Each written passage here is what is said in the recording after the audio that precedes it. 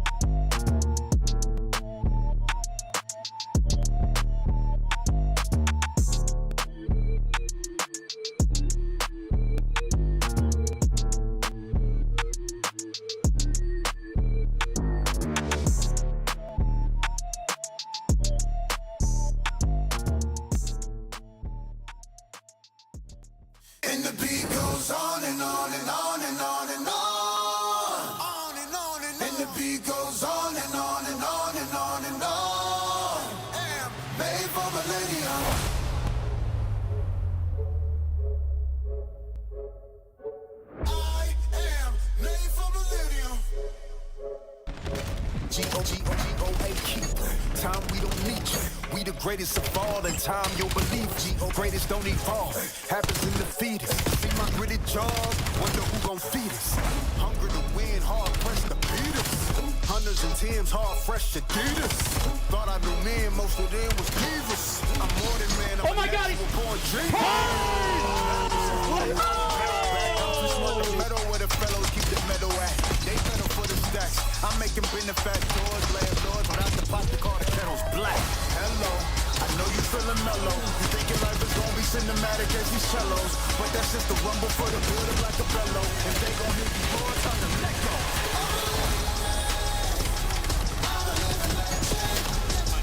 No, you're too late now, Blue. It's too late. Time is down. It's over.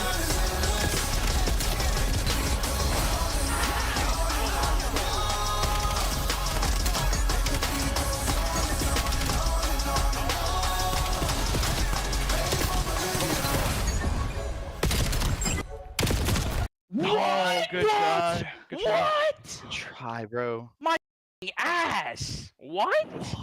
Unlucky, bro. We're good. We're straight. We're straight. Was it NPC? Holy f, just got deleted.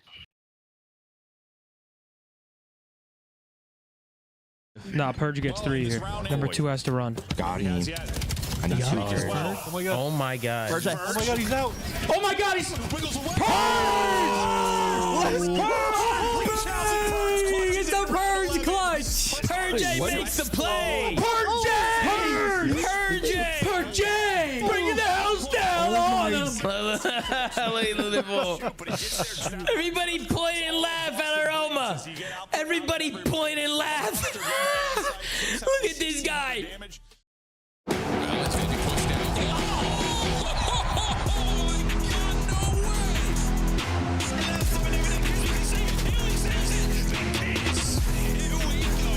Falcons get it done in game 5. Worried about the Sim Sniper? Well, you should be.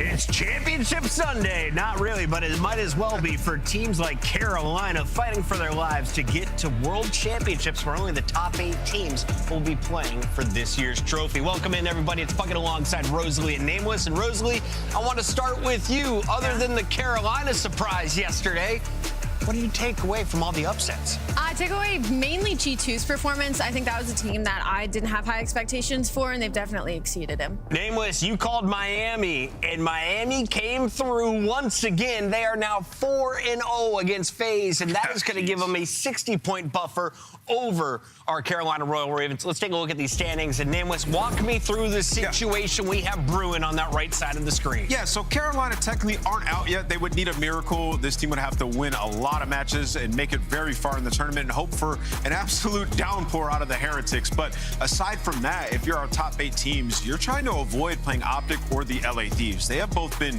practically unbeatable aside of playing each other. And when you look at that, 7th place spot, 8th place spot, you're trying to pass G2. So Riyadh and Heretics need some wins, need to have a good major. Now, Koi have been downtrending, but they're at 240 points. G2 and Falcons at 220, which means that the Heretics are the team in Carolina's sights. So let's take a look at the Royal Ravens. Exceed, Lurks, all looking great yesterday. They find some success against the Koi, and at the end of the day, they're saying we're not done, Allie. They know what they have in front of them, but Eli's saying we're not even thinking about champs. We're just taking each game one at a time. And that's how you have to approach it, right? That's, I feel like, a mentality shared by a lot of the players when they are put into situations like this, and it's the one that produces the best results. I mean, even when we saw, like, Mama and Craze move to G2, obviously their story is a little bit different, but it felt like when they were on Vancouver, they can kind of just chill a little bit, just play their game, play loose, and that's allowed a lot more success for a lot of these individual players. We saw insane numbers out of Lurk. Standy had a few moments yesterday, so definitely a lot of opportunity for Carolina here to prove that they deserve to be in the league. And of course, you're taking on the Riyadh Falcons, who are sitting at that 220 mark. So you're 70 points behind Riyadh. How do you take this squad down? Who are you looking at from the Royal Ravens? Yeah, I'm looking at Lurks again. And I think he's got a new role in Search and Destroy where he's a little bit more free. Before it was Craze kind of the playmaker for them. Well, now that they bring in Standy, he plays a little bit more within structure. It allows Lurks to shine. And you saw him tweeting out yesterday, my S&D bag is finally back. You know, saying when he was coming up, that was actually his favorite game mode. So it didn't translate immediately, but now he's starting to get comfortable there again. Carolina's sitting at 2 wins, but the Gentlemates are only 1-2, Allie. After yesterday's loss, they're going to be looking to bounce back. You think it can be done, though, through Search and Destroy, which has been a weakness. Walk me through what the footage showed you yesterday. S&D wins championships, right? And Ant just had a great point about Carolina Search and Destroy. And Search and Destroy has been a pain point specifically for the Paris Gentlemates. Not only that, it's been their attack. So overall on offense, they are bottom 2 right now in the league. So I wanted to kind of dive into this because obviously in the series versus Vegas phase, they were able to take a huge win. So let me make sure I'm starting all the way from the back here. So this is the situation, 4v4. We're over on the A side of things. No first bloods have gone down just yet. And again, like I said, Paris Gentlemates in their attack has not been great. So watch this. We're going to go into the start. Ezreal is going to fly out. He's going to get us a huge first blood. That's naturally going to get traded.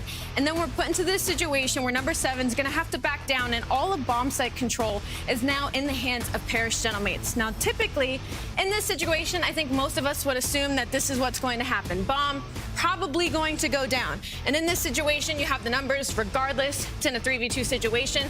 It doesn't matter that we don't have information on where number 5 is. So the setup here is going to have a guy on the outside watching the back, and then the guy in the front obviously would watch small room.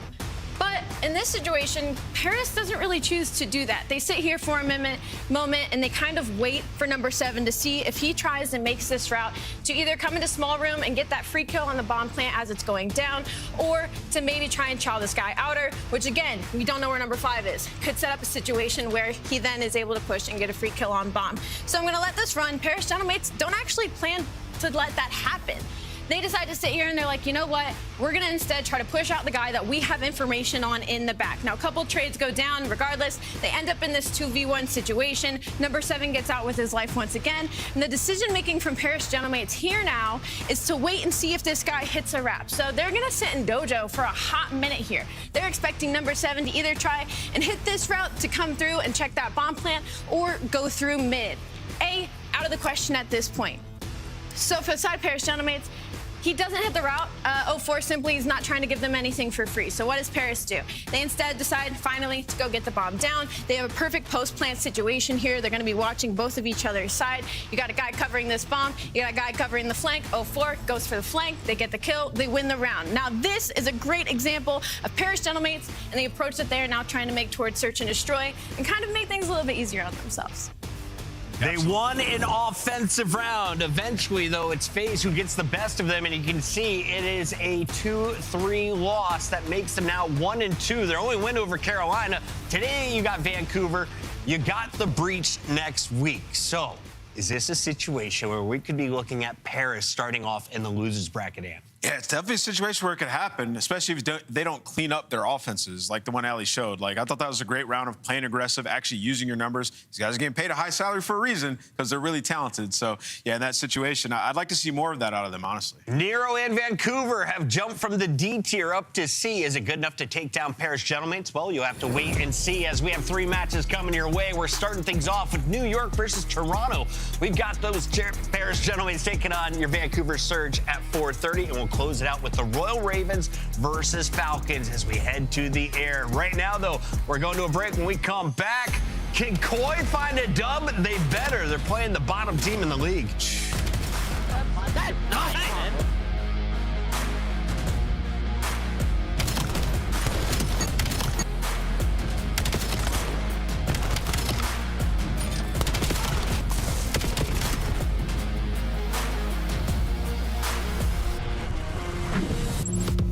Chance tickets are on sale now. Come see the best teams lock in for this season's grand finale in fabulous Las Vegas.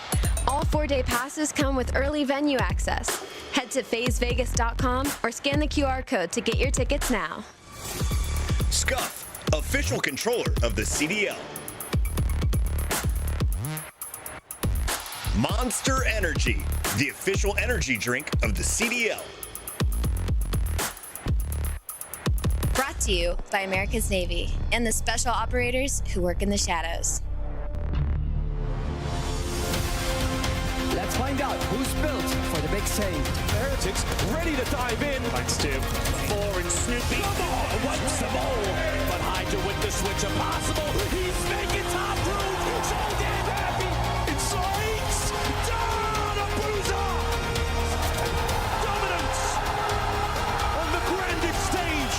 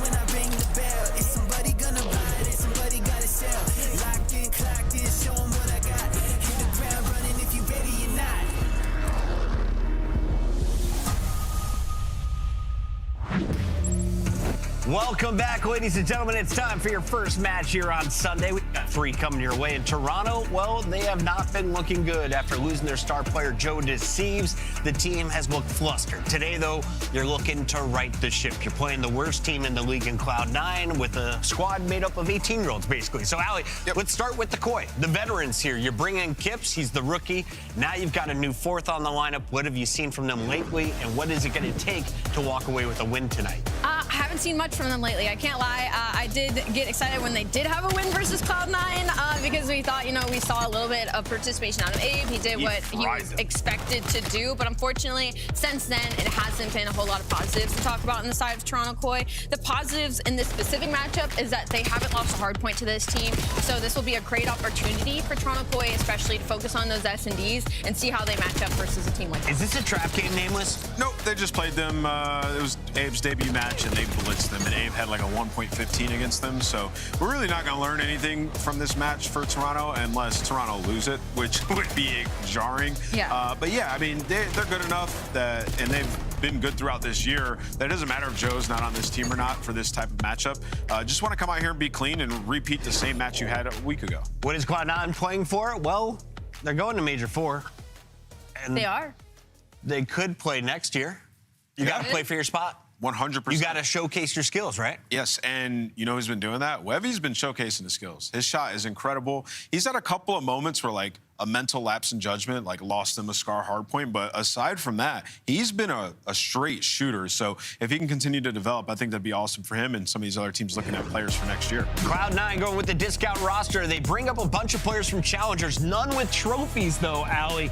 You're looking for potential. You want to build on this potentially going into the next year. So what have you seen from the young guns? What do you like? What do you want to see improved?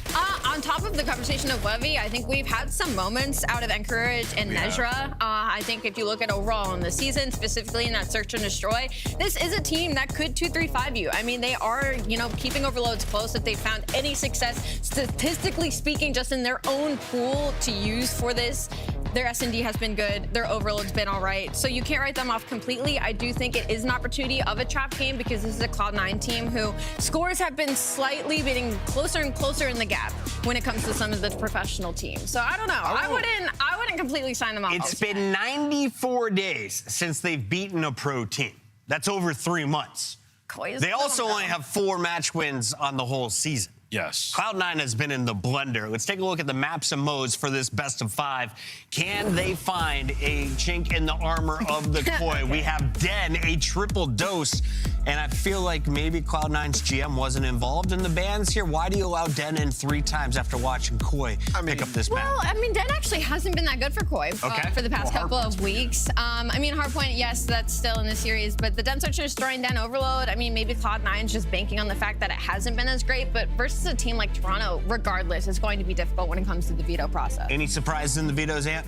Not really, no. I mean, for C9, we don't really know what's happening in practice for them, right? They could have had some great strides, but yeah, I mean, in this matchup, you're just hoping for some individual moments. Like, this is a scouting opportunity for all these C9 guys. I will also say, what we saw from Toronto yesterday versus Boston was all full Call of Duty. Like, Toronto was sloppy. Yeah, they were not playing structured at all. It got really mixy, and in those mixy situations, Boston, particularly Afro, was having some highlight plays. So, like, you look at this team in C9, in those moments, Nedra can pop take. Like, he can hit flow. Webby has a good shot. I just told you about it, right? So if Toronto try to play that style today, it could get away from them, and then you're starting to feel a little bit of pressure, right? So I guess that's the storyline I'm going in with this one. If Toronto play without structure, this could get interesting. Abe took over the last best of 5. They won 3-0 if you were the Koi. So it's time to lock in your Scuff pick'ems. Allie, 4 wins for Cloud9 means if you pick Cloud9 today, you get 5 points. Oh, I get 5? I'm going to start things off, and I will go with the gamble.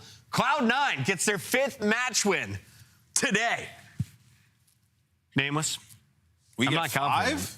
You get 5 points. Nah, bruh. 5 points. It's Cloud9. almost like I feel disrespectful doing it, you know? Like, it almost feels wrong. I think I'm going to stick with Koi. Yeah, I'll go with Koi as well. Koi. I think it would be a happy upset, though, if Cloud9 win. Yeah. For sure. It's not going to be a happy upset. It's going to be jubilant. We are going to be so excited because Miles Rossboss also has a Cloud9 tattoo on his back. He's wearing a bright right blue above his hips. He's got his Cloud9 blue on. You look beautiful. Take it away, Miles. Chance, you look so good, bro. Just Wrong handsome, broadcast. clean cut. I like the beard look today, and that smile is contagious. Emmy Award winners. Takes one to know one. I liked the moment there where Ant thought about those 5 points. He really processed it, because the man might be a gambler, but he's not a dumbass. Here we go, boys and girls, into a very interesting series. Miles and Charles, the first one here. We're going to be seeing Shift and Start a little bit later on today. Yeah, mate, what do you think about this one, Mr. Ashworth? You with your contagious smile and your shirt and your skin and hair. What do you think about that? With all of my features, I think it's going to be a good day at Call of Duty. C9 has certainly improved over the course of time. Webby is a very interesting pickup for the squad, and the fact that they're playing against Koi, currently sitting at 0-2, need to get a victory. So I expect them to come out with a certain degree of ferocity. The fact that they get triple dented as well, I think Koi is happy as can be. I also, you know, the truth be told, Koi are on the downward turn. C9 could break the drought after 4 months. Very, very possible for them to do that today. But again, yet to be seen. Yet to be seen, ladies and gentlemen. Koi, a massive change up in their composition as a squad. Kips and Insight have swapped seats. More on that a little bit later on. Yeah, we'll get back to that. That's a big deal. But we'll see how much that impacts the gameplay, because I know for a fact, having played games competitively in a local area network environment with people either side of you, it does have an impact. Here we go, ladies and germs, into the first of 3 dens in our series. See how this one takes us. C9 taking on Toronto Koi. Here we go. Miles, if you're the one with experience for this, do you think it's a bigger deal of like being able to screen peek, like when you're dead for those 2 seconds in a hard point, looking at the guy next to you to get information? Or is it more of like a body language thing of one guy might have like a checky sort of moment of he gets killed, leans back in his seat, big on the body language, or are both just equal factors? Equal factors. I like having the more experienced teammates in the middle, because when mental goes, you really want to have that reassuring, calm voice or calm presence near you, just to make sure that it doesn't get any worse. And right now, it's as bad as it could possibly get for Toronto Koi, who will be wiped off. Kleenex finds a lovely pinch, finds himself 2, and that could be a 3rd in the feed. This looked just like our ranked gameplay from earlier, Chance. Yeah, flowing absolutely great with the MPC. Easy pinch, easy light for Kleenex. Great teamwork there from Insight and Kips. They are locking it down. SMG's following it up, so Kleenex sets his team up. They execute perfectly right inside the time, and that is a wild-looking mini-map. C9 literally 4 corners around the map to go for the spread. I think ultimately, Koi are just going to try to lock down these back spots. That's back left side of the map right now. We're eyes on Kips on the hunt. And it is time to find Nejra, who once again has eluded him. Very awkward moment there, but Kips manages to walk away with the kill at the very least. Number still here for C9. Hyde brought down. That is going to be Toronto Koi in the prime position to walk away with that P2 time. Opening hit coming in from C9 a little slow as they're going to wind up that punch. One man's going to go through Roost, 2 now through the middle of the map, and a single soul through that P3 side. We'll see how this hold goes in just a moment. This is 3 players, maybe 2 versus Insight in the backline as well. So Wade pushed out nice and cushy towards the front where he gets killed. CleanX should have an easy pickup kill, and Insight doing his job on the backline. You dealt with 2 players in Toronto Koi. I mean, this is the dreamy setup you have on P2. They have just existed, pushed out way past lights, as comfortable and easy as it gets. A quick reposition here from Toronto. Dealing with the next wave of players, and so far very effective. 2 spree from Abe, 4 from Insight, most of that found on the back line, and a near perfect P2 so far. Final 15 seconds on the clock. We will see those tickle away, and it doesn't look like C9 will commit to any of the P2 scrap time. All eyes on the 3rd hard point, bottom side of the map. Interesting to see how Koi's going to approach this break as well. CleanX going to be working the pinch here with Abe. Newfield popped. Nejra, though, posted in absolute depths, able to pick up 1, and he is going to be slowing CleanX down. Still wins the gunfight, but at least the first 15 seconds of this time, C9 comfortably able to get. CleanX is just like a scalpel. He slices his way with incredible precision there through the C9 roster, and he's danced Nejra all the way to the back line here. Encourage eats a healthy amount of NPC rounds. And out to Abe. The nade in Dojo. Clips is going to be the one on the connection there. As Encourage finds another on the fight forward. CleanX from spawn. Right back into the action. Can he find himself a second? The iron is strong. Here comes Wavy.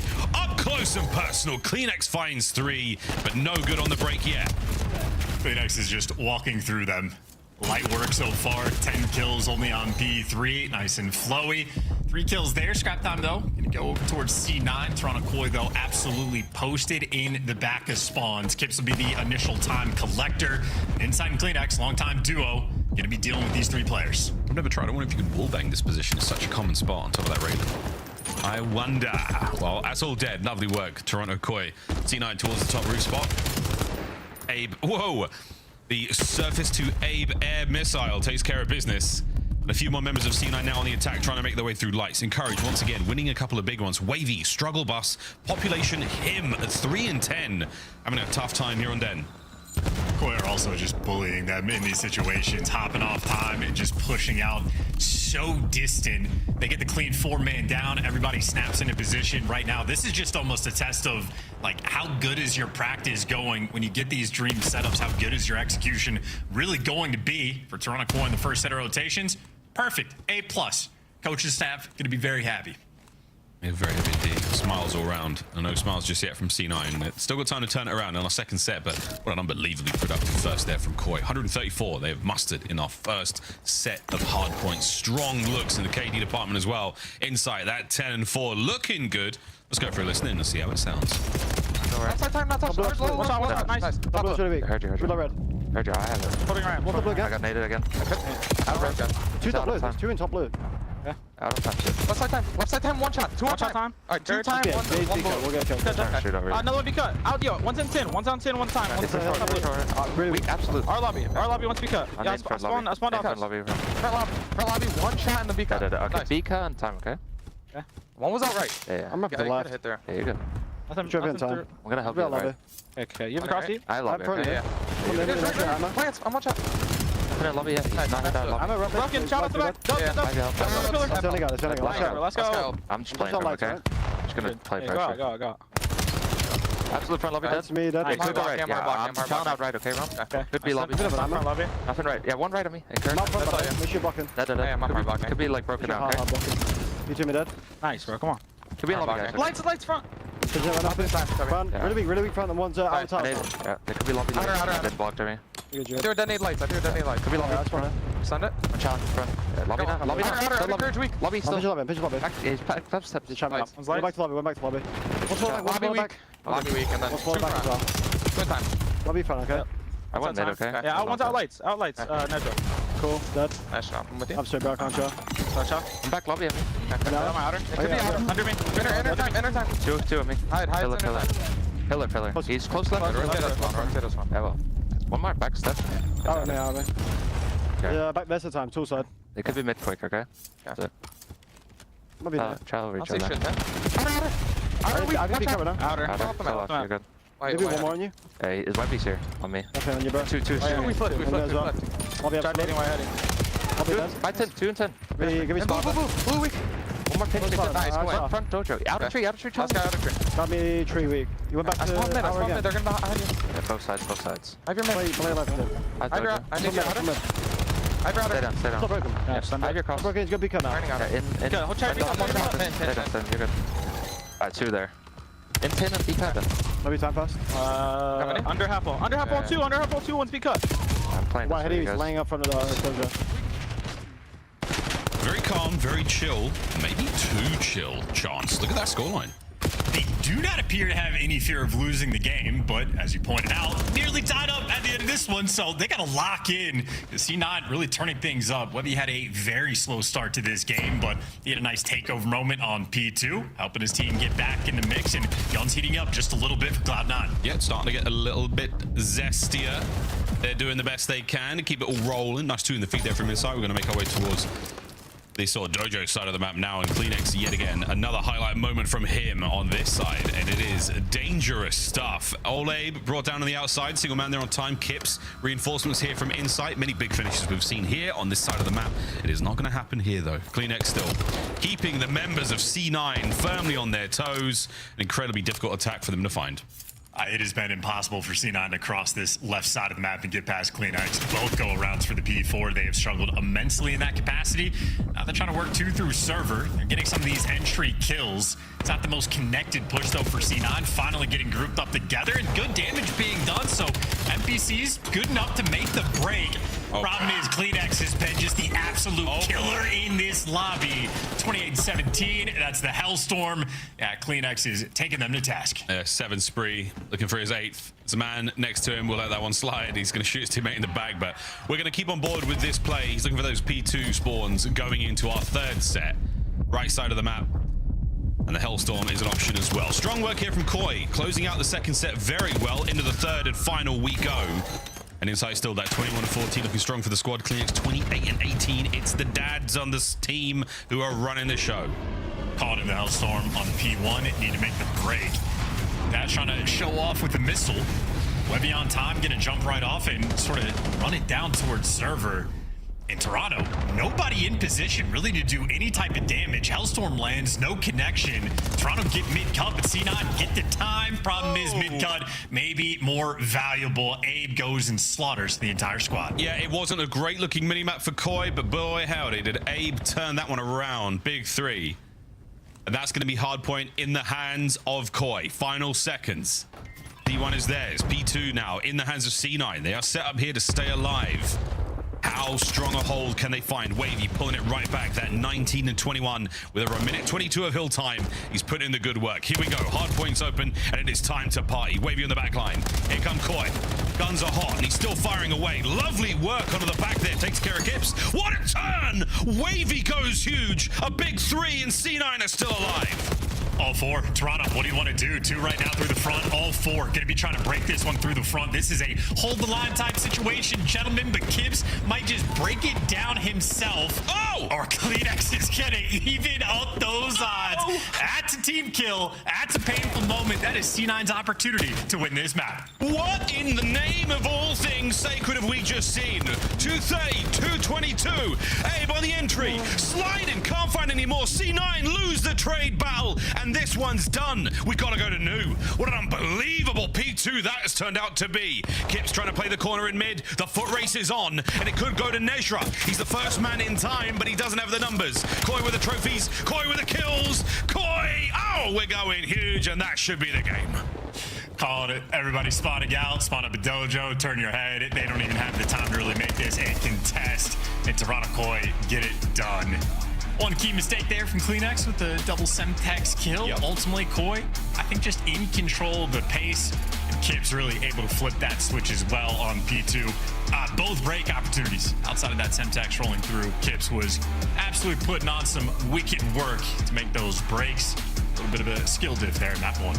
Yeah, a little bit of skill diff. And, you know, when the going got tough, it got real tough towards the end there. Congratulations, though, C9. That was some grit and some true resolve we saw there. Wavy, what a bad start he had. What a strong finish he had, though. 21-24 and a solid look there. That 223 scoreline, deadly from Cloud9.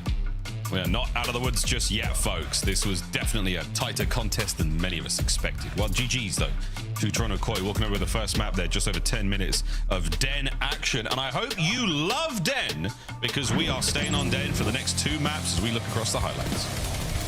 Good ones at that. You know, Kleenex is going to have a ton of work over on the patio side of the map. I think on multiple B4s, he was popping off in those sequences. I think ultimately, though, one of the slowest played Den hardpoints maybe we've seen all year. Sort of most well-controlled and maybe interesting philosophies in this lobby. Anytime AMs come up, you know, from challengers to the CDL, it's just a very common thread of, okay, we're playing against full teams, where an entire roster now is dedicated. Everybody understands what they need to do at all times. And the pace, honestly, can slow down quite a bit compared to challengers if you're playing like an 8 lobby. Everybody just flying around. I think C9 sort of able to match that style relatively well. Thinking about that final like P2 hold where Webby's in the back, has a little bit of support, but wins 2 wicked ones. This moment right here where the younger players sort of playing an atypical game compared to what you're used to, but popping off, showing a little bit of progress. Well, then they missed the gift, though. That is an opportunity to win the game and simply unable to hold. So it's a good try by C9, but yeah, Koi just taking care of business. Yeah, Koi, well-rounded. Big work. Got a little dicey there towards the end, got a little scary, but at the end of the day, all that matters is the name who appears on that finishing score line, and that was all Koi. Wow. Back to the drawing board we go, a tight Den against a tough team. As we wipe the crust out of our eyes, we take a look at the game flow, and Toronto Koi with a big win and a very, very strong start as well. I mean, the separation, good. And as you can see there, we did get, as close as it could have possibly come in that second set. Throughout the entirety of that listening we had with Koi, it was a fantastic comeback from C9. They really did pull the goods out there. That was a superb climb. Again, not quite enough to close out. Little bumps and grinds there as they make their way forward. But that is that, ladies and germs. Den hardpoint done. Den search and destroy now on the cards. And Charles, I'm so glad that you brought up our rookies, you know, the sort of AMs who come up. They find themselves here in the league. They find themselves up against the toughest competition in the world. Quite literally. But when it comes to search and destroy, there's always an opportunity there to cause some problems. Here are our rookies so far, our KD leaders in search and destroy, and all of them have been bringing the goods so far.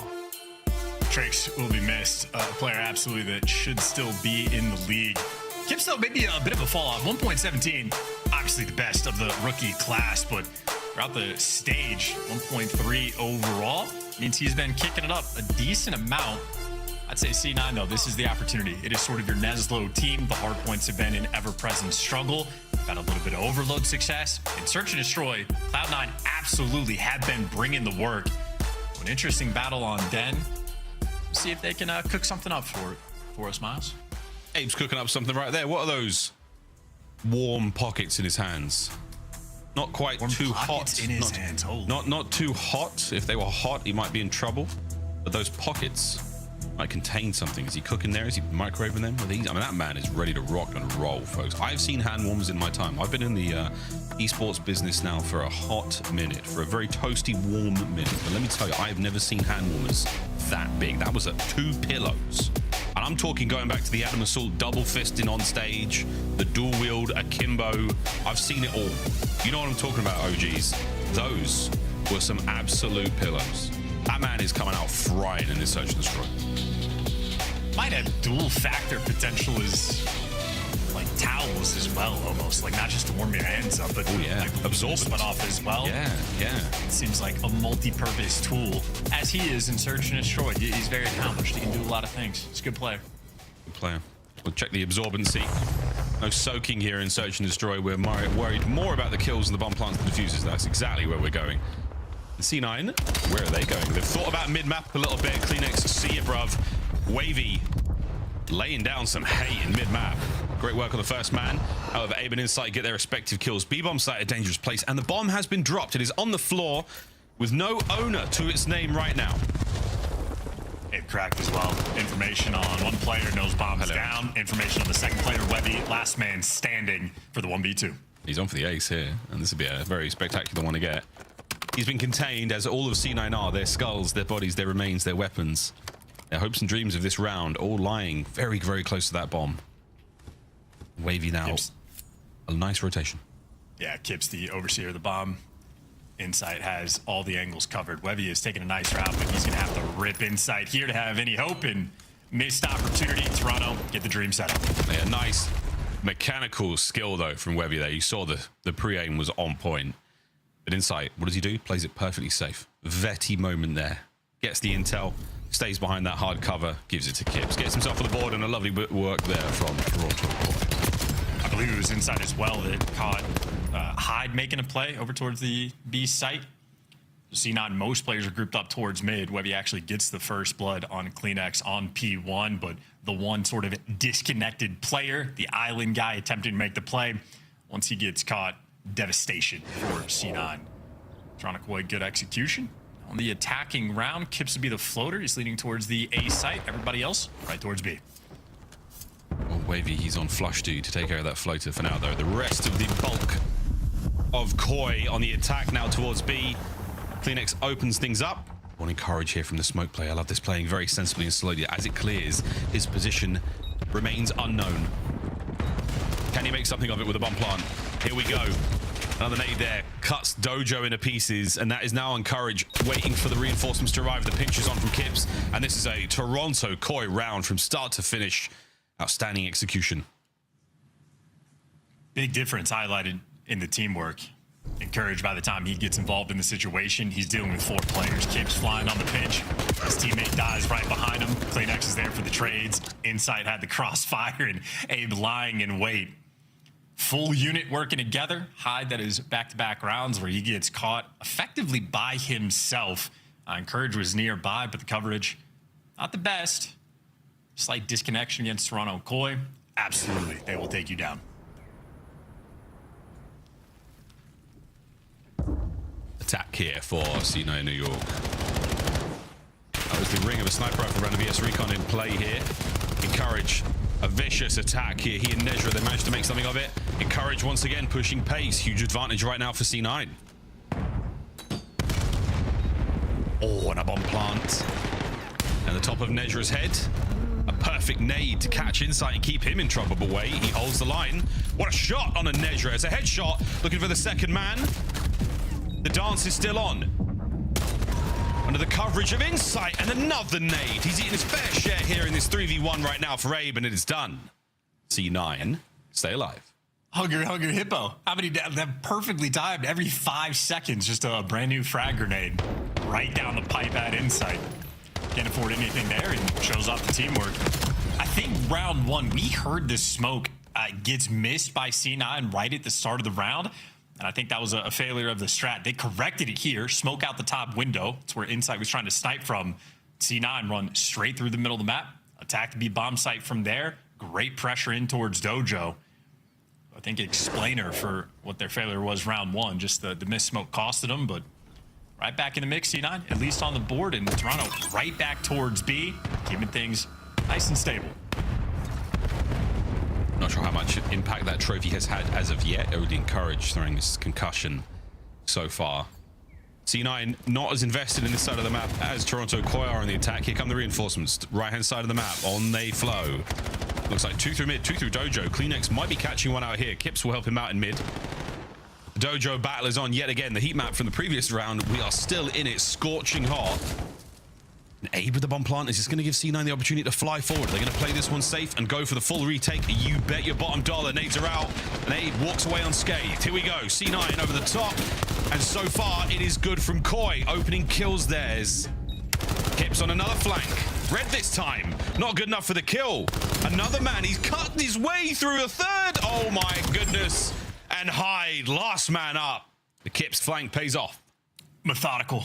Couldn't ask for anything better in terms of how you write it down. Work the middle of the map, clear out the B bomb site, cleared out every single corner, every nook and cranny, and only then did they go for the bomb plant. Kips was in position towards the middle of the map. I mean, he was working with CleanX to achieve that position. Once the action starts to pop off, perfectly timed pinch. Very systematic, similar to what we saw in the Den hardpoint. Toronto Koi really trying to dial in their teamwork, the plays taking place exactly how you write them down. A little bit of unfortunate timing certainly helps, but that's the way it goes in Call of Duty, boys and girls. So smoke connection there. E-bomb site, nobody home. C9 are all over it. Abe, how much has he seen? A little too close. Oh dear, Hyde managing to fight his way through. Here come the rest of Koi. And it's a fast move across the map. Bomb planted. The setup now in position. No trophies to be found. And Koi, as close as Kleenex could possibly be. What a moment. Over the top. Doesn't see the first man. Will he see Hyde? Kleenex. What a first. Kleenex. What a second kill. He might as well jump on the bomb indeed. Is the coverage there? No, Encourage over the top. There's Insight for the kill. And Wavy on the flank. Gets it. One more. For Wavy to seal the round. He goes high. And it's new school versus old school in a banger of a closeout. Jukes about timing on point. Barely gets Kleenex, but as soon as he does, yeah, hit the fancy footwork on Insight. Only got 2 bullets on him. Nice clutch from Wevy. Rookie showing up here against Koi. I really thought, Kleenex makes the play. Is it Wevy or is it Wavy? Is it? Wevy, you know what? Wevy. It's Wevy. Thanks, mate. It's my first day. Wevy, what a play, mate. If I'm wrong, I'll eat that, but it's got to be Wevy, right? Gotta be. We've got to know. Answers on a postcard and or a tweet. Let me know. Is it Wevy like Bevy or is it Wavy like Wavy? Think about that, chat. Go on, Hyde. First blood. Love that. Takes control of the situation. That's going to be the bomb dropped also. Ton of information passed over. Here comes the Koi hit squad. Trying to recover what's theirs and Hyde. Oh, in the corner with the knife. Nezra on the king of the rooftops. Wins that one. Hyde strikes another. 4v1. Koi are being taken to the cleaners here on this round. Hyde living up to his name. Inside good for one, but trades instantaneous. Hyde has quite, like, typically island players, take your time, work some distant lane. If you don't get information, you start to make moves. Hyde is just running it down. Solo for these missions as well. He's gotten caught a few times, but that is the S&D kid prowess showing off. Finds the route, gets some intel, drops a smoke at his feet, and just waits. A nightmare to deal with, and good enough for C9 to tie up the odds. We're 3-3. This is a nice 3-3. A couple of big rounds from C9. Big clutch there from Webby previously. Nezra finding 2 in that round for himself. 3-1 split here for C9, but the bomb carrier, that's the scary one for Hyde. He is solo over by B. We're presumably waiting for the information here as Encourage gets a little closer. This reconnaissance by force, nades and stuns thrown just to clear out the A-bomb site, try to lure in those Koi players. And so far, Wevy keeping them on their toes here. Bad news though, yeah, Kleenex has taken space. Encourage, oh boy, denial. The trade is there. Kleenex is unreal to even get that first kill. Encourage had the drop on him, but Kleenex is in fact... Kips now wants to slow these guys down, allow his teammates to work something. It's not going to be the pinch. Abe's come over to mid-cut for support, and C9 sort of made the right play call just to wrap this one out. Toronto haven't quite cracked this code just yet. You see Insight. Now he's looking through walls, seeing if he can catch a player through lights. Here we go. It has been very quiet for 30 seconds straight. Oh, good lord. He gave up the lights angle for a second, and 2 of them have run past. Oh, goodness. Well, we'll see what happens now. Here we go, lads, in a small room. Webby catches the side of that frag grenade as it shoots past him. Not enough to stop Kips, though. Bad timing on the reload. We've all been there, mate. Hyde. Once again, the old smoke. Will the knife come out? Maybe. Nezra. Oh, they go high. Brings another one down. 2v1. Hyde from the smoke. Has bomb check if he needs it. Slow and steady. Eyes on the first man. Sees him through the smoke, but the outside. Wait. The dodge was good for a second, but Abe doesn't fall prey to those tricks. The defuse will be there, and Koi will take the lead. Abe is a very reactive player in the cams as well. Almost every gunfight, every death, reacting in some capacity. Great on the clutch, though. A little bit awkward for a very brief moment, but instantly there for the trades. Anytime they're... Oh, he's going for the assassination, I feel like, maybe. No. Just awkwardness. Just awkward timing. Okay. Wow, great stuff. Hyde, I'm really appreciating Hyde's composure. As you said, that sort of search and destroy kid DNA really showing there. If there's a smoke, he will be standing in it. Well, good. I mean, that's what he wants you to think, you know? That's how it goes.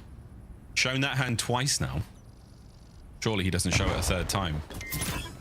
At least once a year we bring up rock, paper, scissors strategies, Chance. I feel like in these... Call of Duty's broadcasts, but Wavy showing off the goods. A man that can do it all. Lovely shot. And now an escape artist lives to fight another life. Encourage on the mid hit. Or you've absolutely encircled Toronto Koi. Wavy doing that alone at the rear guard. Snipes and stuns getting the job done. And you still technically have Koi exactly where you want them. Nedra now to close in. Snaps another second man with great damage, but is it enough to get the kill? Not just yet. Kleenex now with the 1v3. And that is a C9 round. Great round. Webby, the disappearing act, got away with 5 HP, dodging the bullets through the wall. A little bit of luck on his side there, but 7-4 performance there for the final kill. And a great snipe just squishes Insight's head right from the opening break. This is a nice one as well. Webby. That angle, we've seen it pay off many, many times. And from the other side, I mean, you're showing so little. The pixels to show that chest hitbox as the nade is thrown has been caught so many times, so many different players on so many teams. A couple more here. Webby, dancer with insight. And he's shown it a few times. How many more will he show? As he tries to get Kleenex in a position. Perfect stance. All 4 players for Toronto here in the middle of that, man. All 4. All 4. They're going to commit to this still. B-bomb site, a little bit of love. Kleenex there kept on 85 HP for so long, thanks to that stun grenade. Webby hits an absolute banger in the previous. Can't hit a barn door now, sadly. C9 now lining up for the hit towards B. Big rotation from Koi. They are committing. We are all in. The chips are down. Are Cloud9 gonna match? Heavy damage on the Kips. Gets away with his life. Insight there with the coverage. 35 seconds to play here, C9. Step closer to the bomb. Webby still doesn't connect. Kip starts the party now with 25 to go. Kip's finding a second. Kip's on a third for the ace. No good, but Koi suffocates C9 there. Unreal.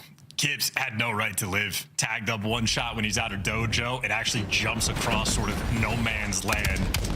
Surprised none of the ARs for C9 looking over were able to connect on him, but you let that man live, he's there to execute you. Insight might steal that final kill, but Kips just robbed you in broad daylight. Yeah, that was true daylight robbery. There were cameras, there were witnesses. It mattered not. Kips walked right in and took what was his. Big 3. And a strong momentum shift there as we got ourselves to map point for Toronto Koi. Another den.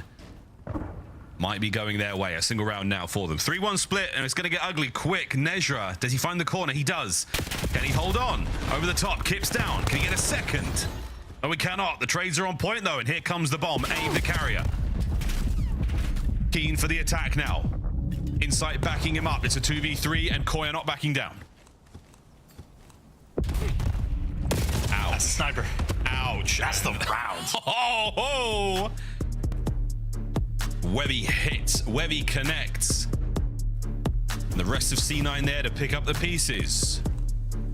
Final round here on Den. The day 1 corner being played out front bomb site to success. A little bit of laziness on Toronto Koi's part. A lot of fluid setups they've been working with in Search and Destroy, but that'd be the first time they attack the A site, punished immediately. Round 11, one that Cloud9 certainly needs. In terms of the series, in terms of CDL points, Toronto Koi in the exact same page. They have stacked the A site on defense. Toronto Koi have guessed wrong. For C9, this bomb site as open as it could possibly be. Yeah, I think Koi are going to go very fast, yeah, all the way around. Fast plant, fast wraps. We're going to live fast, and this round might just die young. We're going for it, folks.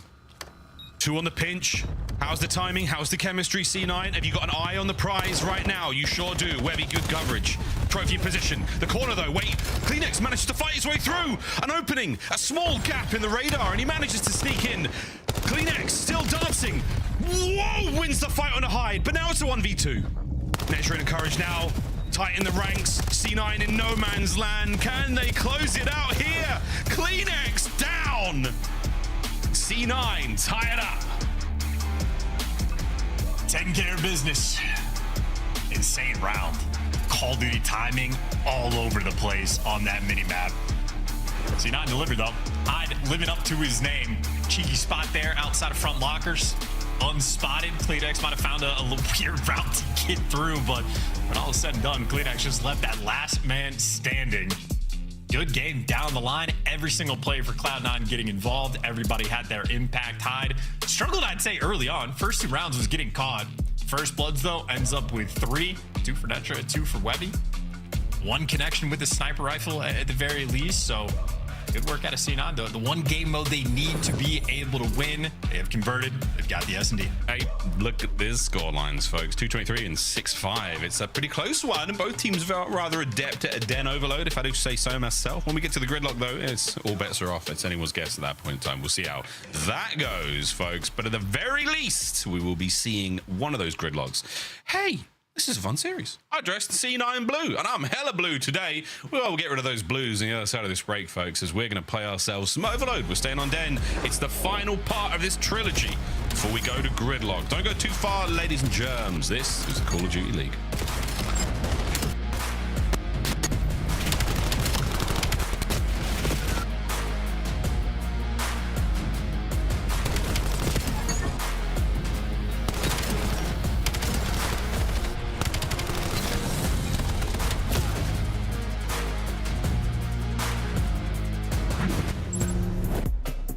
Black Ops 7 returns to the Esports World Cup this summer. Scan the QR code to get your tickets now. Scuff, official controller of the CDL. Monster Energy, the official energy drink of the CDL. Brought to you by America's Navy and the special operators who work in the shadows.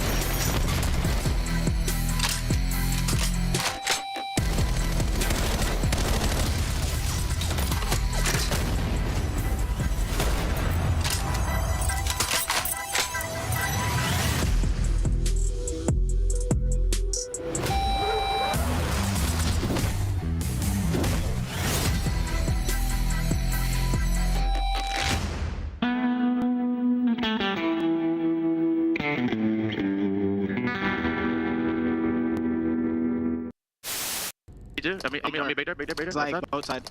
Watch out, he might be ironing you. I think he's looking for you. He is. Low boat. Nice! Ken. Oh my god. Good map, Ken. Holy god. He just took us home. Oh my god. Bro, I can... No way. Oh, god, man. Oh my god, I should have... Joe, bro, yet she should have thought he won that. I actually thought... With another nice shots from Dashy, though. Some bad timing. He is going to find him. It's just CleanX scrambling, trying to get around, drops in between. Dashy with all 4 and the defuse. Talk about the ice. Did he get it? It was very close. I don't. Oh, I thought he had it. I thought he had it. I think there's a miscomm there. There's a miscomm. Hey, they might have done enough to force map 4, though. Yeah. I mean, it's a really good overload. That Cloud9 just on the same page now. Okay, still though, 2-point game. Guys. We got the cap. Oh my god. They scored 3 goals in 30 seconds. Are you serious? GG. Where's Okus going? Okus, where are you? Okus, where are you, brother? For the win. They win it! Oh my god. Wow. Oh my god. What the f did we just watch? What did we just watch? Well, we just watched a Den Search and Destroy that went to around 11. It was very fun, exciting stuff. C9 taking the win there. And now we stay on Den. Don't put your shoes on just yet. We're not going to gridlock. Butts in seats. It's time for Overload. Chance, how are we feeling about both these squads? Sorry, the father in me came out there. Not great in the sense that both are 0-2, looking for their first win. A joyous day for at least the winning team on this one, because someone's going to have to get these CDL points. I'd say for Toronto Koi, The fact that they're playing at champs, they've been a consistent top 3, top 4 team for the past few stages. With the roster change, they're on the downtrend. This is officially scary hours. Like, Yin Yang Twins are going to be out of control because this is now dangerous, Miles. Map 3 is where it's going to be here. Now, if you lose this overload, I mean, guaranteed a map 5 or a loss for Koi, and you do not want to have to face C9 in Search and Destroy. Specifically, you need to beat them in the respawns. I don't have any Yin Yang Twins songs to reference there. Sorry, man, that's a little bit out of my wheelhouse, but good stuff. Last matchup, this is how things went at -2 in round 1, and the Den Overload looking good. Neither of our boys got on the sheet in the score department, but very, very strong work there out of Kips. Good kills, solid KD, the damage was all there, and that possession time again, something that we talk about quite a lot. Possession, very, very, very important. For those of you watching the Football World Cup, you know that possession doesn't always mean that your team will have the score or have the ability to win, but you can deny your opponent a lot. So possession is still a statistic that we look on favorably here in the Call of Duty League. So eyes on that. Koi, a squad that are very, very strategically minded when it comes to the mode. They do like a lot of possession. And if you got the Fang, if you got that EMP, you can really dictate the play. So here we go, ladies and gentlemen, the last part of our trilogy. This bit, return to the Den one last time. Insight, 17 goals on Den this season alone. Let's see if we can get more now. Speaking of possession, Den is certainly a map where we've extended our understanding of how much time and space you can work with, when's the right time to go for these swings. We've seen on this map where teams will hold on to it seemingly forever. They'll spend 2 or 3 minutes swinging it back and forth, waiting for the opportunity. So a lot of creative potential. This map is very well understood. Possession time, ultimately now, the true name of the game. We'll see if it pays off. Opening trade. It was even until Abe tips the scales in favor of Koi. Now, still trying to keep that EMP as safe and sound as possible. All the lethals, all the tacticals being exhausted, and some of them inhaled on the other side there. Who was that taking the deep breaths? Might have been Nezra's character. But in through the window. Oh, hide your kids, hide your wife, hide in the corner down, and it's going to be Kips on the kill. And big numbers now for Koi in the middle of the map. And still, no one yet to grab that EMP. Insight on the double back. Will he be the one to touch it first? And the answer is yes for a second. Big wins by Nezra on this sequence. Finally get a fall, but Toronto were able to dominate the middle of the map. Could never get the device because they did not have mid-cut. Now a situation, if they get this device out mid-cut, dangerous. You got both Abe and Kleenex pushed out towards this overload portal. Man. You got to get the device out, though, and for Toronto, Koi, everybody's focused on kills first. Finally, Kips wraps back, picks it up. This could be a score. Kleenex still here. It's on a 4 spree. Somehow still has a Semtex. That's unbelievable. Here comes the kills. Insight's there. Good for it. One more man to deal with. Oh, Insight, he's pumped the brakes. The bus has been parked. 4 HP gets away with his life for a second longer. Koi rock up. And boy, if they had that EMP possession a moment ago, it would be 1-0 right now. We'd be talking about rallies. We'd be talking about where it's going to next. But instead, we're still stuck in the mud. And we're still battling towards that B goal. Nezra and Hyde find theirs. And that is the reset. A big opportunity here for Encourage. The numbers are great. Kleenex, though, he digs deep. Holy Kleenex. What a play that could have been. Reinforcements are here and Koi right back in control. Robbed of the quad feed. Kleenex has been the true titan in this lobby, stepping up as much as he can. Koi back in possession. Once you lose Kips, though, that might slow down the play. Cloud9 defensively keeping things under control. Cloud9 defense. Oh, they found a window to work with here. Cloud9 shuffling to save it. Let's go for a quick listen in. Yeah, back mid. Might go right 2. Might go mid cut 2. There's two. Inside weak. Inside weak. Yeah, here. Go right. Hop him right. Close on me. One shot. Abe. Right back tower. You're up next week. Play D. You're good. I'm behind him. There's running left. Inside. Alright, maybe cut.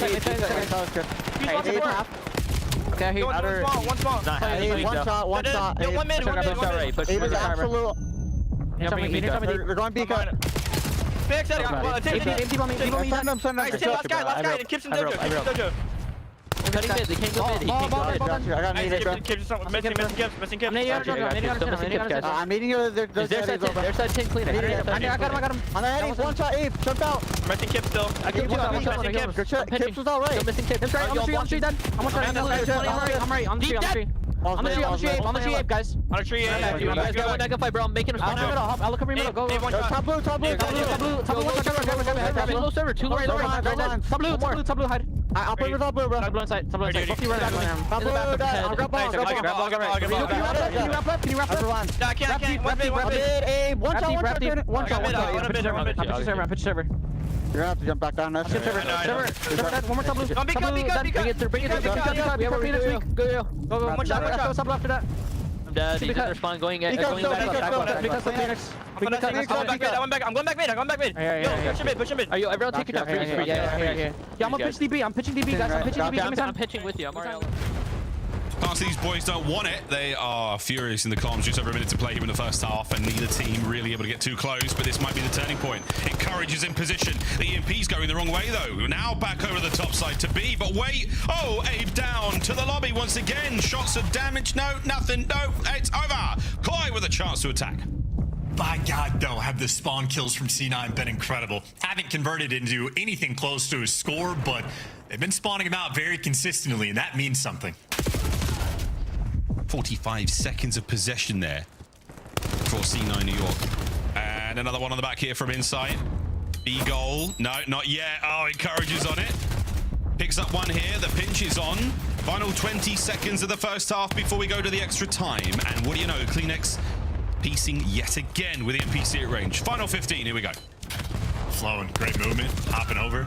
Oh boy. C9 setting up for spawn kills. Maybe the full wrap. This is, I mean, you got options. For 6 pushed out towards B, 1 player through mid. Levy's working the A side. C9 are everywhere. They're everywhere. Wait. Netra, what a 2 to the pistol, and he's going to get the goal. Sure is. What a moment from C9. In extra time, as the whistle blows, they go up 1-0 into the second half. Oh man, and all the heroics you could ask for there. Kleenex, he's got the Clark Kent swirl in the hair today, but that Superman unable to make anything magical happen there for Koi. This is, hey, truly, if you're a Toronto Koi fan, you're gonna be putting your head through a wall. This has not been the greatest look, and compared to, again, consistent top 3, top 4 team all year. And now this is officially the struggle bus. C9 making good plays, though. Again, identifying possession as the name of the game. Multiple options existing inside their spawn situation here before the final capture, where they just had every single lane pushed out and covered, and eventually someone gets that 2-piece, gets the ball rolling. Measure up with a great sequence and encourage, able to finish that 1 out of 5. You start things off nice and strong. Koi have had a second to refresh themselves there in the half. What was said in the locker room now as we get ourselves rocking. Right in a position, though, goes Nezra at 14-10 so far. Webby finding the mid-map kills. Oh, it's a third. We're set up for a successful capture here, chaps. Nezra, back in a spawn. You were not wrong, mate. The spawn kills have been on point. Hyde puts it through for 2. This is shaping up to be a demoralizing match for Toronto Koi if this continues. I think it's C9. I mean, they're ones in control of the pace. Again, they have just lived inside of their spawn, forcing out, spawn killing relentlessly. Finally, Courage gets dropped with the rally cap on point. C9 playing extremely good overload for the moment. Second half, I mean, that's 2 caps in a minute. Finally, Toronto Koi are able to clear their spawn, pick up the device, and try to make something happen, but there's simply nowhere for Kips to go. Yep, the third rally, the elusive triple, not going to happen right now, but 3-0. What a brilliant start. 2 Hellstorms to play with here for C9 New York. And we've seen how suffocating that can be to totally deny play, especially on the other side of the map. Lovely work yet again from Webby. Good kills. Should be on for a goal here for Koi, but wait, encourage. Trying to stop it. Not going to happen. Koi get there first. Great read by Kips to take the gunfight before trying to sprint that through. At least you're on the board, only down by 2. Plenty of time to work with. Still trying to get these players out of your spawn. And a mini-map that's just so difficult to read these types of situations. We'll see if Toronto can sort of crack this code. Insight, go for some spawn kills with the MPC. Don't see it too often, but gets the job done. That's a 5 spree, forcing the spawn out. You still need that device, and Hyde right now has not been allowing them to get it. Well, Hyde gets taken care of, Abe with the device in hand, but it has just been such a slow approach. C9 keeping control of the pace. Yeah, C9 once again, big pace now. Legs are strong, fighting their way forward, and it's going to be Wavy once again, looking for another capture here. Trophies are still in play. Kips, what a shot at range. Taking care of business here. Nezra, he's up next. Here come Koi. Not without a lot of damage. Is it enough to get the trades here for Courage? It's getting a bit ugly inside that P2 position. Wavy now from Respawn. Back into it. The EMP yet to escape just yet. Oh, but it's a kill box from Koi. They walk away with all the kills, and the march towards B is on. Delicate moment. Gibbs now leading the charge. Cheeky spot from Encourage. You check the day one corners. You absolutely do. Everybody's here. Everybody dying to Gibbs, except for Nedra, who probably bounced a nade off of one of the 5 people standing in front of him. And now, once again, a minimap that is unpredictable. Half the lobby spawned in Dojo. The other half spawned out towards B. Gibbs, he's in between them all. Gibbs is in between them all. 7 spree, still rocking. Wants to reload the NPC, though, son. He does have to worry about quite a lot right now, and he is in a tough position. 2 minutes to rock. And Koi are very much alive here. You've still got positional advantage right now. Another kill, worrying about the man in your goal. Webby now trying to soften up those defenders as much as possible. EMP possession to Koi. Finally, Kips gets brought down. Should just kept the NPC out on an absolute tear with that weapon. Let one of your teammates go for the device. Instead, square up battle, minute and a half to play. Kips, well, instead, going to be going for the Hellstorm. 2 kills and a beat in favor of Koi. Make it 3 Encourage. Last one that's out towards the middle of the map, so everybody else off spawn inside, going to take it through mid. There's a little danger close there. But now is the Kleenex. He is the danger. Through lobby, stun connection, no gun on the kill. Koi lose the play here. It's going to be C9 with advantage. Can they pick up EMP? Maybe make a play happen. Abe, he's the man on the back line now, trying to make something happen. The final Hellstorm there, exhausted from C9. The information war might be on. It's a very ambitious play from Kips. Trying to get something going here. And under the Hellstorm, Koi have been stopped. Just full sending, trying to make that happen. Now for C9 to score, you might as well call a game if you can convert. More importantly, you just need the kills. The device is out, hasn't made it on the cross. Encourage working with Hyde to keep this one slow, but you're losing bodies. Oh, bodies are starting to hit the floor. Nezra's up next. Kips stays alive for a second longer, waiting for the boys now. 35 seconds for Koi to equalize. Inside Kleenex get their kills. Wavy from Dojo, put down on the map by Kleenex. And here we go, the pickup. An opportunity now for the run. Hyde wins a big 2. That is unbelievable. Hyde gets another. What a save. Abe now fighting his way forward. 20 seconds. The bus has been parked. Oh, winning the gunfights. No lanes open. Desperation effort for Koi. 2 players working the top side. 1 guy out towards Dojo. Can't park the bus for too long. Hyde might get run down. Or maybe they just have enough time for Koi. It's 1 man that can get this done, and he doesn't win the gunfight. C9 have done it. They have beaten Koi in overload in absolute dagger.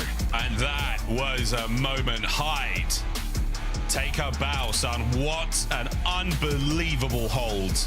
3 gargantuan kills on defense into the EMP hold and possession. It won the game for them there.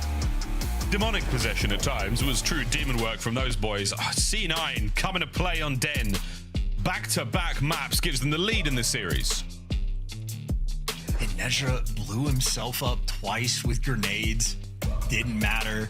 Cloud9, multiple missed opportunities early on where they're just going for spawn kills, never had the device control. That is one of the sloppier overload games we have seen in this stage, maybe since like stage 1. C9 come out on top, and Toronto Koi just disconnected, not looking good. Kips going on 8 sprees, not able to convert that into anything, at least overperforming. That is, I'm starting to feel bad for the Koi boys. I think it's really all it is. Yeah, gutted like a fish. Like a fish. Gutted. It's a Koi joke. It's a fish. You know what I'm talking about, chat. You know exactly what I'm talking about. Highlights here in a big way. A lot of love for... I mean, Abe got some nice pieces, but Nezra, Hyde, Courage, Webby, the C9 roster certainly coming together when they need it the most. Kips, yeah, individual prowess, very, very impressive. Kleenex, undeniable when you need him the most. But good lord, did you need him too often there, Toronto Koi, to pull out something magical? C9 New York, a well-rounded effort indeed. Fantastic rally there in the second half that really came to life. 1 or 2 opportunities that could have gone their way. Koi, we could be in sudden death right now, but alas, C9 continually impressed, Chance. They're fighting as hard as they possibly can in the most uphill of battles we have ever seen in professional Call of Duty. Credit for the pop-off moments for C9 to get the scores and rally caps. Nedra goes huge for the first one before the first half ends. This is it. Pops the 3-piece to make it happen. This is awkwardness on the back line for Hyde, yet defensively going huge, popping the three. Nedra killing himself again. Don't know why he keeps doing that. And even for the rally captures, I think Webby went on the 5 spree. Nedra makes the impact again. Encourage set up some time for the spawn kills. So every single player on Cloud9 getting involved, taking their time to shine and bask in that light. And for Koi, this is just devastating. Abe's face says it all. That is a degree of shock, a little bit of horror as they look across the scoreline. 5, 6, 2, 3. These are tough score lines, folks. The first hardpoint wasn't exactly a blowout. And we go to gridlock where, folks, this could be it. We're staying on gridlock until the end of the series, one way or another. Man, you're thinking about those pick'ems. You're thinking about the desk at the start there. You're thinking about 5 points for picking C9. Crazy. Absolutely crazy. Charles, how do we think the gridlock's going to go? Any sort of nuggets of wisdom from your family bucket you can share with us?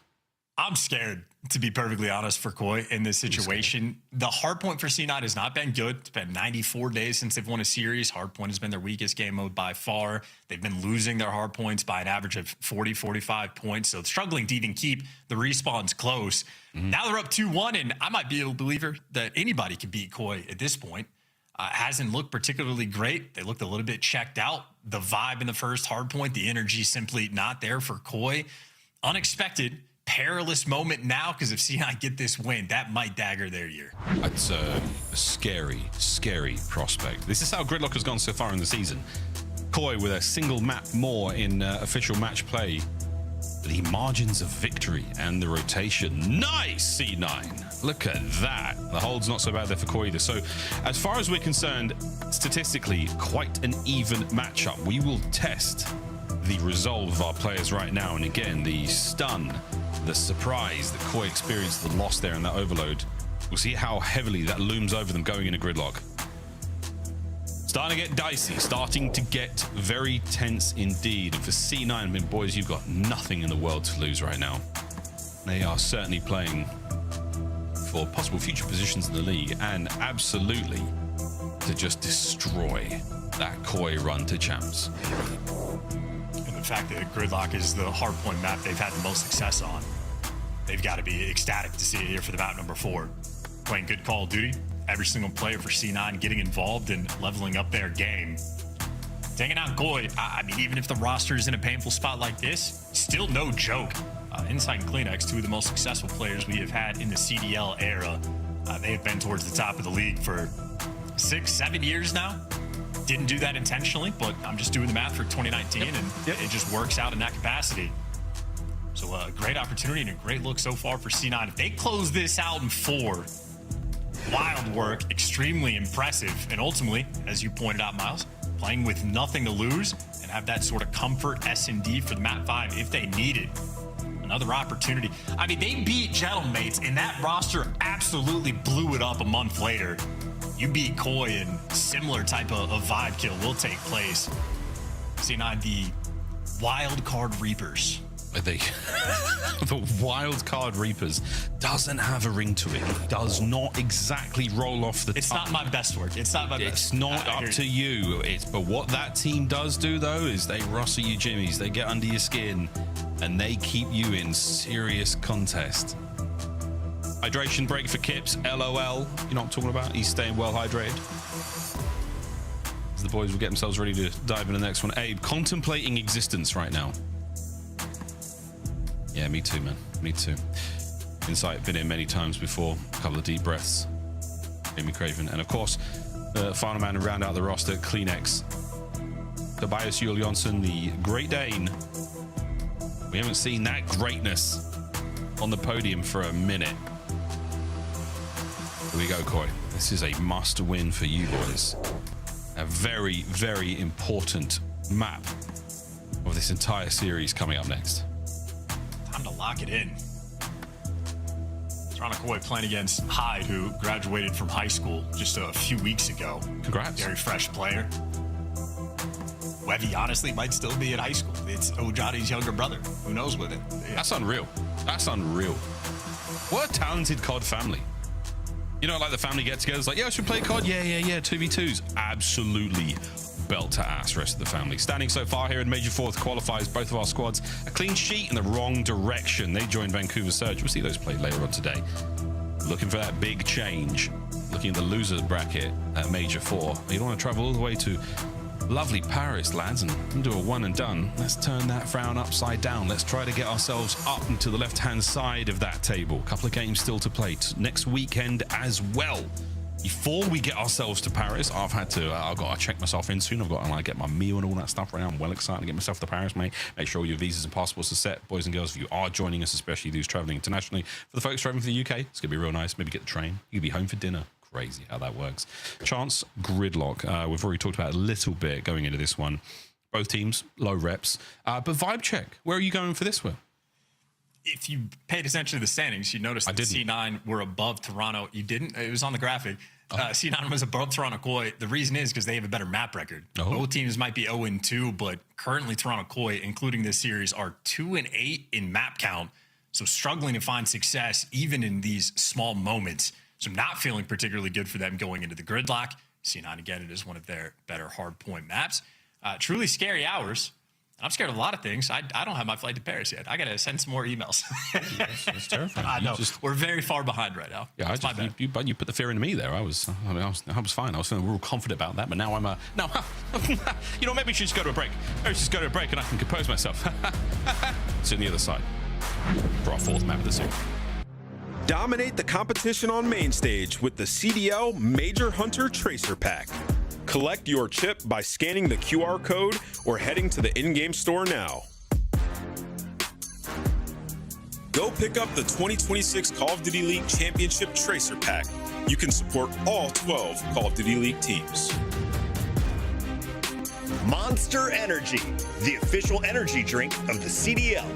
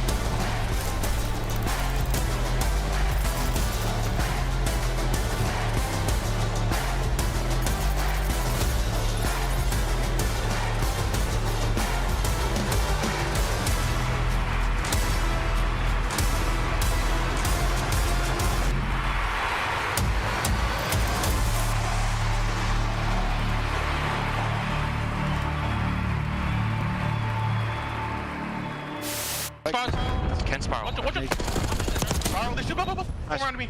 Last guy, he's low. Stay low. I'm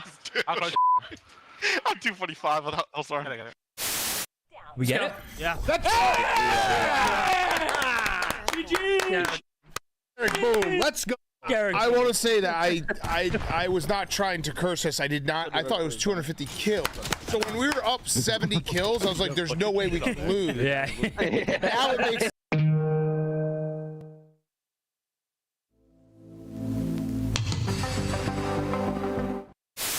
Added it to the I gotta get you reacting to you reacting to you reacting to the montage.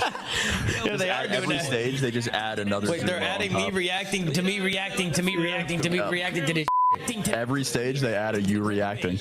That's gonna. I'm reacting to me reacting to a clip of me reacting. To me reacting to the clip of me. Unbelievable. I'm reacting to a clip of me talking about reacting to a clip of me reacting Jack harder. You know what I mean? That's insane.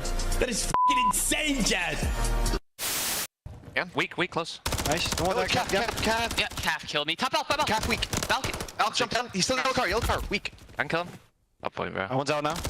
Mid cut. Too slow, buddy. You haven't got time to go dumpster. You haven't got time for that. I got world starred. Oh my god. Yeah, he was shooting guff. I've just seen that in the death cam. The guys jumped off plan. There was... I'm like, surely he's getting his kill. Yo, it was bad. It was bad. Pure guff coming out. I had the wrong attachments on. Yep, he's absolute. Guff is holy shit, yo, tell me how.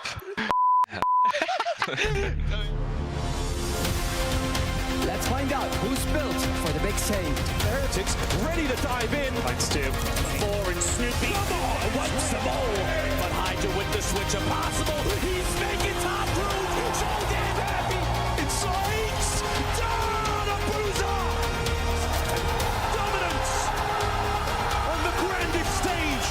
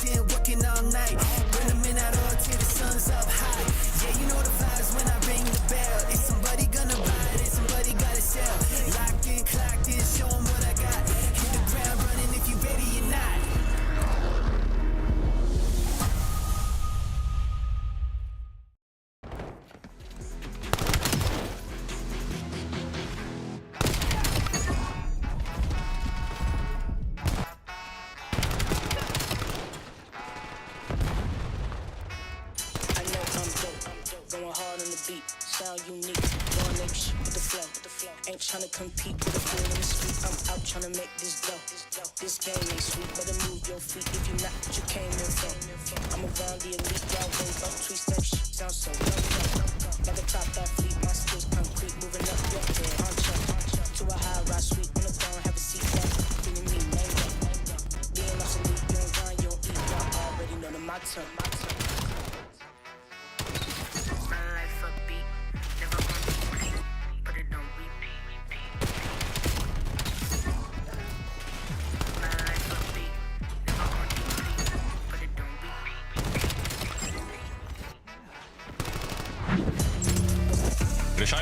Welcome back, folks, to map number 4. We have resolved our technical issue and our teams are now in their stocks ready to party. Gridlock hardpoint map number 4 here, our first day of the game. We're dragging this one out a little bit. I'm kind of surprised. Everyone was like, oh, it's going to be a 3-0. Koi are going to absolutely smack. Well, you're wrong. They're down in that right now. We might be going into a game 5. We'll see how that one goes. But C9 New York. There's something about New York. They got the magic right now, baby. That little round 11 ditty, and then you got that stuff. I'm talking about shots. No, the round 11 what? I have absolutely no clue. They've been squeaking out some wins. Might be right about some of that New York magic, though. Something in the air, something in the water. Makes the pizza taste delicious, and apparently helps you out in the respawns as well, because the overload, not too shabby. Den hardpoint. In hindsight, a closely fought map, or maybe we didn't give Cloud9 enough credit, enough of their due. Team that's made some improvements. Webby looks like he has been good for the squad. And now for a Gridlock hardpoint, the one that they have had the most success on, with the advantage in the series. For an individual map set that we have had, this is the most confident C9 could possibly have been, which means I believe the opposite for Koi. I mean, they are staring down the barrel of one of the toughest losses of the season. A loss to C9 has absolutely resulted in rosters being blown up. I don't know if Koi are going to be making changes this late in the season. Yeah. Knock on wood, at least you say that at this point, but 2-8 map record thus far, not up to snuff. Yeah, not right. Not just yet. Here we go, boys. We might be looking at those fist bumps any second now. We should be good to go. But until then, yeah. Slight technical issue getting into this one. And the water from New York, it comes from upstate, apparently. It's not anywhere near, the place where the pizza's made. It's far, far, far north, about 125 miles that water's making the journey. Maven talks about New York drinking water quite frequently. He's a big fan of that one. For me personally, New York drinking water, great. Scotland, also fantastic. If you do get to travel, folks, don't be a tourist, be a traveler and drink the tap water if it's safe. Don't do that here in LA. you might end up a mutant, and not the cool X-Men kind. You know, you don't get powers. You just, you know, you might just pee blood. Anyway, into the game we should be going soon. As let me tell you, C9 looking hot, looking fierce. Have they been iced just a tiny bit? Maybe, baby. We will see, though. The Gridlock hardpoints have been unforgiving thus far. For many of our teams, we've seen some spectacular comebacks to the map in its early life here in the Black Ops 7 season. Here we go. This should be it. Come on, Kleenex, turn that phone upside down. We need to see some of that good here on Gridlock. Don't forget, the championship pack available in store now. If you came across Chance and Jeremy Stud and I in rank today, shout out Zult, he was there for the games too. You saw us rocking this skin pack, and did we look good as we won our games. I'm up 120 SR today. Oh yeah, that's what I'm talking about. What rank are you, Miles? None of your bloody business, Chance. I've got 2 children. I got 2 kids. Get off me. All right, let's go. I'm just jealous. I'm jealous that you're getting that much SR. I had to throw a grade. Here we go. What I'm giving you. Here we go. We left the Den Castle and we've descended onto the mean streets of Tokyo. And looks like Godzilla might have taken a step through the middle of this one, because let me tell you, boys and girls, it's a mess. And so is that C9 roster. They're nearly all dead. Great shots at him, Garage. Absolutely no motion, so not a problem for Toronto Koi. Happily soaking up this P1 time. 15 seconds, entirely uncontested. We're clearing out showers before we move towards the time. C9 have won every single gunfight that isn't actually near the hard point. And Hyde strikes, trying to set up Encourage there for the pinch. And hey, good enough, good success. Not the quickest work in the world, but hey, good enough for the break. It's the tortoise in the hare. Weavy good shots. Courage, his little spree comes to a close, but yeah, he might not have had the motion. But yeah, the lotion, because he's looking smooth right now. Nezra shots in the back line here. We're worried about that P2 run, and only a 10-point game going out of our first hard point into our second. Inside tracked everywhere he goes. Enough to open the door, though, for the other 2 players to slip through. So inside the distraction, his teammates there for the kill. We've secured the back spawns. Koi now just trying to secure that time. Perfect nade. Oh, he dodges that. Still, though, you're running out of men on time. Nezra, he is picking you to pieces now. Koi looking for an angle of attack here. Not going to find a single thing, as their landing is not going to get stuck at all. They're going to absolutely bottom out. C9, lead change. Quick turn, Insight and Kleenex now. As a dance towards the far right-hand side of this lane is still on. Cloud9 evicted momentarily from the point, but they've got the numbers, and here comes the 4v4. 20 seconds is also awkward to fight for. Got to be careful about when you want to rotate. It looks like, yeah, C9 have completely cleared house. They're going to get every last second of that scrap, build up a nice lead. And the opportunity to win the rotation is going to be there. Insight, the first one, holding the line. Well, successful at that. Now the teammates are there for the follow-up, so Koi have stabilized on the rotation. They'll get the initial time, but they are losing bodies. Well, good news, they respawn. Bad news, they're probably going to respawn far away. Here we go, in to the onsen. Hyde brought it down by the Kleenex's NPC there through the paper walls over the time. Abe's good. Kips, what an aid. Dance great. Clean up. Last man traded out. C9 had to lose the lead, and now worrying about the new hard point. He's still got another shot or 2 at this one, boys. They spawn up in the back. Toronto Koi, not expecting it in the slightest. But they also just do not hit the go button, so Koi have all the time in the world to solve that problem. 1v1 gunfight for the time. Abe cleans them up. Koi have been extremely stable here so far on P3. Not a perfect full 60, but also not far from it. Up 20 so far, and by the end of the time, they're going to have about a 30-second lead. Good news for C9, at least they're spawning towards new. This is a very, very confident, very calm hill for them. I'm sure the listen will be just as mellow as well. But yeah, P3, superb work from them there. The rotation of 4 now is on. And a great bit of intel here. Encourage. Kips is going to take care of business. Oh, the second man. Most of that done from the hip. A delight. Hyde alone on time. Reinforcements from Wavy on the way in. But are they going to get there in time? The answer is no. Red dealt with. A little bit of friendly fire. Not a problem. We'll be back in action before you know it. C9. Counter-attack is on. Can they get the break? Kips is going to be near time with the trophy on the 4 spree. Might be thinking about the Hellstorm. Another kill around back, instant Shao. He is looking for the 2Bs. Good damage being done, so his teammates' lives a little bit easier. Insight, NPC in hand, great damage, cleaning the house up. And okay, Gridlock, this might answer our question. Toronto Koi, at least through the first set of rotations, looking like the better team. Yeah, much smoother, much cleaner, much more well-oiled. Nice 3 dead, though. Final 10 seconds here. Is Abe going to be able to get it? Not a chance. Well, looking from that rotation into our second set, and it's going to be all C9 for now, but a perfect 2-2 split right down the middle of the map there. Koi might be able to get involved in the pinch here. Wavy goes high. Inside, nice shots. There we go. The time will change hands for now. And once again, pinch is on, now dealt with. Left-hand side of the map, that's where C9 are coming from. In terms of efficiency and decision making, we are nearly dead even in the kills column between these two teams, but that 60-point gap just highlights Koi of when they're actually making these moves. They're making moves on the pinch. Kip's good for one, Ape for the other. Courage going to be last man standing, and actually his teammates getting a really close spawn, so C9, if they play the flood game quick enough, they should have the extra man. They've got it. You've kept C9 in time. You've got Koi at bay.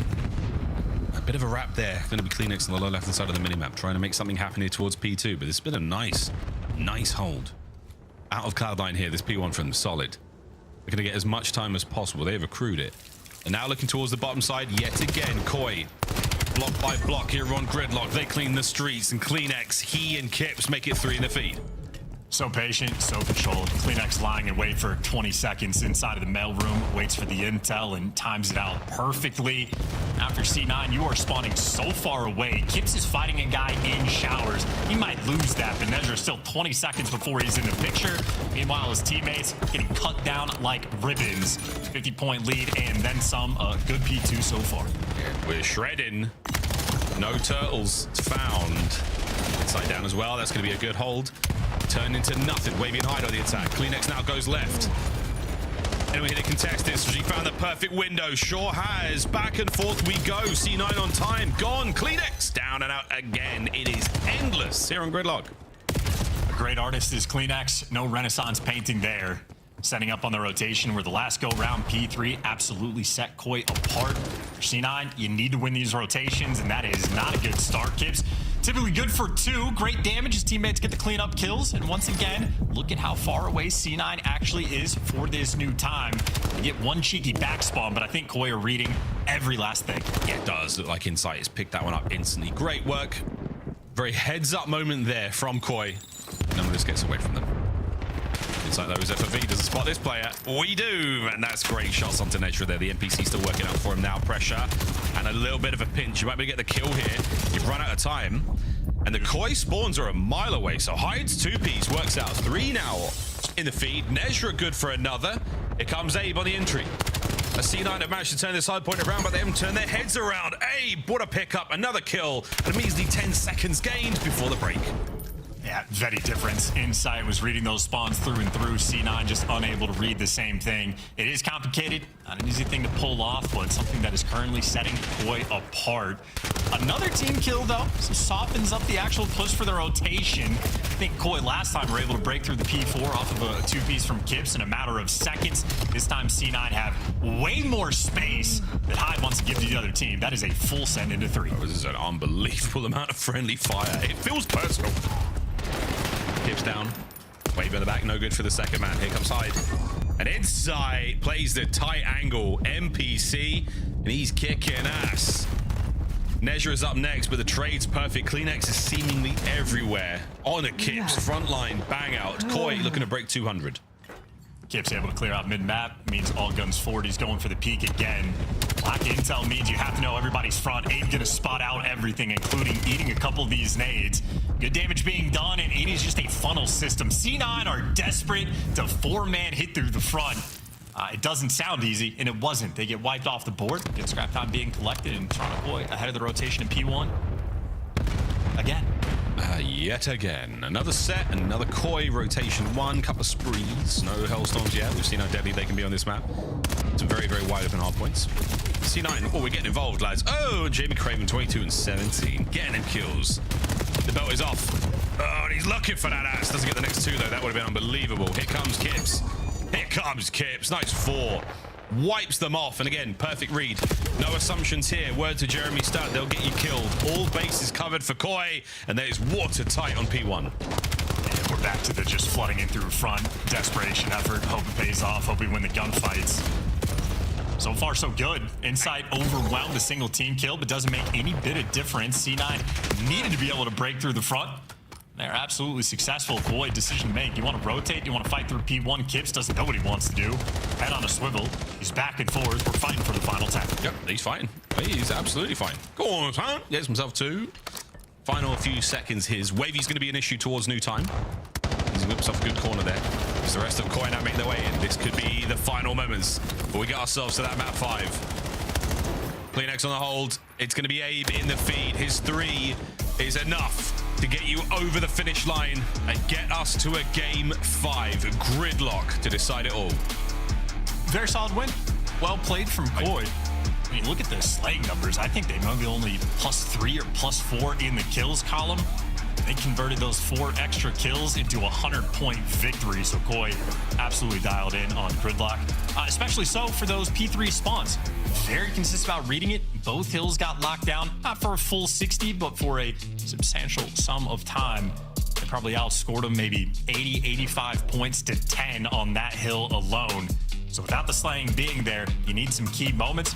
Koi absolutely delivered and tip it to the younger players on Koi.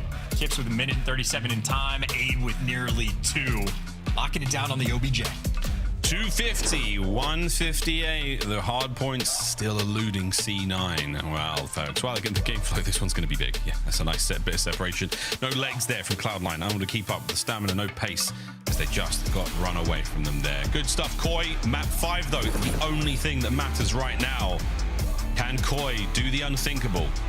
Or will C9 break the drought? 4 months since they have defeated a professional team, and today could well be the day. They did find success in the opening Search and Destroy, some very, very spicy moments. And now on to Gridlock. God only knows what happens next. Quick break, ladies and gentlemen, on the other side of it. Exciting conclusion to this series. Cloud9 New York, Toronto Koi after this.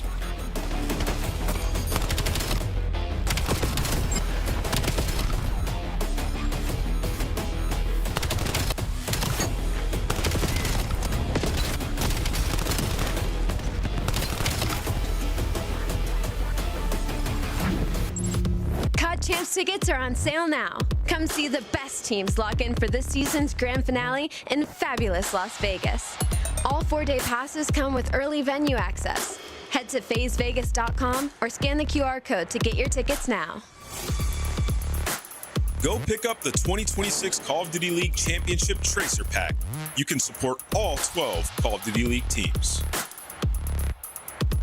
Scuff, official controller of the CDL. At COD Champs, it's more than Call of Duty.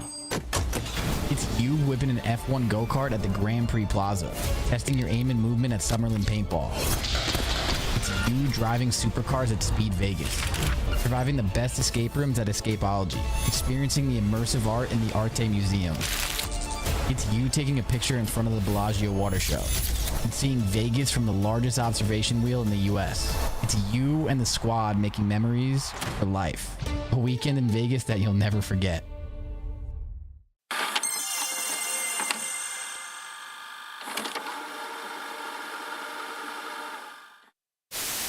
I don't know if they'll be doing the same thing again. Getting beaten down both the hard points, and Xnit just gets to feast on them. He dropped 40 in map number 1, didn't need that much in map number 4.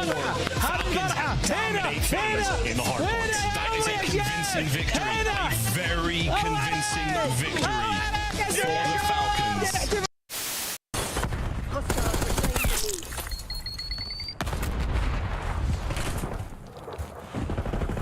No, spin controller. Oh, yeah. Low motor strain preset.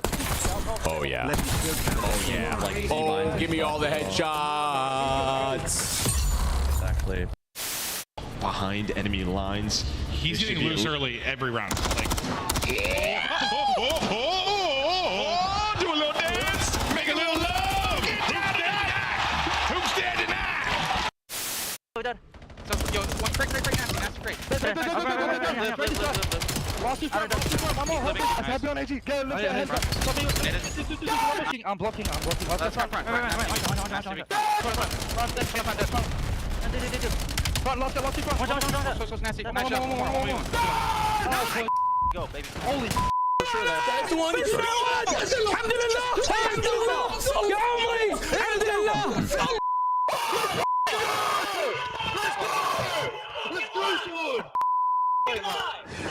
clip of me reacting. Correct. Yo, what is this clip? Yo, what is this clip? To a clip of me talking about reacting to a clip of me reacting. React harder. You know what I mean? That's insane. That is fucking insane. And I'm reacting to a clip of me losing full, reacting to a clip of me reacting to a clip of me reacting to that clip of me reacting to that clip. What do you know? There's more where that came from, Tommy. Every time you react, it gets deeper into the reaction machine. Welcome back, ladies and gentlemen. C9 New York, their road to Major 4. It's fugly. That is the only way to look at it right now, but they could turn that into at least a lovely little bump here. The Hump series here against Koi. What a victory this could be. Thieves and Heretics to close things out next weekend. We will see how that goes for them then. But for now, all eyes on the prize. Gridlock Game 5. Man, what a series it has been. But Toronto Koi have battled hard. They've managed to win themselves the hard points. But they have seriously struggled in closing out the round-based modes here in this series. Guess what, boys and girls? It's another Search and Destroy Game 5 here on Gridlock. Let's get it. A grueler for these two teams. Endurance test, resolve test, the grit for these squads. Maybe experience to see map 5. Need some more S&D reps if you're Koi with a brand new roster. A little bit default strat that they're working with on old map 2 for Den. Maybe Gridlock will produce something a little bit more interesting. This is also a road to the major. Ugly. That it doesn't look that scary from the start, and then you realize they lost the first two and potentially lose to C9, and you're just thinking if it starts this bad, you're ending horrifically. Optic Texas, even though they've been on the downtrend, still top team. G2 Minnesota look fantastic. We're fighting a massive uphill battle, and we are pushing this boulder right from the bottom. Oh yeah, man. Well, as I said, fugly. That's a tough one. That's not an easy. Never heard that word on a professional broadcast. Haven't you? Well, I think any professional broadcast of any sort. Really? Well, there's always there's a first. There's a first for everything, and it'll be the first victory for C9 in 4 months against a pro team. Come on, boys. Dig deep. Before C9, it's everything for them for the win. But for Koi, it is not only your stakes in Major 4, it's also your run towards champs. And my goodness, what a dagger. We've talked about it. Very, very challenging position to find themselves in. Hyde, wicked work in the map 5 so far. However, in the series, all in all, he has been the difference maker. What an exciting time for that young player. I can't believe you've never heard fugly before. Just not. I mean, I've heard the word. It just means frankly ugly. It's a very, it's a very cut and dry way of saying like not good looking in any way, shape, or form. Nice glass of vino. One of these teams will be enjoying. The other. Bad tap water. Here we go. C9 might be up through the middle of the map every single round, offense and defense. Nedra already has made it. He absolutely gets spotted. Koi have adjusted, but still getting tattered and tagged up. In the meantime, the bomb will go down towards B, so the mid-map pressure, not too stressful to deal with. And every action, a reaction. Bomb planted, here come C9. 3 low, 1 upstairs. Insight's backed all the way up. Bad news, fellas. They're all on the right-hand side of the map. C9 now looking to get involved. No trophies. Nades are out. Plenty of nades to play with. Kips here from the close box. How many can he catch? 1 into his net. What a nade from CleanX. Nezra keeps it rolling. And that will be that, folks. All down to Weavy. What a shot it could have been. But nay, Koi, take the first. We have called him everything but Wevy. This poor guy. C9, though, looking for the middle map on defense. They absolutely secure that. Problem is, no bomb site there. Toronto Koi walk up. Default plant spot. Great execution after the fact. Peach of a nade. I believe that was rolling in through whatever Toronto Koi player. Quite a few of them were chucking them, but CleanX. I think that the S&D, maybe this entire series, even some of like the setups and holes that we were seeing on some of the hard points, Toronto Koi playing an incredibly stock and standard game for the moment. But when it goes well, it goes great. It's how you write the strats down. When they win, it looks really clean. And Weavy. Oh, so close. It's so far. Still no first blood. 2-2 split here from Koi. Both bomb sites getting equal love. And Courage is a great spot to be in for the intel, but nobody home just yet. Nedra, he is doing what he can now. 3 players in on towards showers. Abe from Towel. Is he sweating yet? Here come the nades. What a noise. And what a noise another noise lead from Kleenex makes. Kips, he's got mid-map covered. Kleenex is now getting the damage in early. The trade should be on point. The flank is there, but wait, we've turned for it. Neshra traded out. Nice damage, though, either way. 2 players there by B. C9 desperately trying to lick the wounds. And whoa, it's not going to happen yet again. Kips goes big for 2. Was also bombed down in the dead center of the map, so not a ton of hope there for C9 to convert that one. Koi able to watch everything. In the middle of the map, pressure expectation, I'd say, for C9 to be attacking these routes. Insight, absolutely, be watching it time and time again. Nowhere you can go without being spotted. Kips there for the final kill. And decent stuff to start off this gridlock. That is a big sip of water. Hydration break. This one brought to you by that big ass jug of water. 3 there for Nejra in our first 2 rounds. The Koi have come to play so far. They have been decisive in their opening 2. Aggressive here from Kleenex with bomb, and he's playing pretty much solo. Insight, I presume, sniping behind him. Long line of sight all covered. A lot of noise made. That means number 1 and number 2, Kips and Abe, have a 2v1. Nejra just needs to escape. As long as he lives, he's happy. He has, in fact, gotten out of dodge. They have lost control of this site. Kleenex going to swoop in, get this bomb down. That's the decision, though, from C9 is to commit to the A-bomb site, and rightfully so. Here comes the plant. Wait, they might be able to get in there in time before the guns are at the ready. Wait for it. Wavy. Courage. What do you know, folks? They've overwhelmed them, and no friendly fire happens. Inside 1v4. A miss. And here comes the hit. C9. Wonderful decision-making process, and an exceptionally clean defuse. Good job. Very decisive. Nejra able to get out of shower successfully, groups up with his teammates, everybody there for the reinforcements. They get a trophy down and hit that go button. You want to get the timing just right, because ideally you start the retake while the bomb plant is in the process of going down. Timing very well executed. Have the extra guns. You win that first gunfight, and the flood system commences. As good as it gets for a B-side retake. Yeah, once that levy broke, that was that, folks. All right, C9, you've shown us more than enough signs of life here in this 2-1. Going away? Yes, we are, lads. Committing big time as our Koi 3-1. Insight out of this fight for now. Ow! That one hurt so much his character screamed. See how much this one hurts. Wavy in the board. He gets. Nejra joins him. And what an onslaught here in the onsen. The last man Insight shows up, and he is sure swinging, trying to find some vengeance. A touch of retribution for his fallen comrades. Bomb planted. 3v1. Good luck. Hit some wall hops in mid. Hope he gets some intel. Maybe shred a player. All bang's good, not good enough for the kill, and I mean, pick a direction, it doesn't matter. It is a very small doorway, no matter where you go. Yeah, this is gonna be real hard. Hide. A mean shoulder. Great shots, and there's the kill. Bounce back on. C9 equalize. Just random. Blitz there from Nejra, leading the charge. Everybody grouped together. It took a 4v3 fight. Not a single player gets lost until Insight swoops back in. Kips and Kleenex, just no success on finding those kills. And good vibes in the C9 camp. Yeah, the only mishap there from C9 was that trophy bouncing off the back of one of those players' heads. It hurt. That character screamed. Like real bad. Like, do you remember the sound of player models in Vanguard when they were set on fire? I mean, that was the most blood-curdling... You know, that stayed with me. Here we go. Nades are up. Sorry. Voice acting for that. That's a tough job. Yeah, that's blood though for Insight. That's the last thing you do at the end of the day, because after that, you are done. Insight, first blood. 6 and 4 for Nejra. He's had some time, but he's out of this round. Hey, dancing, diving, shooting, dodging, in through towers. Can he get 2? Not chance. Weavy and hide. Whoa, they're still cooking.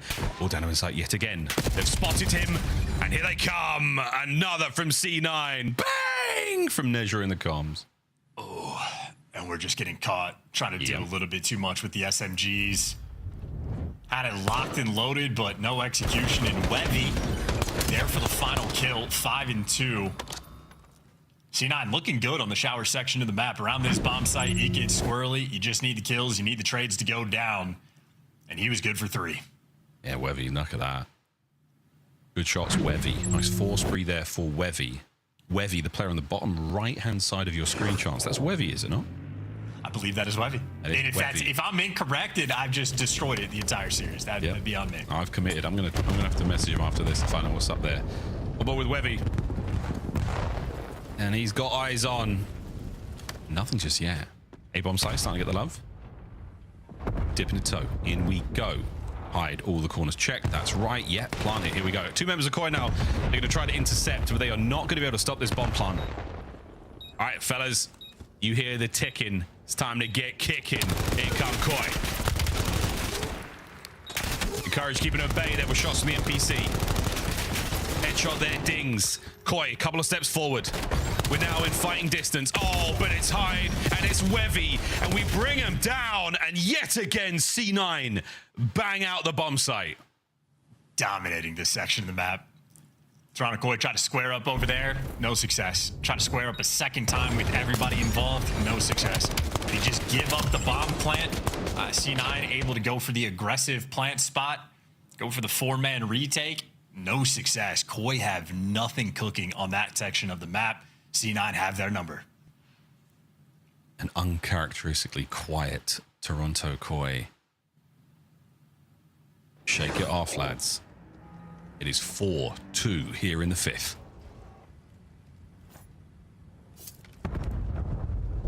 Surprising for Koi going to the A site. They've had no success, but Nedra, similar situation to a few rounds before. As long as he lives, you're going to be happy. C9 have been successful with these retakes. Yeah, complete advantage right now, Koi. Bomb planted, here we go. C9 are going to get here a little late. Wevy with the snipe a little bit later. We'll see if he gets that angle worked out. But here we go. Kleenex, we're sending it. Encourage has already broken through the threshold. A nade from inside start things off. Here we go, Koi. A bit of an advantage to play with. Trades are on. But we are still ready to go. That is a hellstorm now for Wevy, and the round done. But is it a Pyrrhic victory? We will find out. Hydration break. Koi, stay alive. Important round. Needed that one, especially on this site to reestablish some flow. Better teamwork overall. Dodging the nades in the post plant. Good work out of Koi, but of course the small W, as you pointed out, Wevy with the Hellstorm in the back pocket. Any bomb plant either site, as long as he is alive, you feel like that should be successful for a guaranteed round win. Much easier said than done, but Gridlock is a wide open map. Until you get into the A-bomb site, then it is dirty little corners and tight angles to play with. And that's where we're going. Koi trying to overwhelm the site before anything happens, and enough nades have been shown. But wait, are we going to commit to this? Abe, Mutefield, he's going to dodge this Hellstorm. He will stay undetected for the time being, but he will not be able to evade the eyes and ears of those players for now. Here we go. Impact no good. Insight down. Nezra starts things off with a kill and a plant. Just the wrong gun.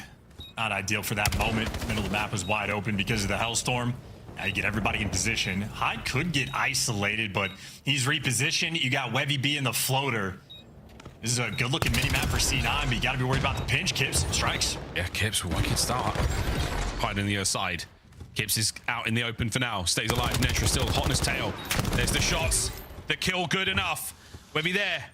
Gets another 2v1. Abe dancing around, and this is starting to get impossible. Match point. C9.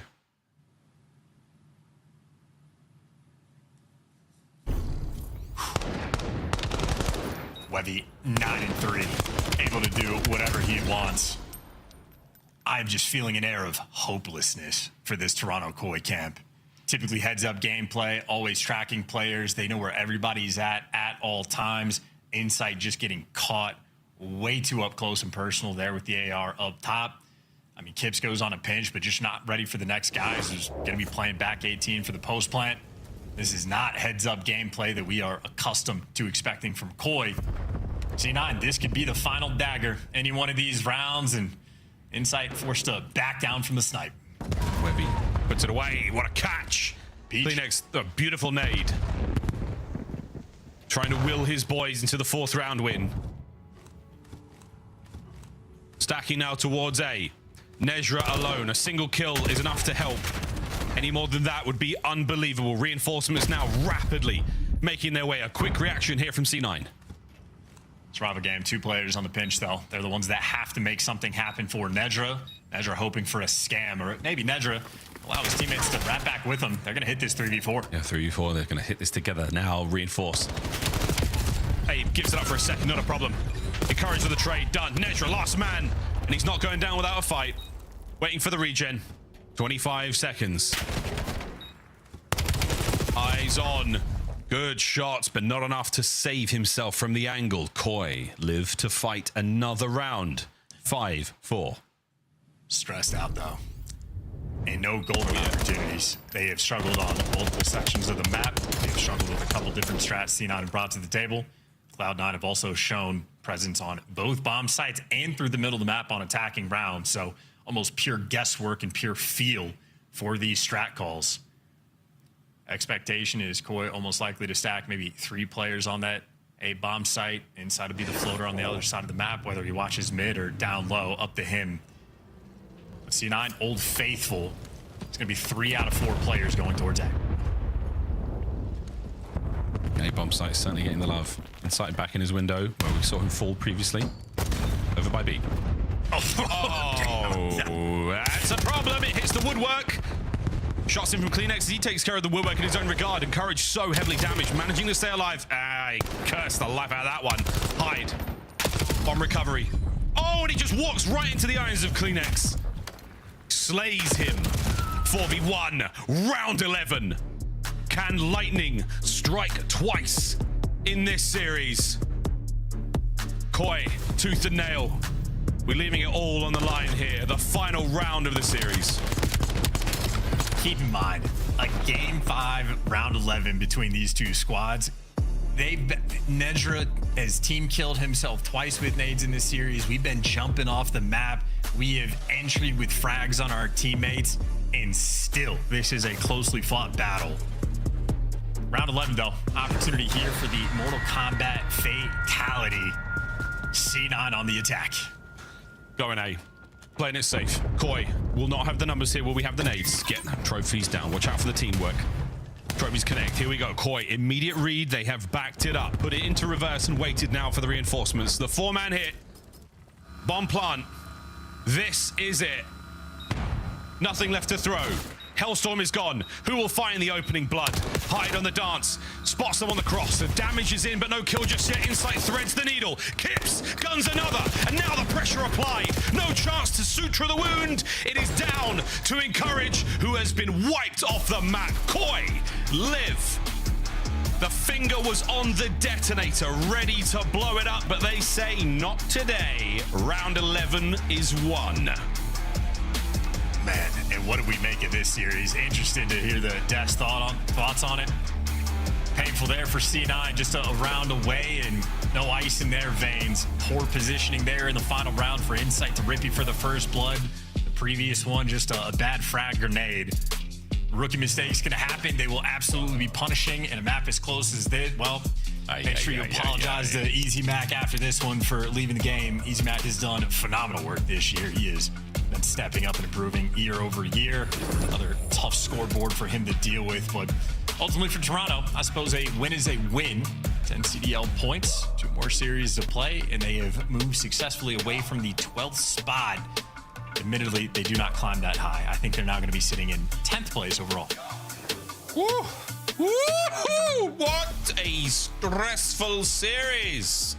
Really, though, a genuinely very, very stressful series. That was this kind of one that turns players from diamonds into, I mean, under enough pressure. That's what the Heart of a Dying Star was. Adamantium? No, what's Mjolnir made of? Uru. There you go. Tough stuff. Desk. Any of you thinking about that 5 point? That would have been nice, right? I was hula hooping up here like 6 rounds ago. Like we were vibing. I was about to get 5 points, and then Koi clocked in. Let's take a look at what just went down, because this was a slop fest. A lot of tech breaks, some delays. Was it mental pauses? Were they trying to throw Cloud9 off the heater because my boys in blue were firing through 4 games in? At one point, I was ready to jump through the screen and fight everybody on court with the way that they were playing Search and Destroy. And they did it again in the round 11. Luckily, this time it pans out for them.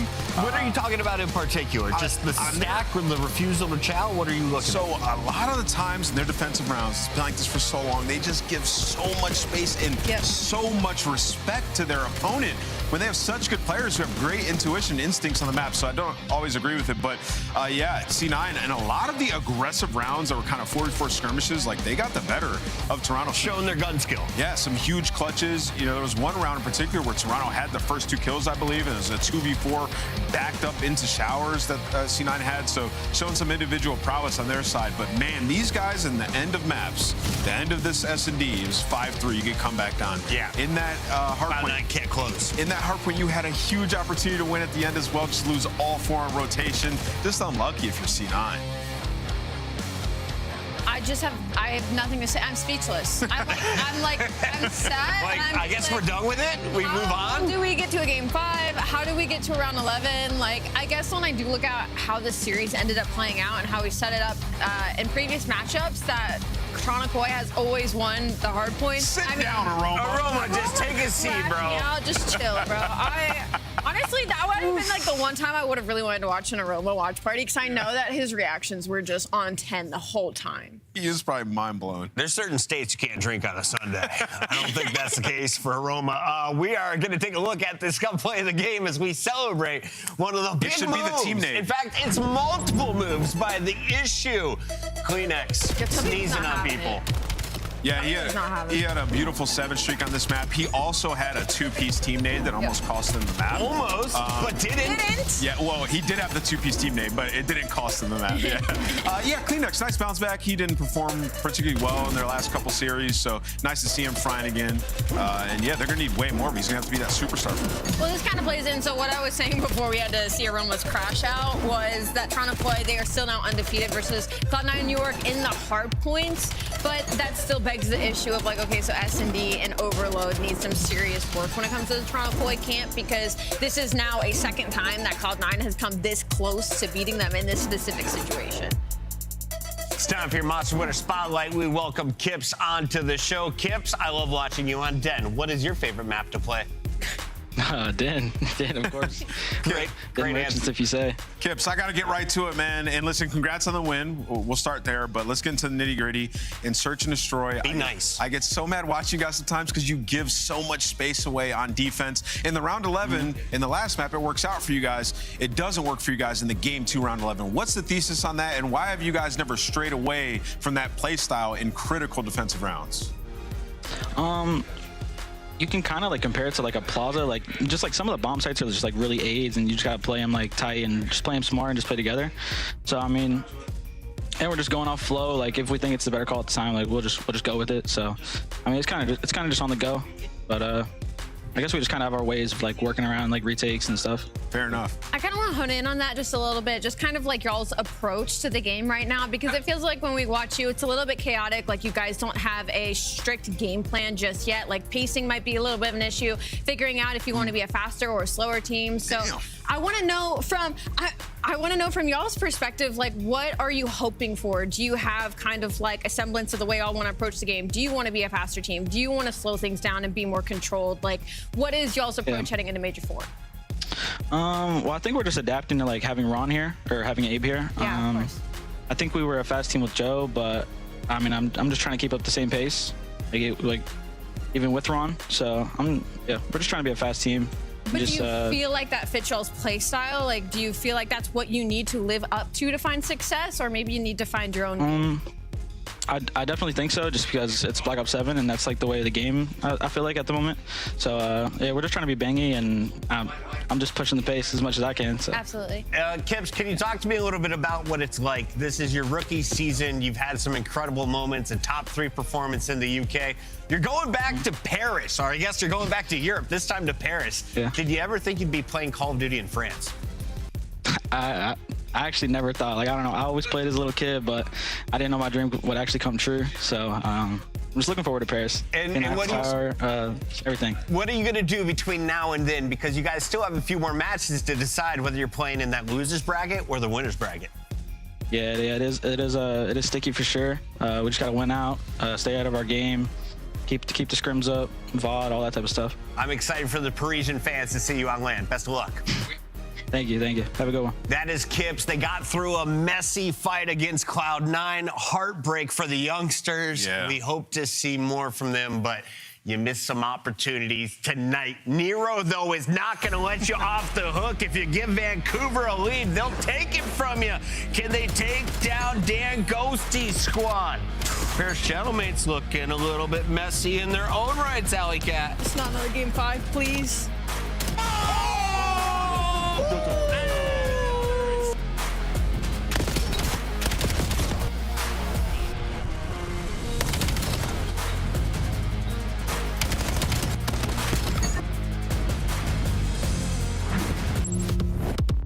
Dominate the competition on main stage with the CDL Major Hunter Tracer Pack. Collect your chip by scanning the QR code or heading to the in-game store now. Go pick up the 2026 Call of Duty League Championship Tracer Pack.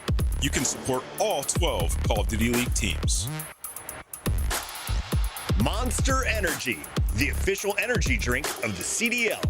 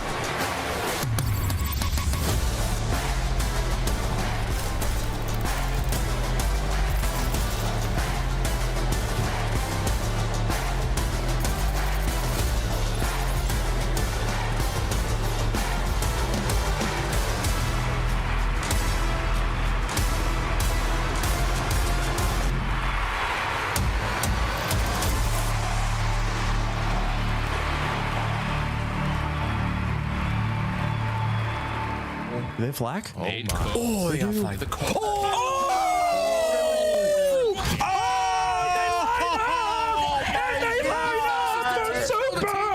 Oh no, I would have did the same thing. And he's giving them some extra love in them. No. A few moments later. Able to connect Investigate this man right now. Investigate him. No. And Vancouver are going to try to take mid away. Make sure they try to protect the EMP. Do not Oh my God. As he closes out, that's what he wants to do. Okay. Oh! He did it again! As he did it again! Oh.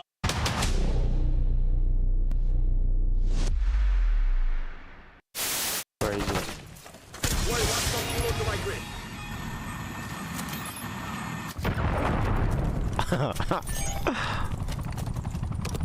I suck with this.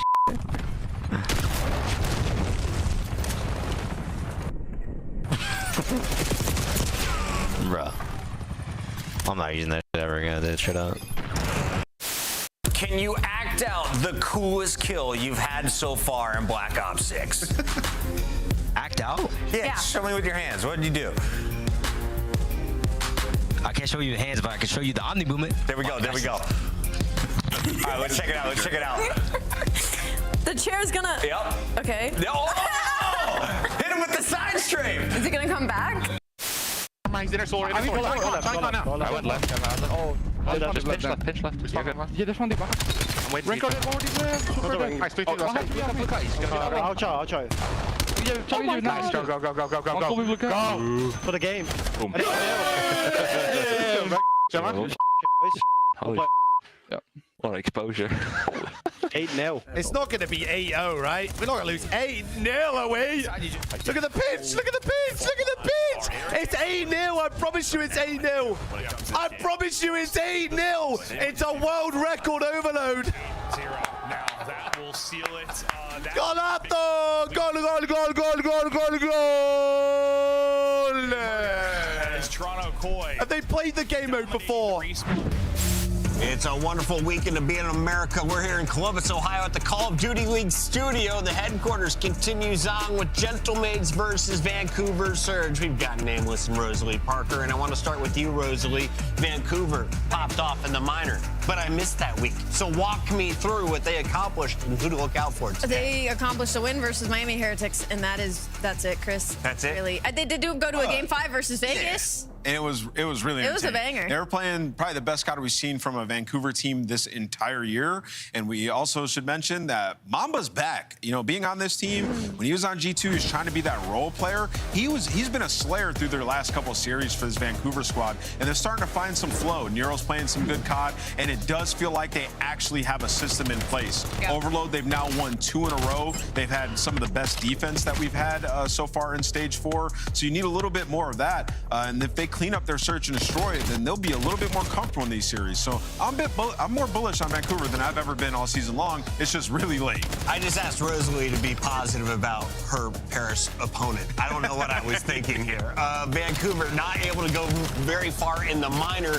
They did get the dub over Miami, and you said Mamba, the rookie, is starting to find his form. But who's the most dangerous player on that Vancouver squad? I would still say Mamba. To be honest, the way that he was playing and how loose he's been playing, I think the second answer is probably Nero, just because we know his ceiling when he's on one. But I did want to take a different angle in that sense, just because of the interview that we had with Mamba, where he's like, this is the most comfortable I've been. Mind you, that is a player, him and Craze, that we were all very bullish on as they were brought up because of their challenger placing some things like that. So I'd say Mamba. They have 3 X factors. Like, all 3 of those guys, like, they can be inconsistent, but when they're on, they're so hard to play against, especially if it's versus FaZe. Reminds me of Doug Spencer Martin, strictly business alongside apathy and slack. Let's take a look here at their opponents. It's Gentlemates. They go by the name of Paris in some places, and these guys, they've been looking good, then really bad, then good, and then bad again. Allie, where are they at right now? They went to a Game 5, round 11 against FaZe.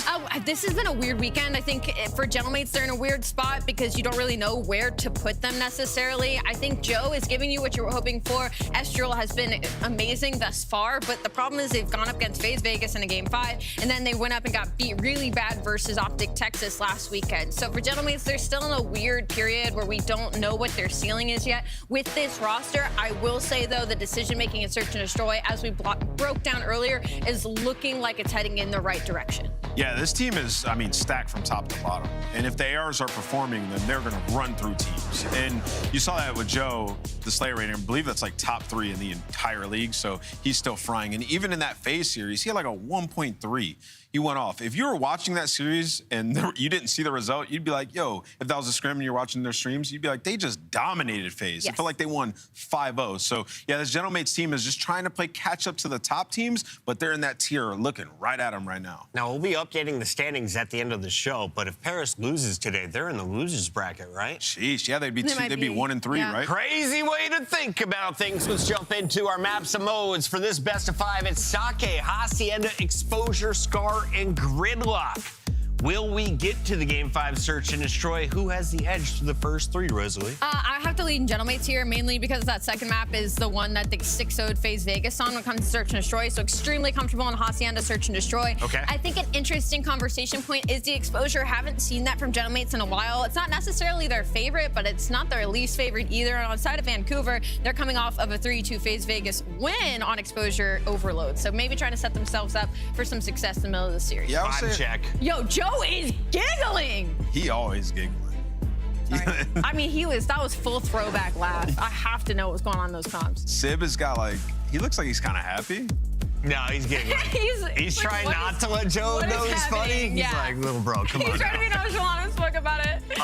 Yeah, Joe's got Dan giggling. I know where I'm going in my scuff pick'ems. It's going to be a Gentlemate day, despite it being a little bit later. Thanks to that Game 5 from Cloud9, Nero's not going to be fully awake yet. Yeah, not yet. I'm going with Gentlemates as well. I think they get this one done. 3-1. Imagine. I'm going to go with Gentlemates. I think we go 3-1 too. I think it's a good call.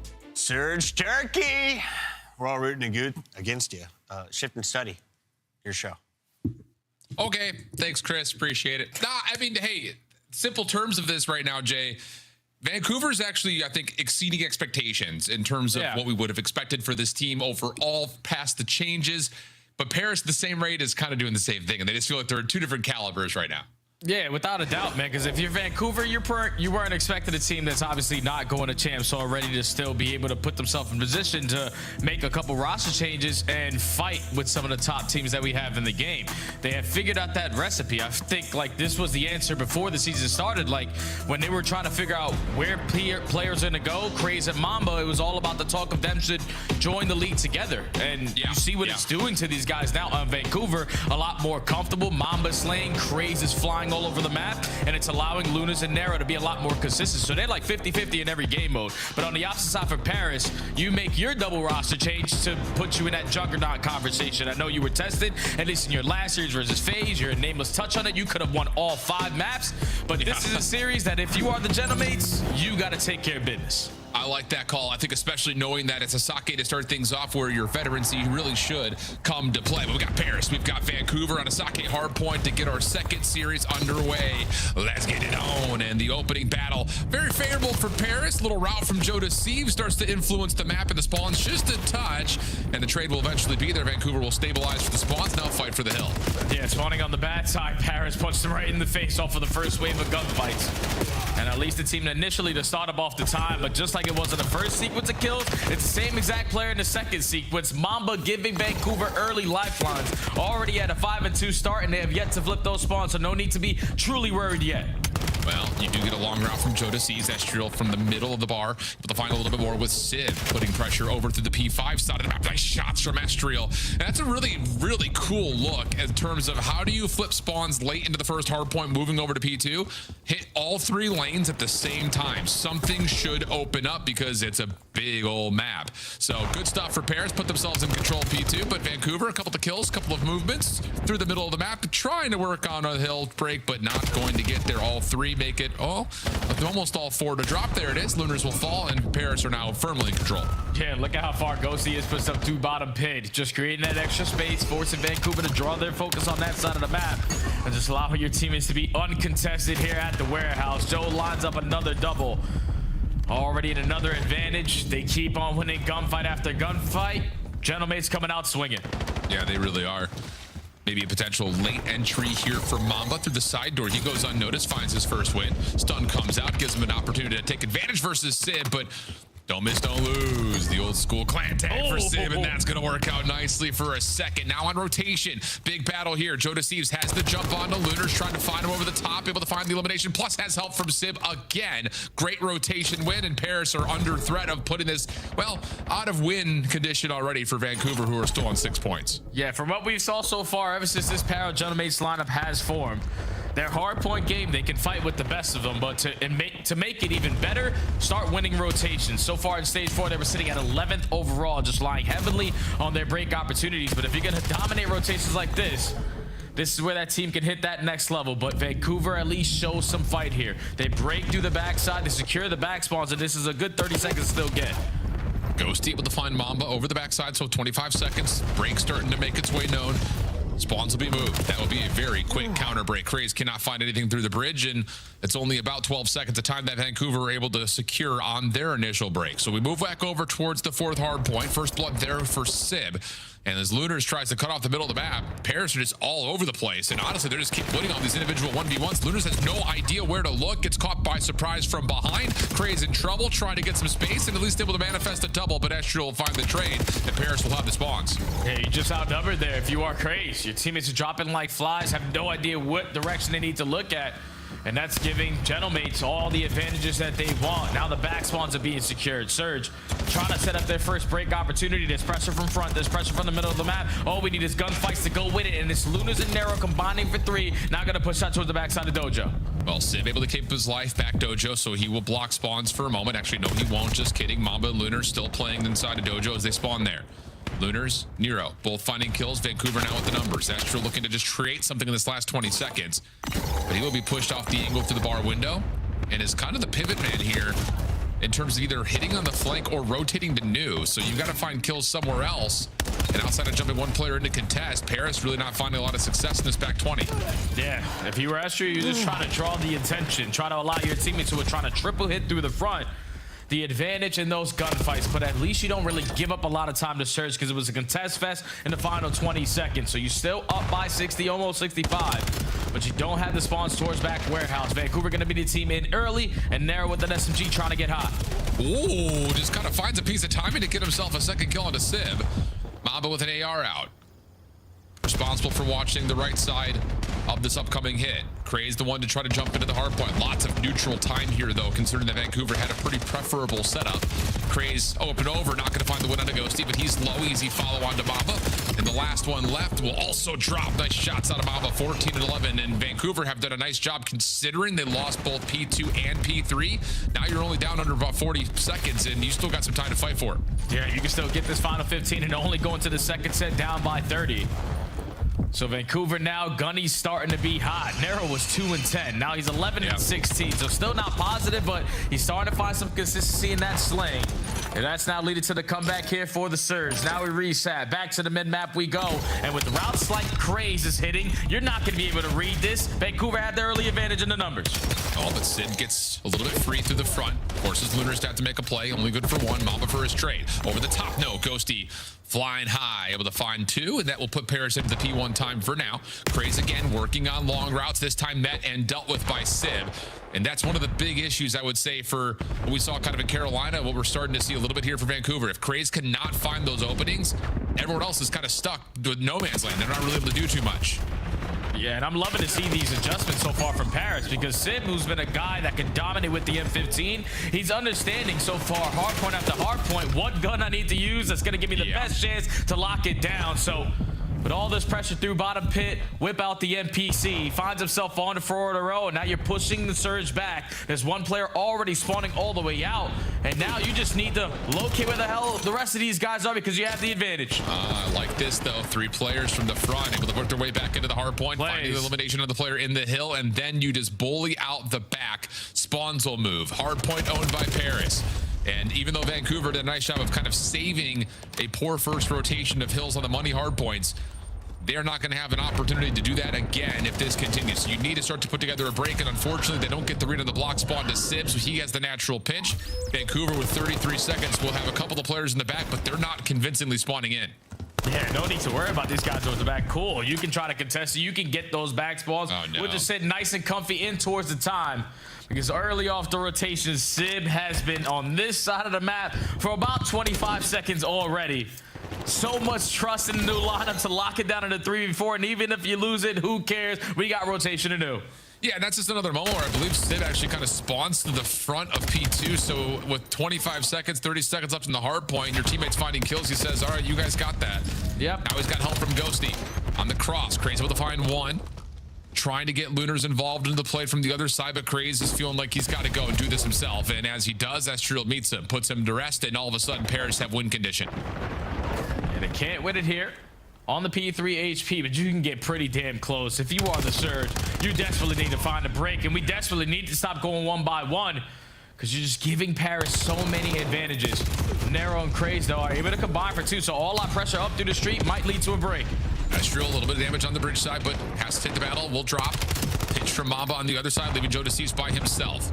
He's got himself tucked into a corner, though, so he's safe from trade right now, waiting for help to come through. Wow, nice shots onto Nero. Mamba's able to at least confirm the kill with 15 seconds left, but Sib says we're in such an advantage. Why not get a little bit more time here? And he will soak up that back 13. Over towards Duke. Keep your eye on Estriel. Backside Dojo. Being pressured by a couple of Vancouver members from the front, but Joe deceives. Running quickly, trying to get here to help. Yeah, look at what it does to those guys in Dojo. As soon as Joe starts putting out shots, everyone turns around, and that allows Estriel that first kill, but at least Surge able to manage that. They're going to be able to breach that 100-point mark, and with Paris with so much of a lead that they have, let's work in these long routes. Let's guarantee that our break attempt on the first attempt is going to work out. Yeah, just you have so much freedom, so much luxury in playing the map however you possibly would want with the score the way it is. Contest is out. Vancouver have 2 trophies to keep them safe towards the backside tree rock. And that's going to work out nicely for a couple of the kills coming out of Vancouver's rifles. Ghost able to find 1 trade, though. Sets up another opportunity for a possible break. Game gets back to 100-point threshold. Craze back into the play. Finds Ghosty for the initial. Nero another over to the middle of the map. And it's been good P4s and good P5s for Vancouver. So if you can find a way to manifest that here at P5, maybe it comes down to what you can do between a bar and a P2 again. Yeah, but Paris just keep on playing chip away. All right, that's true. The last guy at old top. You win that 2-piece, but you got 10 seconds extra. And we only need a little bit more to close out this map number 1. Now it's scattered off the rotation. Joe knows he's going to be surrounded, so he tries to take the fight in towards Warehouse, but he gets sniffed out. So now Vancouver thinking that they completely have flipped out the entire team, but Sib is still here.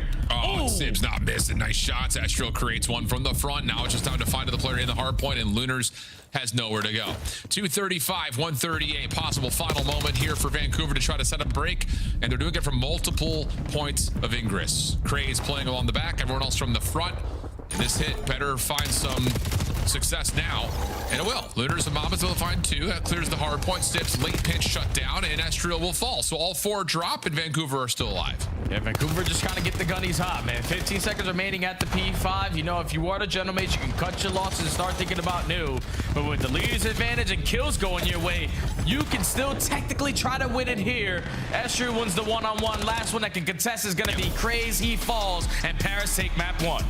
Yeah, I mean, it's one of those maps that, like, for Vancouver, you give us some moments of, like, okay, great. Like, you do really well in the P4, you put together into the P5, but anyone who's watched this map at this point is sitting here after the first rotation of hills and saying, all right, Paris pretty much already won the map because they won all of P2 and won 40 seconds on rotation to P3.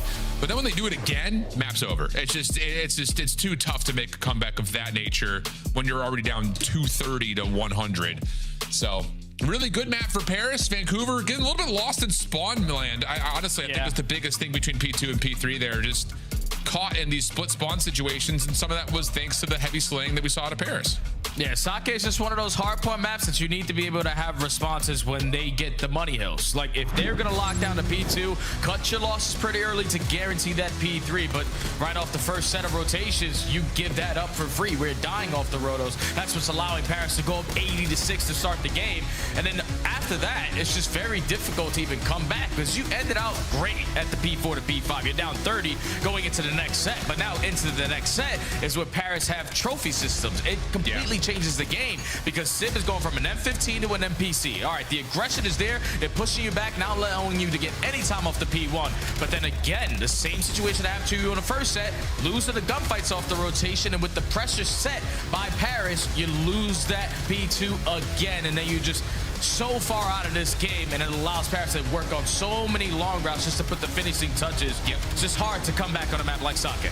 Yeah, leader's advantage after you've won 2 P2s and 2 P3s. You're absolutely right. You can take long routes that you just can never ever cover because you have to play close on the hard point if you're down 100 points and the game's close to being over, so that you can't guard everything. Or the other side of it is that we saw it a little bit there from Paris kind of at the end. It's like you can just get everyone together and just four-man hit something because, again, you're just going to have the guns up. So, again, comeback effort on P4 to P5, solid for Vancouver, but rotationally, obviously a lot of misunderstandings and some missed opportunities, generally speaking, on terms of P2, P3, which is something they're going to look at, try to figure themselves out. But for now, we take the conversation into the Hacienda Search and Destroy. Haven't really seen much of this out of Paris to this point, and on the other side for Vancouver, their Search and Destroy generally has not been very good. But this new roster has brought, I think, an extra spark to it. So maybe something there, even though they're 0-2 as a team on this map.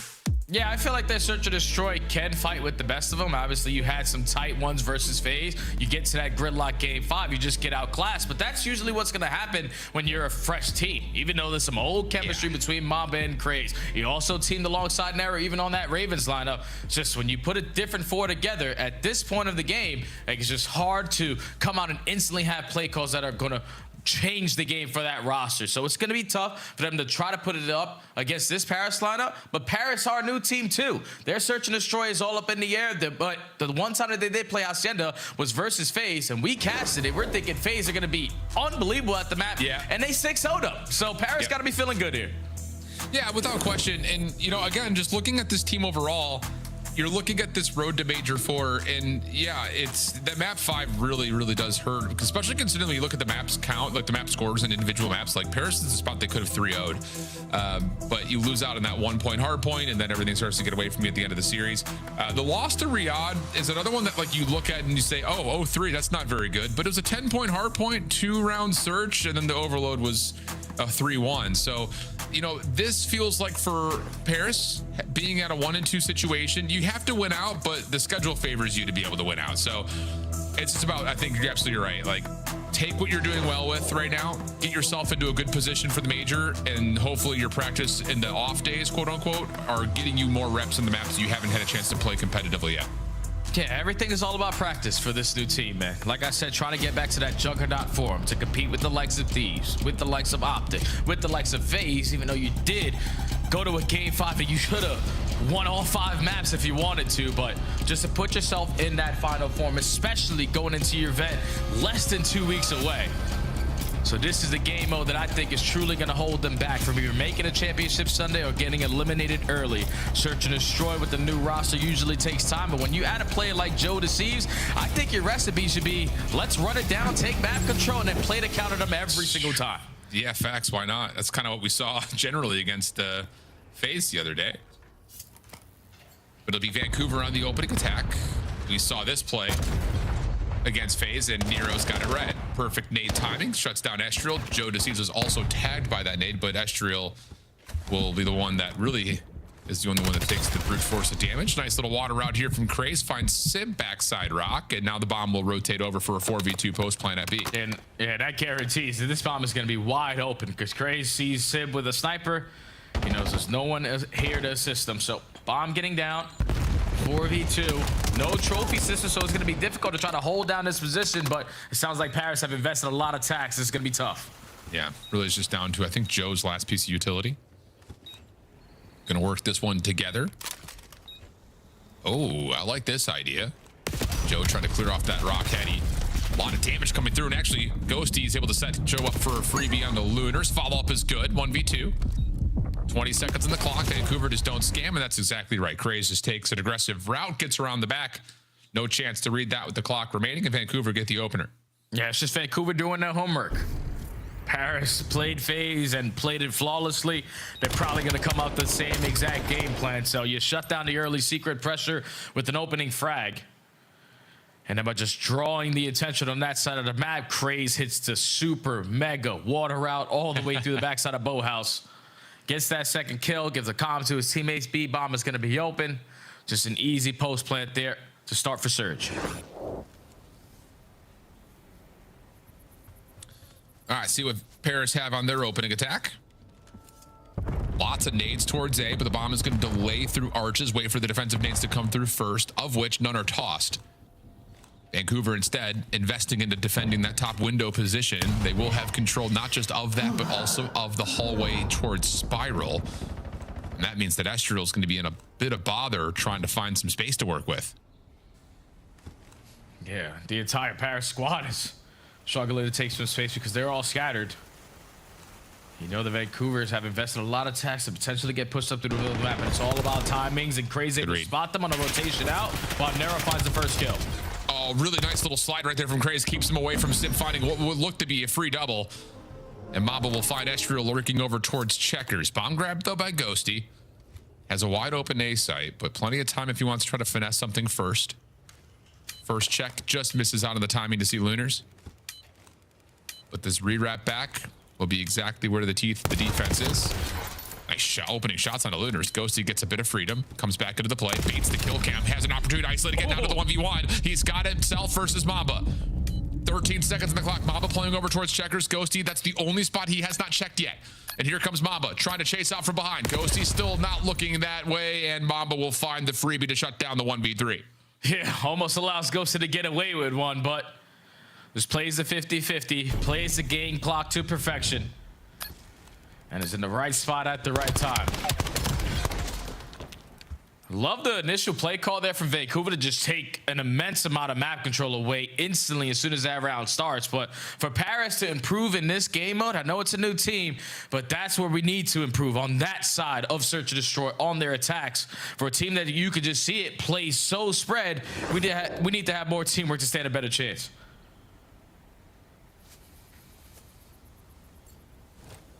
Okay, here we go. Nades from Mamba, putting pressure towards A. Bomb once again making its way over towards the secret staircase side. No push up this time for Paris. Instead, it's going to be a re-wrap over through open hall. I don't know if any of this has been read at all, though, by Vancouver. So this late timing could work out. Late trophy gets placed. That actually keeps a lot of utility safe for Nero to plant. And out to 4 before a post-plant situation. Joe looks like he wants to go quickly, but no information here.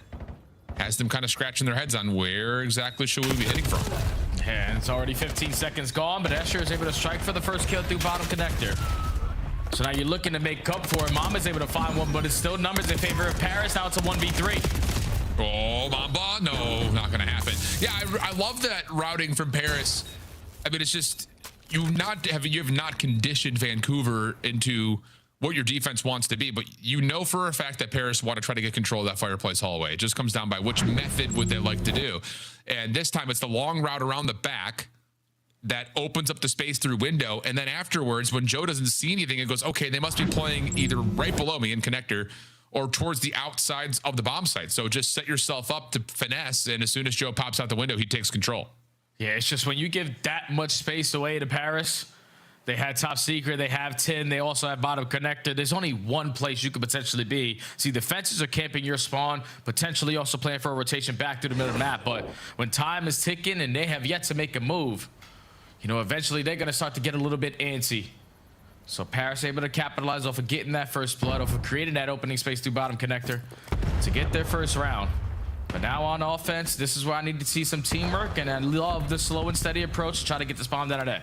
Yeah, agreed. That's exactly what's going to come through. Ghosty does a couple of shots up towards the patio steps. Long route developing for Craze.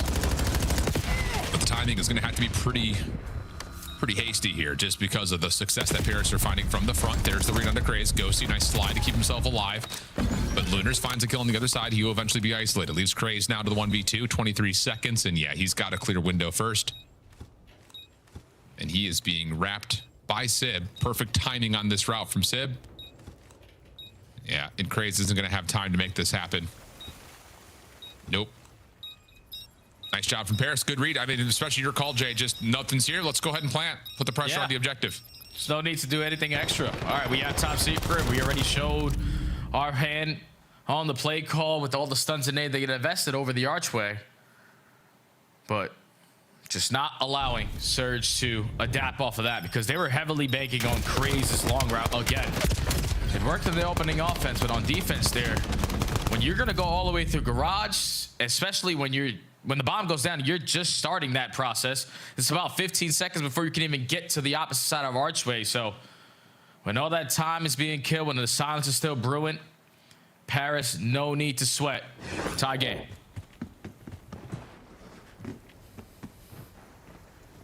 Here we go.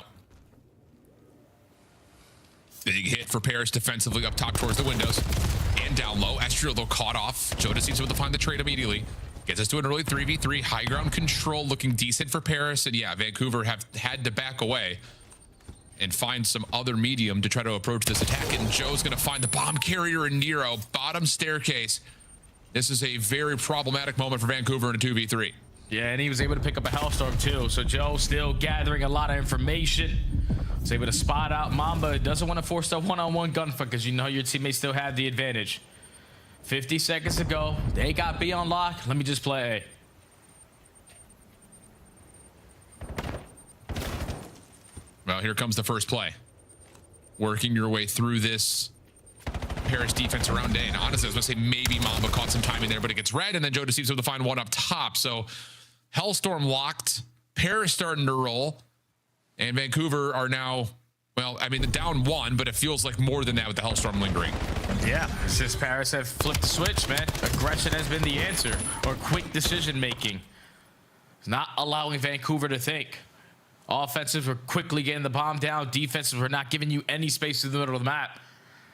This is just what you want to see with this Paris lineup, with the SMGs that you have, and the amount of gun skill that they possess, regardless of the position.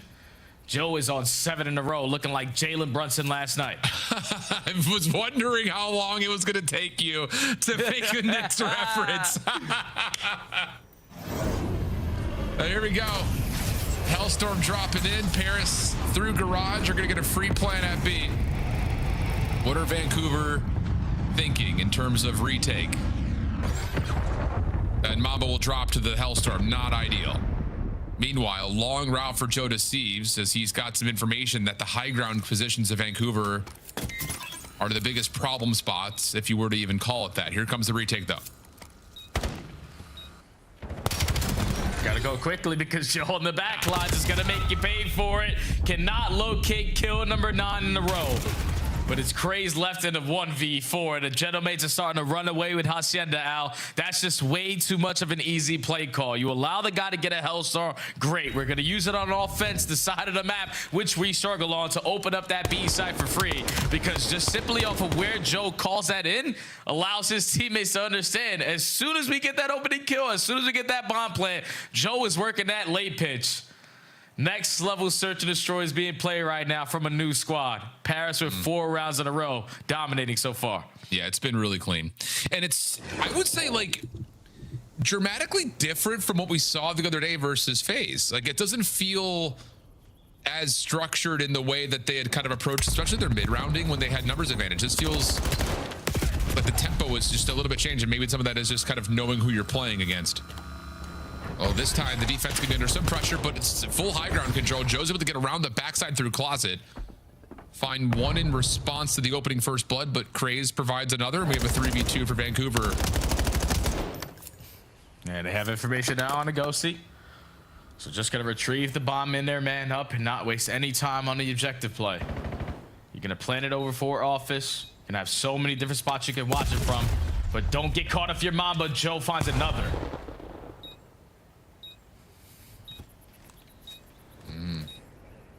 This timing could be crucial. You have to feel like from this position, Joe knows he needs to move up towards office, but I think Ghosty was thinking the same, and he gets caught. And now timing is going to go against Joe. Clock running out. First one's clean. Now you got to know where Lunars is. Only 15 seconds to play. He has guessed correctly, but the problem is Lunars was very patient. It's planted for office as you calm, and that's enough for Lunars just to sit back and wait for the right time to check. Yeah, it's a good blind counter player there from Vancouver. All right, Paris, what do you like to do on defense? Take secret hallway, so we're going to go to the opposite hallway and open. Just hope that we can catch you off guard. Sib commits onto the first gun, fighting through bottom fountain. The team shots are good enough to eliminate him. And then when Joe finds the response, Vancouver in the positions that they had, still able to walk away with that trade. So perfectly played to plan it for the right position, to give yourself time to work with, to rotate out, rotate back in, and eventually stop the bleeding now. 4-3. Yeah. It's a big round to win right there. Oh, yeah. Coming off the Hellstorm loss, put together something clean like that. Shut down Paris' aggression. Yeah, you love that if you're Vancouver. Gonna have to put 2 together in a row, though, at some point. Why not here? Well, that's why. Sib's able to find first blood on De Niro, puts pressure over towards the defenders who actually are in a good spot to possibly contest this bomb at B. Just comes down to will they actually commit for it or not. Joe's able to get the bomb down, turns and finds a huge win versus Mamba, but the job's not done yet, or maybe it is. Joe gets another incredible second, hits the water, and Craze is thinking, where did he go? So now Craze 1v2, not gonna get through it. What a play from Joe Deceives. Holy cow, that's special. Hit him with the step back as soon as he got the bomb planted. And this restores 2 people right after. Mr. Do-It-All here on Hacienda Search and Destroy. Pretty sure he's already tied the record in the CDL for #1 in slaying department in search. But Joe is getting away with murder. A 4.0 KD here in map 2. The first one's insane. It's just the fact that for me, he catches Lunars, who I believe is at full health. Over the top of the bomb head, he doesn't miss a bullet. It's all headshots. Rings his bell at 29 HP left. Now Paris defensively getting aggressive, already have fountain control. And of course, they don't hear anything at A, so they know that this is a very quick B hit. And yeah, very wisely, they will kind of give some respect, not just to the office window, but also that back staircase, knowing that this route is open. And Estrel's found first blood. Joe Deceives now behind the play. It's going to get, whoa, maybe Mamba for free. Not quite. Mamba stays alive. That changes everything in this 3v3. And there's still 30 seconds left. Craze was just at Bow House, and now he's swimming his way back over to the opposite side of the map.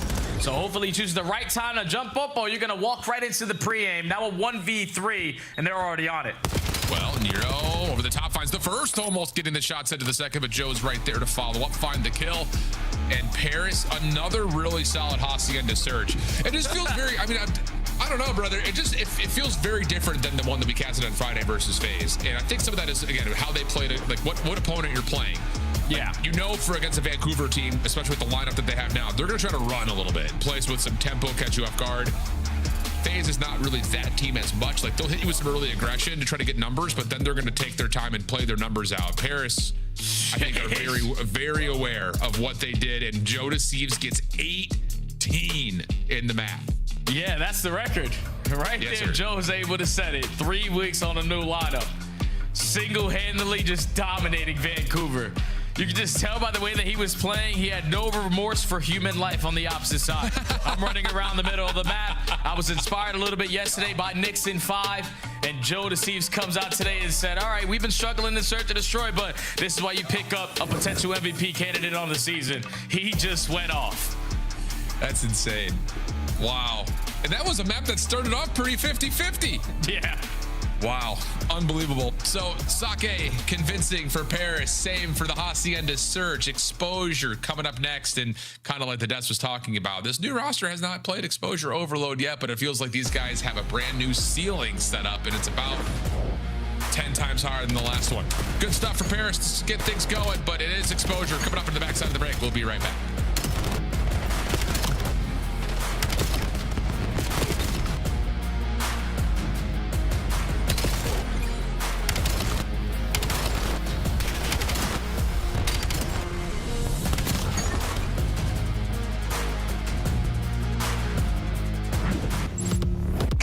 Tickets are on sale now.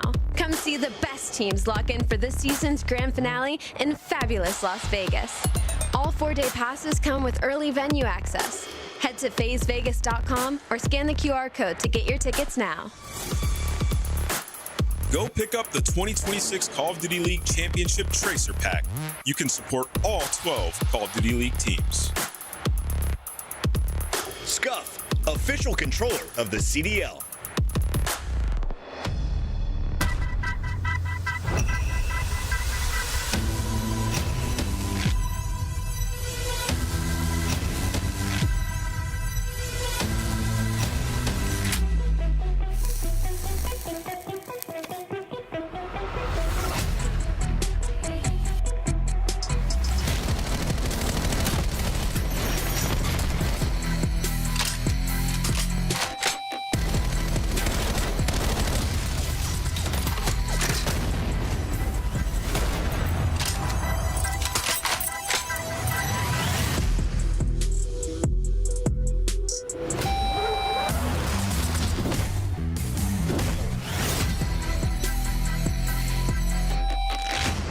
FaZe fans, the hype squad in the front row, they make it to nearly every single event. That poor guy that hit the deck today outside the venue, is he here? Saw that. That was tough. Hey!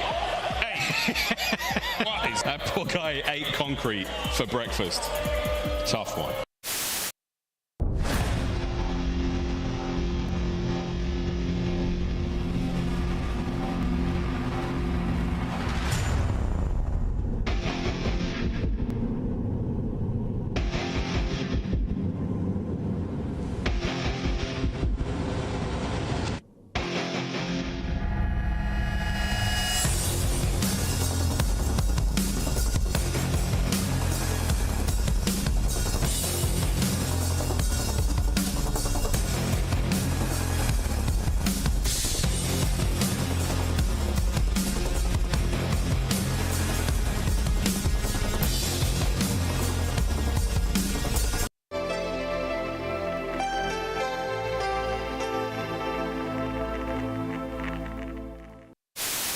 Man, Wixels is just gonna have to slide in with ARs.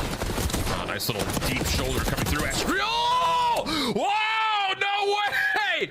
He gets the one through the drop, and then Welcome back there, friends. We have got CDL still coming, but if you have not been paying attention to Twitter, Challengers is worth keeping an eye on. It's been fiery today, and it's going to be fiery on Wednesday and Thursday. Challengers Elite Season 4 will come to a conclusion as we are down to our final 6 teams in both EU as well as what's happening in North America. North America especially, Jay, it's been an interesting season because you look at the bracket, some of the teams that have been at the top of the North American Challengers region find themselves fighting for their lives a little bit earlier than you would have expected, and it's Cabal who actually find themselves in the upper bracket final with the Telluride Bush team, who are coming off that Atlanta win. Yeah, every time we talk about Challengers, this one specifically, knowing that Cabal were the last team to qualify, they are undefeated. All in every single one of their matchups. They look like one of the top dogs with a bunch of players who haven't really had a lot of success all season. Just sometimes we always say it out, the perfect recipe for success is a team that nobody wanted. And if Cabal can come out and potentially win that elite, you know what it's going to do to the pro points? It's going to shake it up for COD champs. So it's anyone's game, and I'm here for it. Yeah, the end of the season for Challengers is going to be insane. We still got 2 spots up for grabs at Paris for the Challengers finals, and everything else comes down to pro point dispersion. And then, of course, EWC, if it's anything like it was last year, we had Challengers teams come out and really give it to some of the lower teams in the CDL. Right now, though, I would say for both these 2 squads, Paris is in a spot of, well, we need to boost our stock and try to find a way to be a championship contender. And I would say outside of a couple of unfortunate losses, one being to Riyadh, the other being a map 5 to FaZe, they've shown that this team is well improved from what it was before. On the other side, Vancouver kind of doing the same thing, just in a very different way. Like, when you're dealing with teams like you kind of talked about, like no one really wanted us, that's kind of what Vancouver's been this year. It's just collections of players of we didn't make it with the players we wanted to play with at the beginning of the year. And, well, you take a look at who's kind of the lobby leaders so far in this particular mode, and it's a pretty decent dispersion between both teams. Yeah, everybody able to get their captures. You heard the Desh touch on it ever since this new Vancouver lineup has formed. I know it's been historically their worst game mode, but they currently find themselves on 2 wins in a row. And I feel like a lot of that is due to the slaying presence that they're able to bring in this game mode. But for Paris Gentlemen, the new lineup with the new and improved SMGs on the season, they have struggled in slaying and overload, but that shouldn't be the case anymore with these guys. No, it shouldn't be. And whoa, Estriel almost able to give us a special little mini 1v2 over the middle of the map. The Litters puts that round, and now you've got Vancouver starting to move forward, not just the middle of the map, but also with Craze taking a nice early aggressive route through B. Sim shut down. And honestly, Craze going to sit here and move spawns around now. But DMP will fall and hold on a second. You win this battle at mid. Joe might just be off to the races. He still very well maybe. Can anyone get the angle in time? Joe bouncing off the wall. Can he get there? Yes, he can. Styling a little 360 through the goalpost. That's enough for Paris to find the opening score. Yeah, and I'm wondering where the communication is for Surge, because you took care of every single player besides one. And with Craze basically guaranteeing that the left side solar was going to be all cleared on out. No one locates Joe, and he camps the corner and steals the first score away. So if you are the Genomates now, who already have gotten the goal line stop, let's see if they can potentially set up score number 2 with the listening. He's gonna be deep right. Enter Wiggle Jeep. First guy. He's like close up now. Oh shit, nice. What's up, Dad? I'm Jeep. You got it. I got it. Nice, good job. We're good, nice. We're missing going B cut. Yeah. It should be crazy here. Should be crazy here. We're gonna our server account. We're gonna be front server. I'm gonna get server. I'm gonna get server. Can't pitch my low. No, you're good. You have P1 dead. I have your low, Joe. I'm near close pipe. I don't see him long. Here time. Getting long. Close pipe. One pitch here. Top server. Mamba. Still up there. I blow. I'm feeling all left. 1 HP. There's 3 left. 3 to left. Absolute. Absolute. I trust you, Joe. Front of the wall. Front of the cross tree. I need the low. They're slowing down. I need the cross. Watch out, Dan. All weak as fuck. All one shot. All actually one shot. One more close left. Pipes. Close left. Close left. I promise. Yeah, I'm a bit close mid. He's already close. It's crazy. I'm wrapping left. You're good. I'm pitch before. I'm running back. I have your zig. I have your server pinch. You want to come back? You can pinch left. Wait. Come in. Could be pinching. Yes. He's subbing mid. Oh, he's that DP2 thing. I can pinch him. Yo, I'm gonna say DP2 thing. I'm pinching. A PT thing. 2 beacon. Lunar beacon. All 3 last 2. Beacon. One's weak. 2 of them. 2 there. One's weak. Close back. Yeah. I'm beacon 1 shot Lunars. Our corner. You ran our inner. Keep fighting. I was long. I don't think. Okay, boys. Play middle or long. I'm going left. I'm thinking that's right. Wait for Day to pinch. He's there, hop. Let's just go right. They're hop. Go right. Top the ring. He's top. Mamba. Yeah, 2 there. Nice. Go out. Out of right. Out of right. Then take top from con. Outer Lunar set. I got it. I'll come back server. Craze. I'm playing long. We're missing our spawn. Lunar's in 1. Very hot. Jay, when was the last time you saw a map that was 3-0 in Overload and one of the players on the team that's winning is 1-8? Yeah, I don't know. I saw it yesterday. A team was still winning and a teammate was 0-11. Big shout out to the Thieves, but right now, I told you, this is why you bring in this caliber of SMG duo. Because even with Sib currently struggling, the SMGs are finding very impactful kills around the map that is leading to this 3-0 score that you have. And now if you were to general mate, you're looking to get score number 4. EMP is already off the rotation, and Joe, as the lead blocker, is yet to be contested.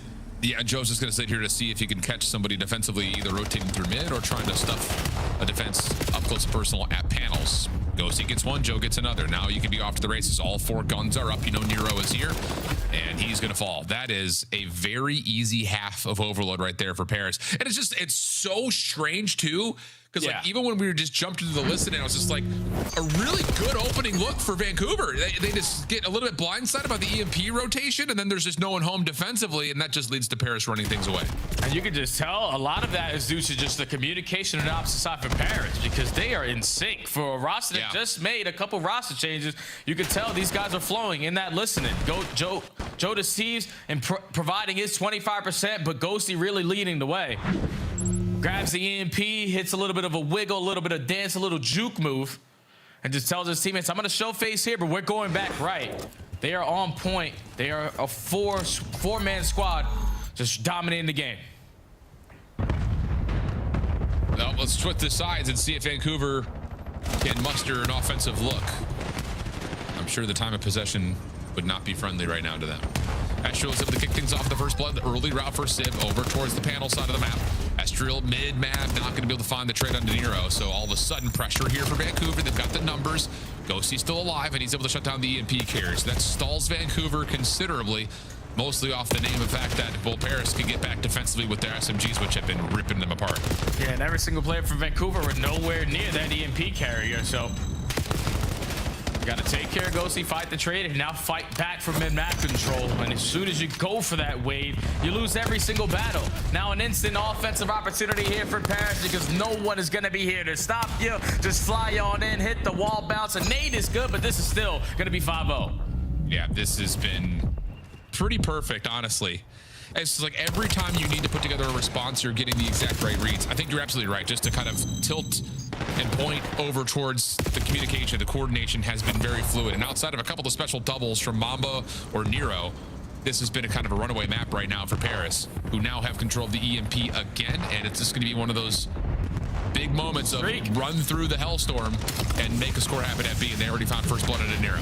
Yeah, this is going to be guaranteed. Astriel just hold that left bumper, make sure it's slow and steady on the way down, and it's going to lead to Paris already up 6-0. There's still 3 minutes and 20 seconds on this second half. We might not need it, just because Paris are just dominating Vancouver. Like, they can't get out of spawn now. This is not fun. This is not fun. No, it's not. And it's not getting much better as Nero tries to find some sort of an opening through mid-map. 3 are dead. Last one left is Lunars, and he shows himself over towards the bottom side after was able to win his first, and Nero shuts down Ghosty playing forward, but Joe's right there, nearly finds both of the aforementioned players, but the EMP is grabbed.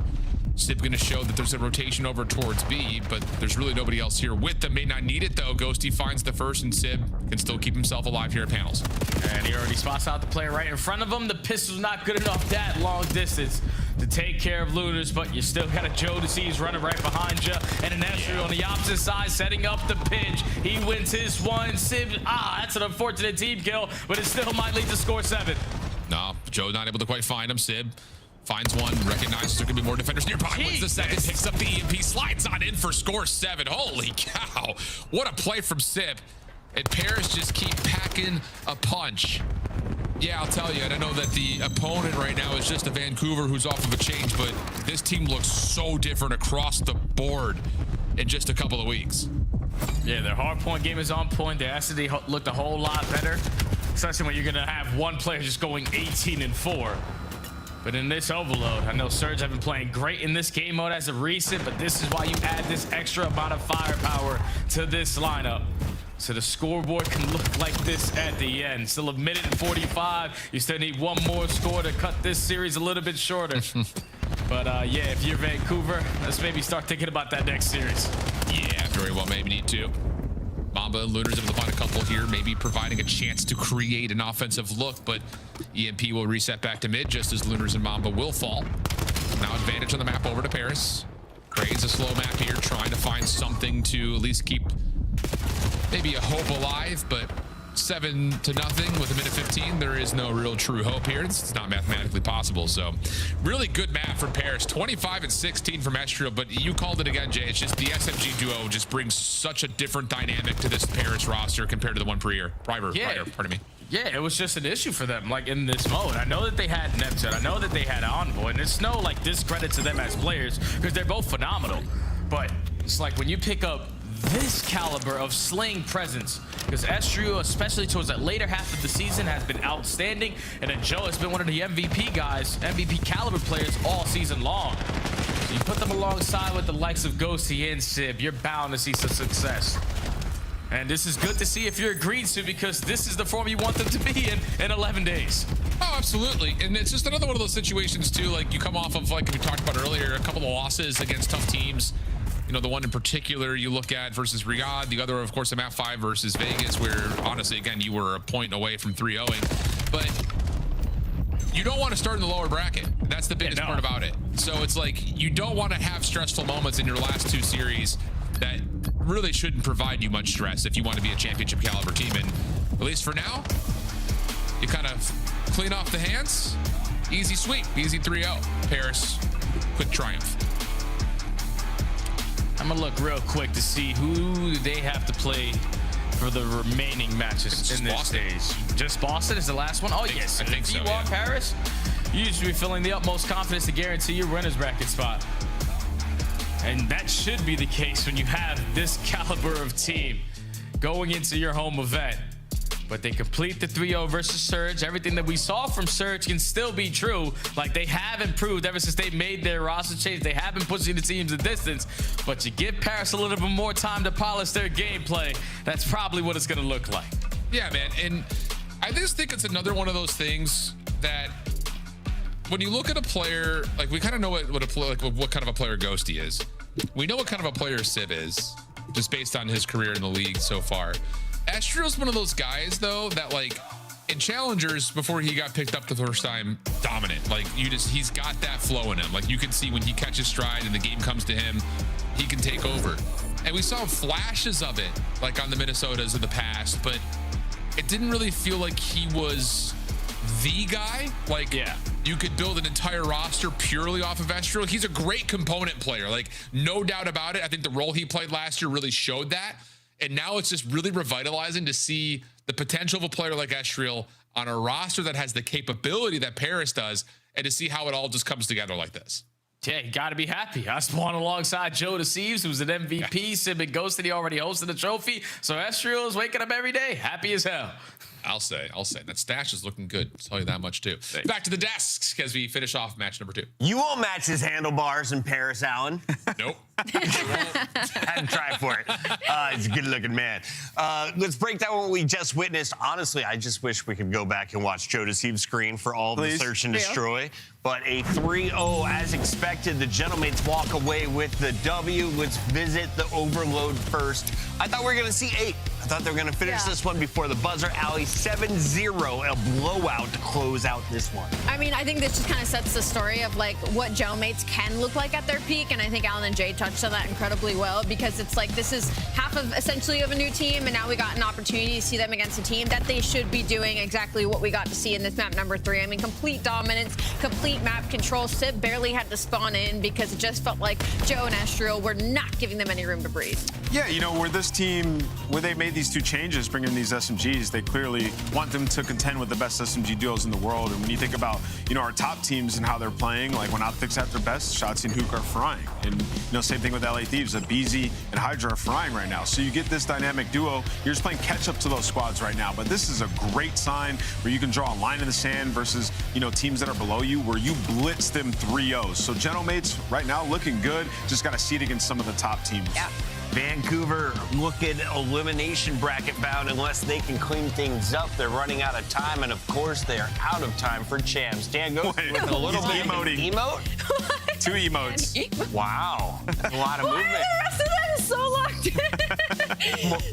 He's in the Euro step. That's a travel. That was during the game, I'm told. What? That's Final insane. 15 seconds, he was doing victory laps. I would be furious I would not if I'm Vancouver. have expected that from Dan. Styling on ya. What? Is there beef? Yep. See, that's how you know somebody who truly doesn't care about running up their stats. Look at Estrio and Joe. They're locked in these last couple of kills. That's why he's gonna play the game. Fun in the mates camp. We've got Joe Deceives in our Monster Winner Spotlight. Mr. 18, talk to me about the giggles in the Paris crew. I mean, yeah, we're just having fun over here. You know, we're playing a team that, you know, we're way better than. So it's just about, you know, playing our game and just enjoying it. You know, you see me, like, obviously Dan's over here doing, I don't know what he was doing in the background. I'm over here making sure nonchalant is over here smiling. Like, we're just having fun. Is Dan there? Can you ask him what he was doing? Because we had to show it twice. It was so nice. What were you doing? You didn't ask him. Oh, you was Euro-stepping. We hit him with the 7-0. Euro-step. Except that was an egregious travel out of Dan in the back. Not one dribble before that. Absolutely, yeah, we got to work on that. I wanted to ask you, in the search and destroy, you hit flow, man. I see you smiling in between. You broke the record, so congrats to you. But obviously, you're just like a jolly guy in general. You bring a lot of good vibes. How important was that, though, bringing it to this camp, who's had a couple of struggle months? Yeah, I think it's something like very important. I think we actually talked about when we were on the way to a team dinner last night is how big like vibes are to a team. I mean, it can literally make or break a team. And you know, they've obviously been having they had 2 rough events and stages, so you know, you could definitely tell like the vibes are down even when you would look at like their player cams after the fact. So you know, I came in obviously like I'm a great player and all, but I think the biggest thing is definitely like the culture to the team, and that's just something, you know, I was trying to bring. And I feel like so far it's been pretty well. You know, we had obviously a week of challenger scrims, but I feel like we improved so much. So you know, hopefully nothing got caught, like nothing happened during like these past 2 series, and we can actually scrim pro teams and, you know, improve even more than what we have. So I think you guys are clean. You guys are good. And I really appreciate that angle, because I feel like we do get told a lot about teamwork once it gets to the end of the season, and vibes and getting a look into you guys and how you're handling that is really important, especially for the viewers at home. And going off of that, in that last overload, there was a couple of times where Estrio would pop like a 3-piece, and I'm telling you, he didn't even flinch. Like, he would just pop 3, and it was just like, all right, guys, like, let's just go to the next.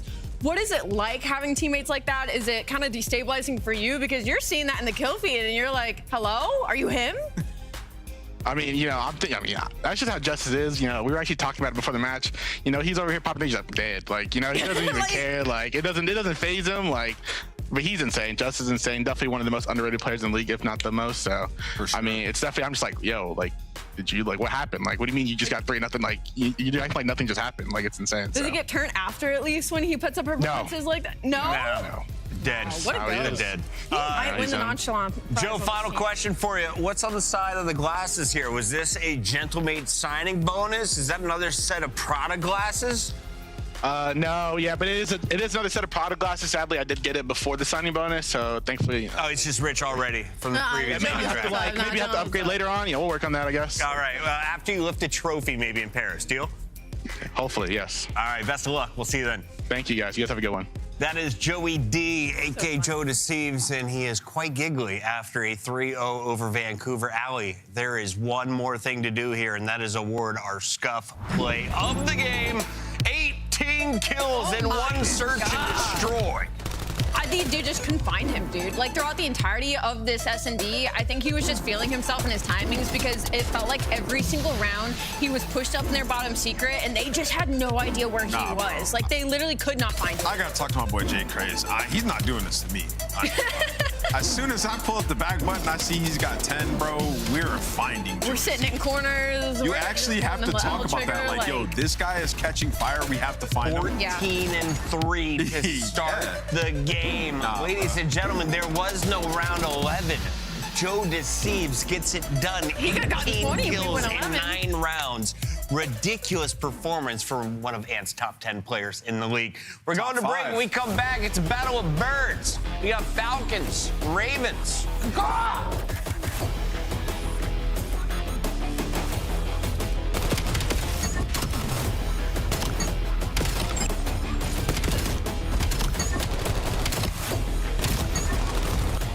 Oh, no. Body.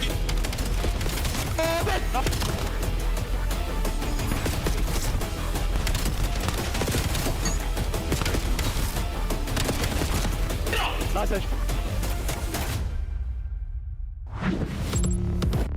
Champs tickets are on sale now. Come see the best teams lock in for this season's grand finale in fabulous Las Vegas.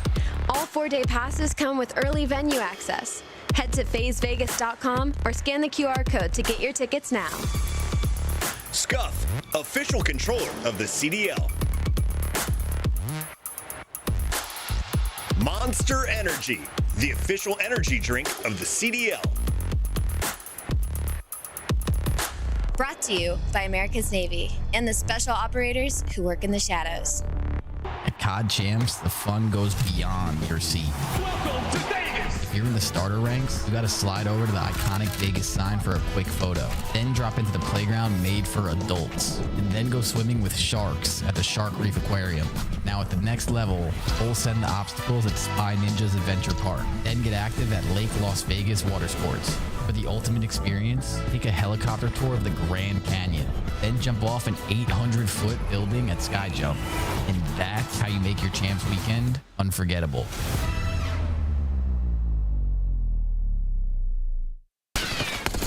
You're better, bro. You're so much fucking better. You're good. You're good. You're good. You're good. You're good. You're good. You're good. You're good.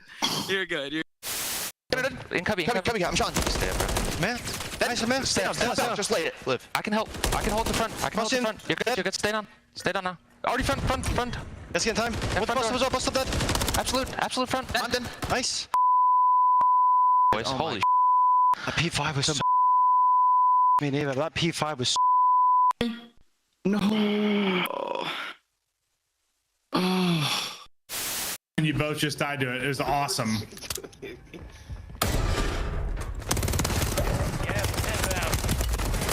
Oh no, mamma mia! Oh my god! Mamma mia! Oh my god! Oh no! Wow! You are him. Oh no! How about you both? Yeah, perfect. I set up. Come on, on the stairs. Nice. I'm looking you. Could be outer. Outer. That's nice. 3v1. See, I know. Nice, baby. Oh my god. I mean, I'm trying to scam it. They won't even kill me.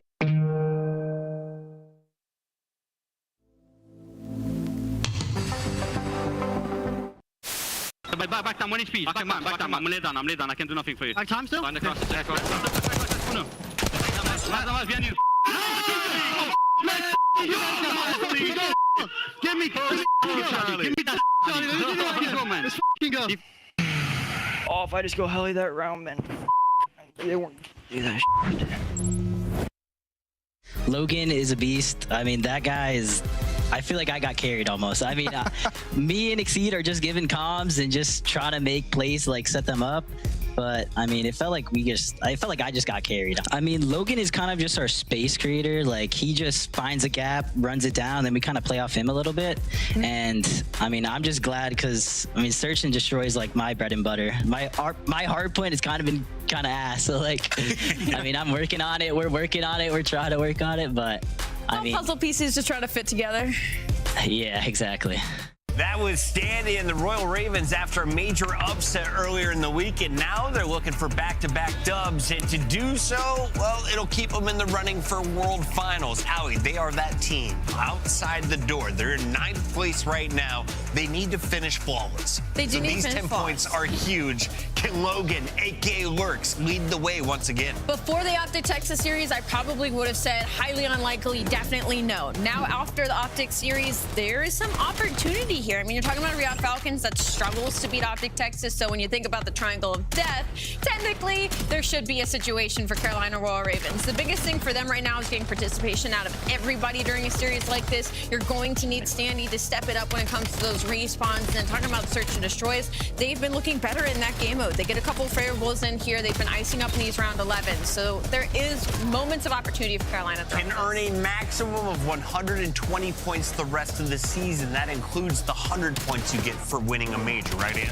Yeah, absolutely. That is unlikely, but I will say if if it's going to happen, this is a team that is on the cusp above you. You would have to win this. And they had one crack at this earlier in the minor, and they lost it, right? They lost in a Game 5. So for the Riyadh Falcons, you don't want to go to Game 5 this time. You know, you needed Pred to absolutely pop off. You had a 1.3 in the series nearly, but it did go the distance. I will say the good thing for Falcons now is they can win Game 5s because Exton's been so good with the sniper. 7-3 in SD and Overload, and actually over the course of the last 30 days, he is the #1 sniper in the CDL. Shout out to Exton. He's been unbelievable. Exton, my guy. The glow up has been incredible this season. Played alongside world champs. You're going to learn something, but that's just raw talent being exposed.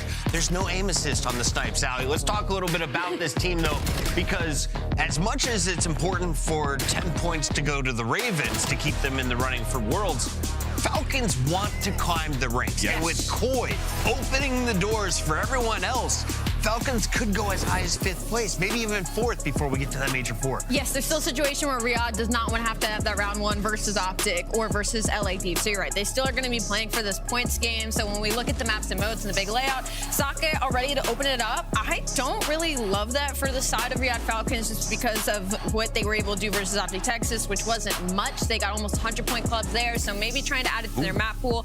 Hacienda, S&D here. We haven't seen Carolina in it in their last 5, so maybe they're trying something new. Riyadh. So this is a big, this is kind of a big question mark layout. Well, they played the Sake last time, and it was not good for Riyadh. They got cooked on that map, 250 to 176. So you're feeling good to kick things off. For Carolina, your win condition is probably to take that respawn. Because when you think about Overload, it is difficult to beat Riyadh in Overload. They're a top 2 Overload, top 3 Overload team on the entire season. So got to win map 1 and get it done in those S&Ds. Go ahead and follow in my footsteps. I choose the Falcons to kick things off. This is the Bird Battle. But I'm going to go with Riyadh. I think it's cleaner this time. 3-1 Riyadh. I don't think it's cleaner this time. I'm going to go with Carolina Royal Ravens. I love when a team's back's against the wall. This is do or die for them, and I think they pull out something special. Rosalie, you realize you're 5 back. This would put you 6 back going into majors. The analyst you're does not running out of realize time. how many I am back on the prediction Just count. to point out, you were in the lead. I was. All right, we got to catch And then this Paris Gentlemen had a little bit of a rough stage 3, and But now Paris we're are heading into back. stage 4. They're back. We're going to Major 4. I'm fine. The problem is I like Joe, and he's on Paris. Shift and study back, too. Hey, guys. That's some major copium right there out of Alley. We'll let it play. We'll let it play. Jay, I think this is an interesting one because I think just the recency of watching Carolina yesterday. Yeah, I mean, hey, things are really coming to life in the 2-3-5, but on the flip side, Riyadh has looked pretty good everywhere. Obviously, they dropped the series to Optic in the minor, but outside of that, they've been pretty darn solid against some other really tough opponents.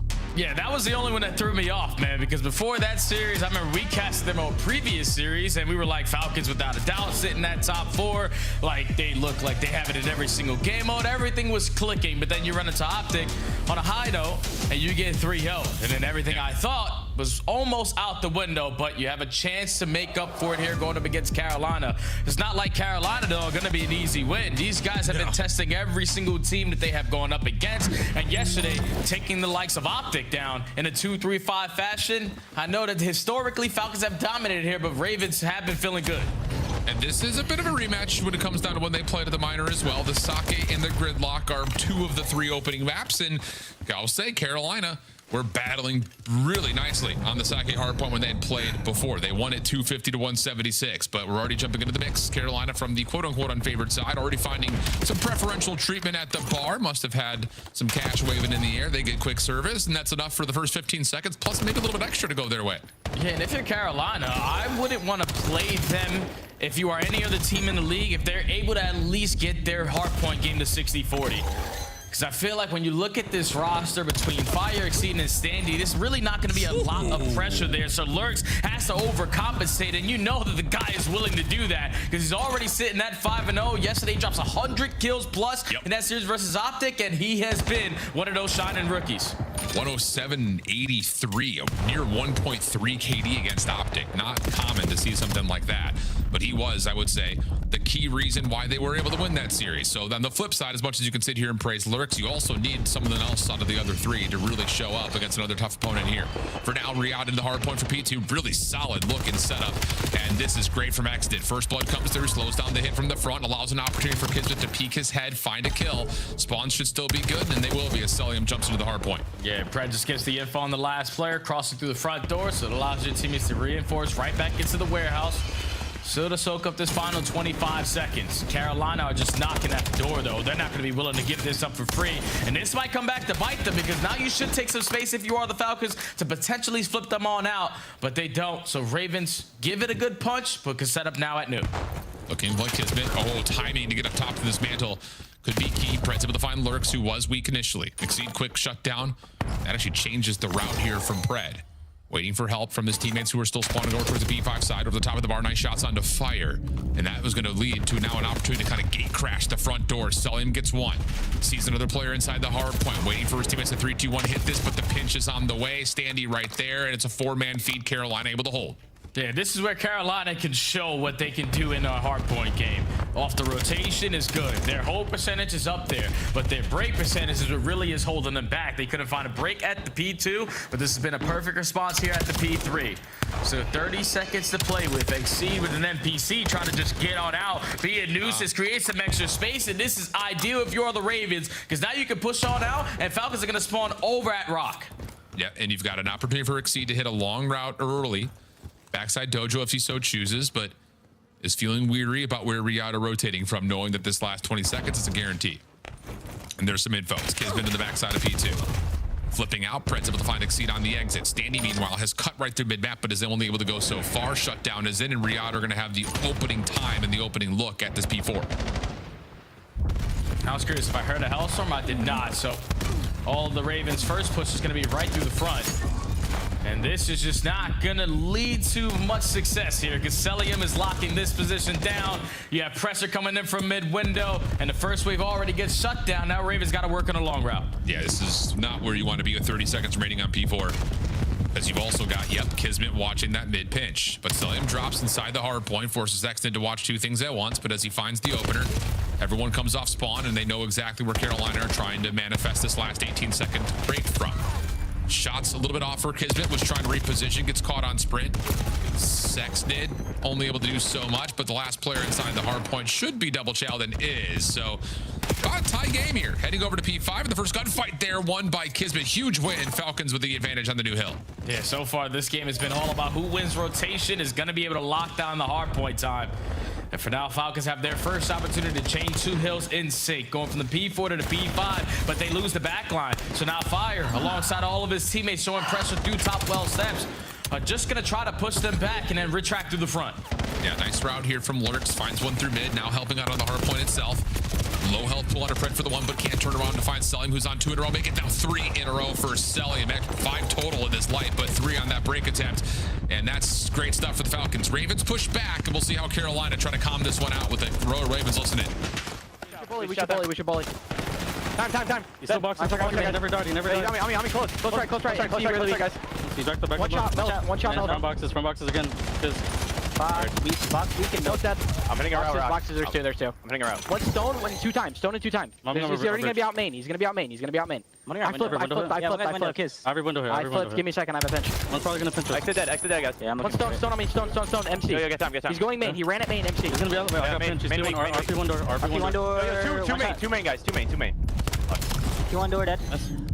Left pinching dead. 2 go. I phone stone. Bridge dead. Window. Jumps on window. One shot window. You backed up. Window dead. They're flipping, by the way. Yeah, they're getting split. One guy's split. Every P1 door. P1 door. Weak. One's going bridge. One is going bridge. Ready is bridge. Yeah, one rock, guys. Low wine. He's going bridge. Yo, 2 top bridge. There's 2 top already. There's 2 wine. One guy's P2. Wine. I'll be time and L. I'm staying alive. I've got wine. I'll see Kiss. Or I've got now. I spawn bridge, guys. Watch bridge. I'm just holding the girl push. P1. I'm gonna off my spawn. I'm wrapping to you guys. P1, MC dead. There's gonna be another P1. Where's L going out well? Yeah, heard. I'm L, one shot, kids, one shot, L. I'll be rocks. I'm one bullet. Let's hit look. He's close. Milk, dead. Nice. Another one. Rocks, right? Mini, another one top shack. I'm so. Top shack. I got you. I need time. Block the back. Telling front, two front. They're both running at it. Front door, two front door. Front and someone. Yeah, pretty nice moment here, honestly, for the Ravens. A moment where they start to panic because the spawns are about to flip, but a couple of key kills come out in 1v1s, and the Ravens are currently in position for P2, but it's cut short. Kills from the front as well as the route throw on the back have the Riyadh Falcons in the time and winning the spawns. Yeah, and this might be the most impactful break so far here on Sake. That might lead to a good chunk of time here because Falcons are not going to mess this situation up. They lock it on up at the warehouse. They find every single kill in it. Even though they currently have these back spawns, now you have space to work with. One player from the Ravens is going to spawn out, and Celium is able to line up a double and earns himself that Hellstorm, and his teammates are all the way out. Oh, Falcons might have just won the game off of this sequence. Yeah, they very well may have. You need to get these kills quickly. If you're the Ravens, they're able to find 2 from the front at P3. Exited the last one standing. Been a little bit quiet in this one to this point, but an opportunity to roar here as he finds one, gets damage onto the second, switches back to the pistol, but Exceed meets him, finds the kill. Carolina spawn in. Opportunity to get this thing back to a neutral game if they can just hold this, and possibly, if they can get a full 60, give themselves a little bit of breathing room. And they find the opening kill too. So now this is going to allow Kismet to hit that go button. Hopefully timing goes his way. And Nick couldn't work out any better. Puts down shots onto the last player. Eventually goes back to finish his food. And another break opportunity seized out of the Falcons. 30 seconds still to go with. And you know, if you are the Ravens, a team that hasn't really gotten any time off of their break attempts, you can't give up this time. No, you really can't. You really can't. And it's kind of the same story that we were talking about from our previous series. We talked about if you don't win the rotation from 2 to 3, you're probably going to win the map. Same thing can be told if you win the rotation, but you can't hold your setup. Another win condition starts to be brewed for your opponent, and that's been exactly the case for Riyadh.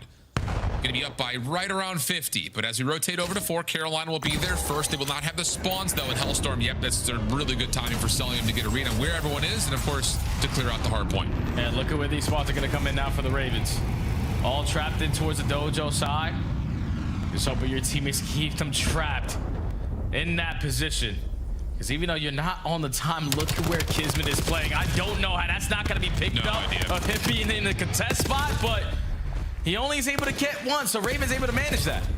Well, Preda also drops fire. Nice double there. So the game stays tight. Riyadh not able to get a single point off that Hellstorm. And they're still really trying their darndest to try to get even a look at this hill with more than just one player who's in for the contestant. It looks like finally something will start to come to fruition. Nice shutdown from Pred. And the last player left will be Standy, frontside dojo. Dives into the hard point. Pred, though, going to find the quick trade. And it'll be Riyadh likely over the 200-point mark, especially if Pred can try to find a couple of extra kills here as we rotate to 5. Yeah, look how much space they have, though, up on that P5 street. Basically forcing the Ravens to work the OE, work through right side to try to contest for those back spawns, but Kismet is locking it down with the M15. Now gonna hit a different direction, but Lurks is still lurking, and that's such an important one-on-one gunfight because it instantly puts yourself in a position to take all this space. You got him trapped towards the backside of warehouse. Yeah, and Exceed's gonna have maybe a chance to shut that down, but Celium finds a double. Fires nade, top window, connects onto X-Nick. Still looking for Cell. Pinch on the way from Kismet from the other angle. Nades are starting to land. No trophy system to keep fire safe. He doesn't need one. Double up for him. Now an opportunity for the Ravens with 20 seconds remaining to possibly tie this game, or at least put a lot of pressure here onto Riyadh to consider, do they want to break for the scrap or rotate for the new time? Bro, I can't believe that the Ravens are only down by 10 because Falcons have earned themselves a Hellstorm. They found breaks on P2s and P3s, and they're basically winning a majority of the rotations as well. But Ravens are still in this game, and they're also getting heavily outslayed. So now going into the third set, the ARs combined for 2 in a row, and now you're going to force Falcons to work on long routes. All right, sit a little bit further forward in your seats, friends. We've got a possible barn burner to finish this off.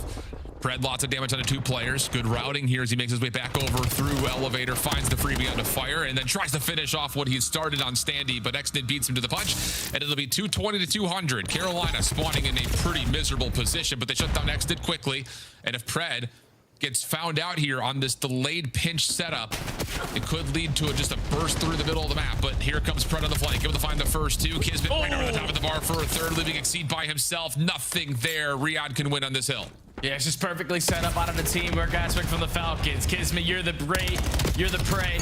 Predator is going to go out and clean up the rest, and now you are influencing all of the Ravens to spawn in Africa. That is going to be map 1. Yeah, really nice stuff. And yeah, I think you look at that map and say for Carolina, kind of the same things we talked about for Vancouver in their previous series is like you just have to do better on P2, P3, whether that's by rotating there and holding or by finding an opportunity to just not be broken so quickly. But yeah, that's the big difference maker in a game of that type caliber. Yeah, not being broken on P2 and P3, that's where this game was won and lost. Yeah, but even in opportunities where they need to now set up breaks, just the way that they're doing it on the mini-map isn't ideal for your first attempt. We're talking about breaking in towards a P4. Our first go around is 4-man through the front. You understand, like as soon as that P4 starts, this trophy system is now in play because that's that starting point when you start to earn them. So that gives the Falcons the easy job. All right, we were able to chain the P2 to the P3, win a couple gunfights to put us in a position over towards Dojo, but then you're not going to make us work harder on your first break attempt. You're just going to run right at us. That's not going to lead to a lot of success, but they still only lose the game by 40. So yeah, a little bit of better decision making for Ravens in those crucial moments would have definitely given them the advantage here in map number 1. But for Falcons, you do the dirty work. Now for a team that's heavily based on momentum, whenever they min-map ones, they usually come out lights out map number 2. So Ravens, you got to be prepared here in this S&D. 100%. And yeah, and again, it's like the net time. You lose by 40, but if you just don't get broken on the P2 and the P3, you probably win by 40. Like that's just the simple facts of the matter of how that math would work out. So stuff to look at if you're the Ravens. A couple of great individual moments, but still the team focus and their ability to find dominant setups over the very key money hard points, the biggest issue. So now we look over to that search and destroy. It is on Hacienda. So there's an opportunity here to kind of get a little bit more information. I think especially on Riyadh on this map, their search and destroy this stage has been really good.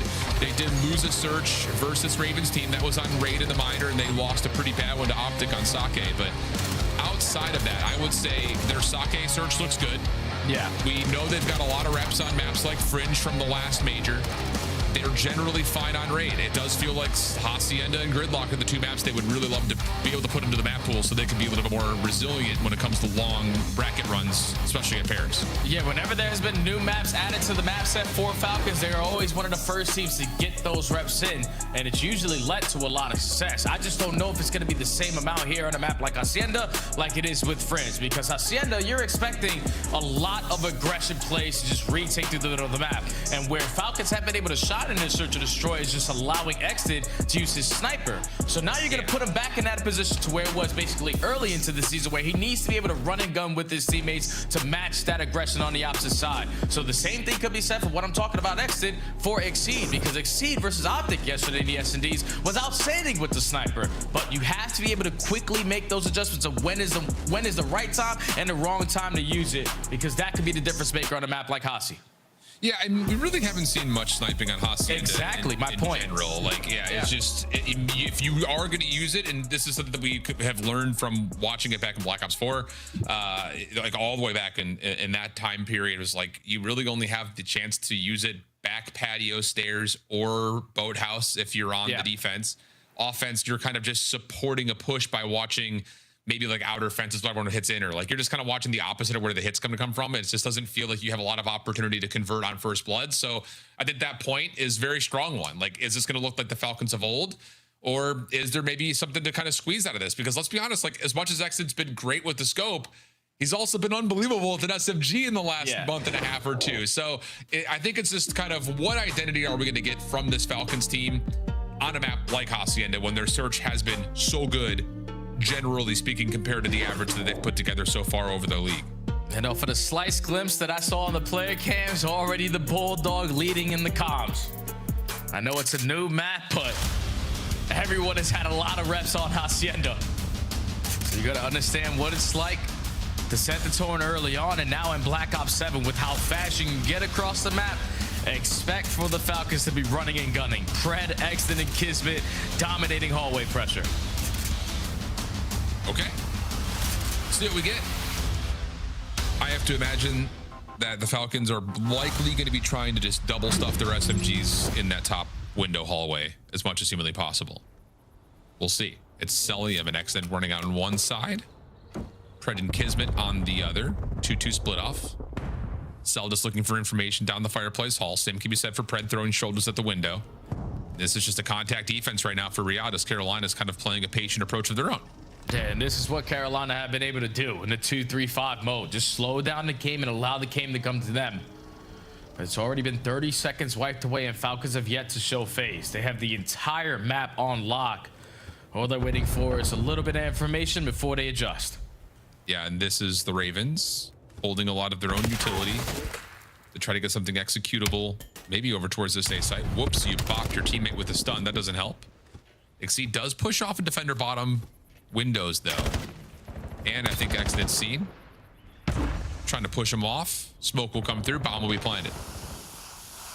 I was attempting to go down. I think Falcons are trying to at least stop it before it eventually gets planted, but now it goes down. Standy gets the first. Celium finds the trade, but its Lurks gives them the numbers.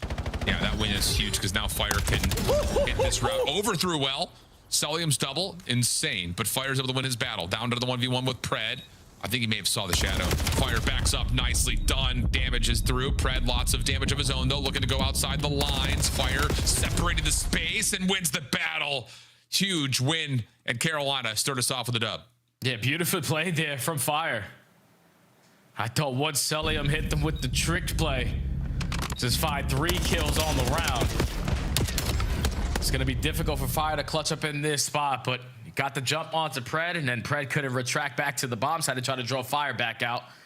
So he commits on the gunfight, and just a readjustment to slide from well back to the heady gives him a little bit of more of an advantage, and allows Carolina to take the opening attack. Yeah. That's a decent idea, though, I think, in terms of what Riyadh are thinking in terms of their contact defense. Just not trying to get too over-aggressive, play off the objective. It's just the trades don't come through that time around. Carolina looking for another 2-2 split defensively of their own. 2 over towards the open hallway, and Fire actually finds first blood on the Cell through the window. So, yes, Exton will get the plant off, but numbers in advantage of the defense for Carolina. Now 40 seconds to work with for the Ravens, and a man up. So Falcons, you know, and a man down are going to try to make a big-time play, and Exton has now found the opening. This is so good. Good info. And he's got everything in front of him now. There's the first. Decent damage coming through with the pitches on. Kid's been able to find one from the front. Looking for the other. Follow-up onto Exceed will work out with the pistol, and the last battle is over the top of the bomb site. Lurks weakened up past the reset. Doesn't have a lot of time to make this play happen, and he will not get through the first one he meets at patio. So really good bounce back there for Riyadh, knowing they've got the ability to plant, and just a route off the post plant for Exit is so bold, but it wins them. Realistically, they wins the round. Yeah, if you're Carolina, you can't allow that to happen. We got the first blood 6 seconds into the round. We had info that they had to be pushing over towards fences, but we were just a little bit too late on our rotation back. Because once that bomb goes down, someone needs to be in a position to at least spot them on the exit. You don't, and then you leave an opening right open at the dead center of the map. And the Exton is able to make the big time play. So all our offense is here to start off on Hacienda. Ravens going for attempt number 2, and this time it's going to be through mid-Falcon. Yeah, and it's going to be a quick mantle for Lurks. Able to find one. The timing there is beautiful to find more, but it's ultimately a 3v1 situation thanks to the team damage that came through. Exton once again, though, gives him a chance. Catches the first, now to the 1v2. Post plant is going to be established over towards Rock on this B site. And I think Exton may have seen a very small sliver of a shoulder and is instead going to go all the way back through Art. They might have planted this for bedroom, too. Yeah, so this is only going to be tougher for Exton. You gather the information. As soon as the bomb goes down, you force him to hit a different angle, and then you take the opposite side of the map away. Carolina, I was saying before the map started, it was just you have to prepare for the aggression out of Exton, Kismet, and Pred, but Lurks is still going to be all over the damn map. Just jumps right up through the fountain, gets the first kill, and technically this should be 3. Yeah. Gets the round done there for the Ravens. I love that. And that's just such a bold route, but once you notice that, okay, there's nobody throwing nades down low onto us, we don't really see anyone up top of the windows, all of his focus is just towards the timing of that staircase push. Works out nicely. Nades over the top as Kismet tries to be the first one forward here for the Falcons, flying onto B. Water route in play for Lurks. Secondary nades starting to come over to the top as Carolina will try to get some defensive pressure of their own on this B site, and that will be enough to sway Riyadh back over to mid fountain. Hey, they used a lot of tax though for Riyadh now to show their cards that it's going to be still playing for the kills through the middle of the map. Exton gets the first, Standy quickly gets the second. So with 55 seconds left, Falcons have all of B side control, but it's Lurk who's working the pinch. Yeah, and Lurk's timing onto Pred could dismantle this entire post plant, but instead he's going to go over towards Lambo, and yeah, the Falcons think they're safe from this position. Doesn't get the first kill though, and what a bounce out from Riyadh. They know they've got a little bit of assistance from Pred, and Exton will find the trade to fire.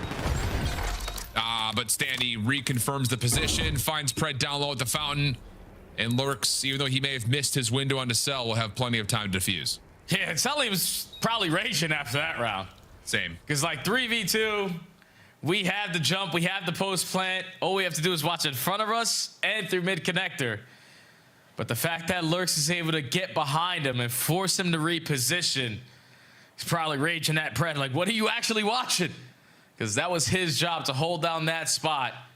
But Chilex lurks through, and he causes an issue. Carolina take the defense. It's a big round. 3-1 now. 4 in a row for Standy after the last couple of kills go his way. And Carolina are wasting no time with at least an opening set look towards B. And here we go. It starts to unfold. Defense nowhere near. Kismet may have a chance to throw a little bit of utility to search out some info, but this, I would assume, would lead to a plant. And yeah, Trophy System goes down and Sandy will plant the bomb. Might be time for someone to hit a water route, because you know tax aren't going to be useful here. And every kill you allow Sandy to get is only going to allow him closer towards that Hellstorm. So Kismet gonna start to swim. It's already been 15 seconds gone. Well, here comes the setup on the retake. 2 from mid. Damage and shots out from Stellium. Kismet just looking to mantle up to the wall. He's able to find 1 before being traded. This post plant now is purely over towards checkers, but you still have to clear this position out with only 15 seconds left. Stellium finds fire. Lurk's last one left. Almost able to double down, but not quite. Stellium has hopped for the defuse already, and they'll save that for Xnid, who is on 2 in a row. And that'll get the Falcons back to within 1. Yep, it's just Kismet reading the play early on. All right, here, trophy system's going down. They use a lot of tax, and we also can't use our tax. So we have to catch them off guard. And it's Xdid who gets the first kill through mid connector, draws the attention, and then Kismet catches the timer for kill number 2. This allows your team to take the map control that they wanted. And successful on the retake to now only be down 1. I haven't really seen a lot of focus for either team up towards that top window position yet. A lot of action over towards B. Kismet's going to just dive over in through the archway to A. Shows some presence by tossing both nades, and then now he's out of there. And honestly, Lurks may have seen this. So Carolina are trying to isolate, and they will find the quick kill. No chance for the plan as of yet for Riyadh. So they're a little bit stuck here in a 3v4, and Pred's going to commit to the water route. Yeah, you're just going to wait for Pred now. But if you are the Ravens, no need to do anything else. You know exactly where they're going to send the play in, so with the gunny, you got to fly. Yeah, well done. Pred gets 1, so its position at Boathouse is now known. The bomb is dropped over towards B. And Pred would have to get the ace and the remainder of this 1v3. And the window peek from Lurks is going to be enough for them to fly out and find the easy kill. Nice stuff from Carolina here in the Hacienda. Oh, yeah, without a doubt, man. That's just one of those rounds that plays right into your hand. Like, you get the first blood to Kismet, who's working the opposite side of the map, and you know that he is the playmaker for the Falcons. And if he's the only one here, then most likely the play is on the opposite side. So they gather that information and are able to get that first blood very quickly. And as soon as that kill goes down, you looked at that mini-map, Falcons started to panic because they were thinking about, all right, let's get this bomb planted. We got bottom 1. It's going to be all good in a 4v4 post plan. But once you lose that first player, you have to watch mid doors, you have to watch flank, and then you just get trapped over on the opposite side. Ravens with a quick decision to understand our advantage now that we have the first kill is just to send it at Rock with the gunny, and now they're up 2 again. So another pivotal round required here for Riyadh. Standy seen, bottom secret. Play up towards the double staircase, though, will be shut down by fire. So first blood once again goes the way of Carolina. Enough freedom here for Exceed to attempt to plant that A. Stellium not in a position to find the contest nor the exit. So tough 3v4. And yeah, I was going to say Exnid hasn't been as aggressive in this round. He has got the sniper, sees the shadow, and jump across to keep them safe. And with another dropping, it's going to have to be Exnid with the pistol. Finds the first. Maybe a chance to gain some separation. Tries for the quick silver to lock that one in. 22 seconds, but cannot get back into the connector. Carolina on map point. Hey, you just can't do anything, man. The sniper isn't really hitting. It's forcing Falcons to be uncomfortable. They instantly put themselves in position to take fences away, get the bomb planted, and then another first blood. That was the reason why Falcons sucked that search and destroy in the beginning of the season, because they couldn't fix that column. And even though it's the first time we see them play Hacienda here, now allowing Exit to use his snipe, it's not leading to a lot of success in the opening duels. And this might be the last time we see them play this.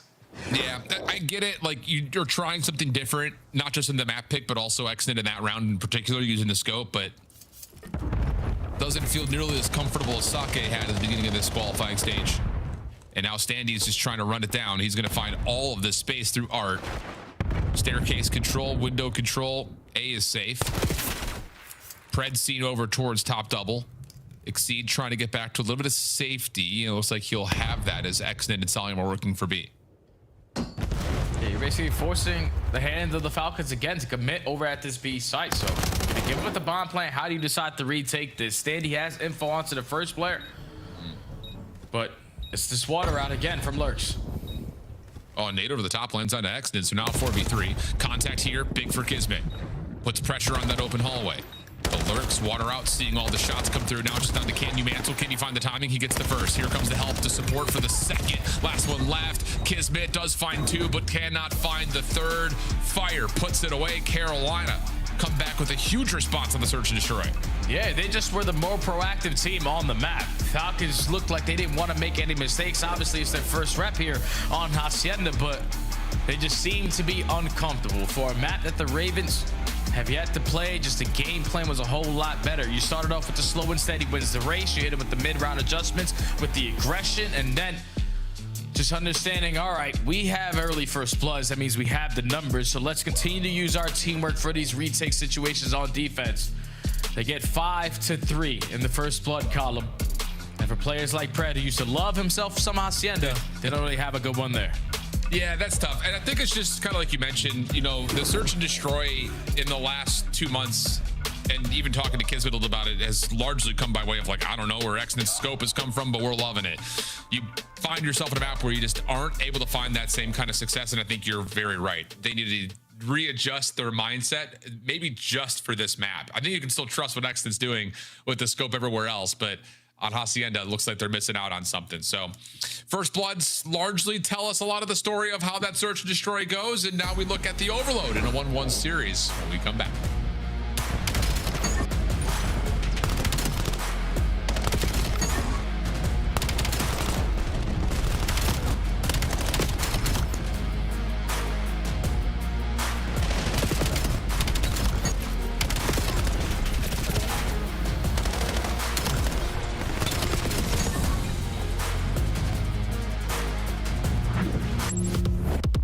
Black Ops 7 returns to the Esports World Cup this summer. Scan the QR code to get your tickets now. Scuff, official controller of the CDL. Monster Energy, the official energy drink of the CDL. Brought to you by America's Navy and the special operators who work in the shadows.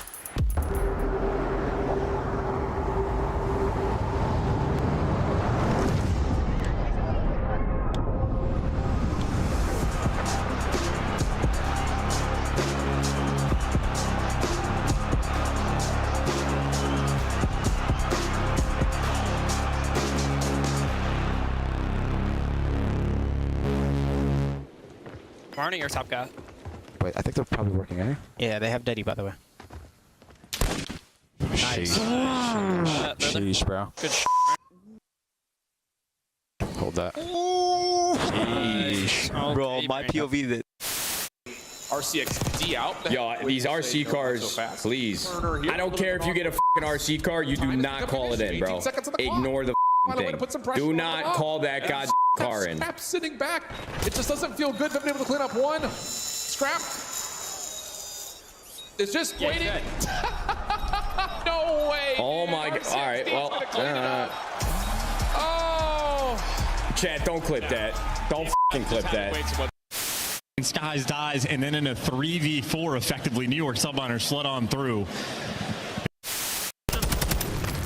Watch out for the staircase. We're gonna be getting pinched. I have no ammo. I have to push up. Yeah, you just push. Dead. Umbrellas. And just don't line up with me.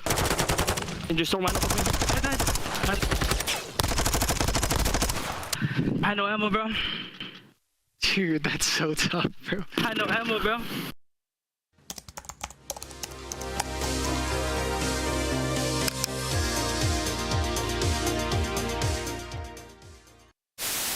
Vickle now. Last one up. He's got a trophy though, right? He threw a trophy out. Might do it. He threw a trophy out. Might do it. I think this might be too slow. Either way, he got it. Oh, he does get it. Yeah, it was too slow. He gets it. He just hops it right away. Nobody checks the bomb. But look at the route. Welcome back there, friends. We are taking a look this time around at the EMEA side of the late stage 4 playoffs. And how about those boys that showed up at the Pro-Am and said, hey, look at us. We might be in Europe, but we know how to fry. DK and Ethan for a minute sitting in the upper bracket final have been unbelievable. That's the stage 4 playoffs, but I tell you what, they have been doing it all stage long. They're playing up against Project 7 in that upper bracket final. That's going to be a good one. This Submit team has kind of got the same story as a lot of our North American squads. It's like, who are these guys? And where have they been staying at? Because they got that sauce. Yeah, you just got some young guns followed by a veteran leadership in Denza. The fact that this Ethan guy continues to shine, because you saw him at the Pro-Am. He went up against the likes of Optic. Every single map, he was going out there getting his kills. But the more that this guy continues to play Call of Duty, the better he is performing. Him and DK outstanding on the EU side. And I hope to God that those guys get their wrist, even though they're playing from the their chance, even though they're playing from the opposite side of the pond. Yeah, it's so true, dude. And we will see them at Major 4 on their side of the pond. But speaking of Major 4 and how we're getting there and how some of these teams are going to be finding themselves in terms of the bracket overall, for the Ravens, the win yesterday actually sets up a really interesting narrative, because when you look at the schedule overall, I think you look at a new team, you don't anticipate a win versus Paris, you don't anticipate a win versus Optic, and you probably don't anticipate a win versus FaZe. In fact, if you were just to take all 5 of these teams at face value, you would say this is probably the hardest stretch as a Major 4 qualifier stage that you could possibly have. But now 2-2, possibly at worst, you're looking at this like, wait a second, we're chilling, especially if you win this series versus a Riyadh team that feels beatable. Who knows? You can find yourself in the upper bracket somehow if you're Carolina, who are 60 points right now behind Miami. Yeah, that's what their biggest focus is, to still have a fighting chance to make it the champs at the end of the season. Because you know there's only 3 teams right above you that you could potentially catch, and you're in the midst of a series versus one of them. The difference last time around in this overload was a 1 score. It was on gridlock. It was just a little more slaying presence on the side of the Falcons, and that's usually their win condition. But from what we've seen on gridlock, I think the biggest thing that you need to focus on is not allowing people to get lost, because you can get 3 kills. You can have all the map control in the world, but if you leave one person alive and he's in position to stop that EMP carrier, it's all for nothing. That is correct, my friend. Kid's been going to jump on over and just be in position to, well, take a lot of damage. I was going to say, he doesn't really have a chance to see too much from that spot. Long route from Pred's turn to develop, though. Carolina looking for it, but Exceed has missed the window, and the timing very well may lead to a couple of freebies here for Pred. Only finds the 1. Carolina still slaying and putting some pressure on the overextension of their own, but Lurix does not tally Kismet, and the quick route that's trying to be developed towards B now has to be reset up. Yeah, now you got to rotate it on out. At least stand your ground, because Falcons going to apply all the pressure in towards the showers. They found an opening kill with the frag, but now the gunny is clicking for the Ravens. Exceed finds 3 with the MPC, and now they have a chance to score 1. Yeah, sure looks that way. Just going to have to find the last kill. Standy's able to find 2. Okay, there it is. First score for Carolina. Gets through the hoop.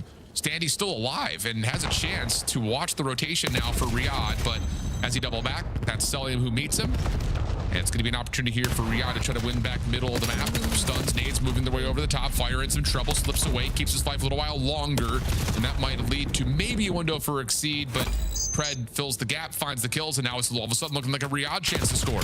Yeah, and Lurks must have just lagged out there because the EMP is already out of this position. So you got to quickly get back into the play. Thankfully, your teammates off the respawn. Fire is able to locate a double. So all of that hard work the Falcons just achieved is for nothing. Here we go for step 2, round number 2. Yeah, indeed. Big battle over through Shower side. Extend on the cross, able to find some damage. Follow up from the Falcons looking good. You just need to get care of Standy. Push out is working out, but the spawns are right here. That's annoying.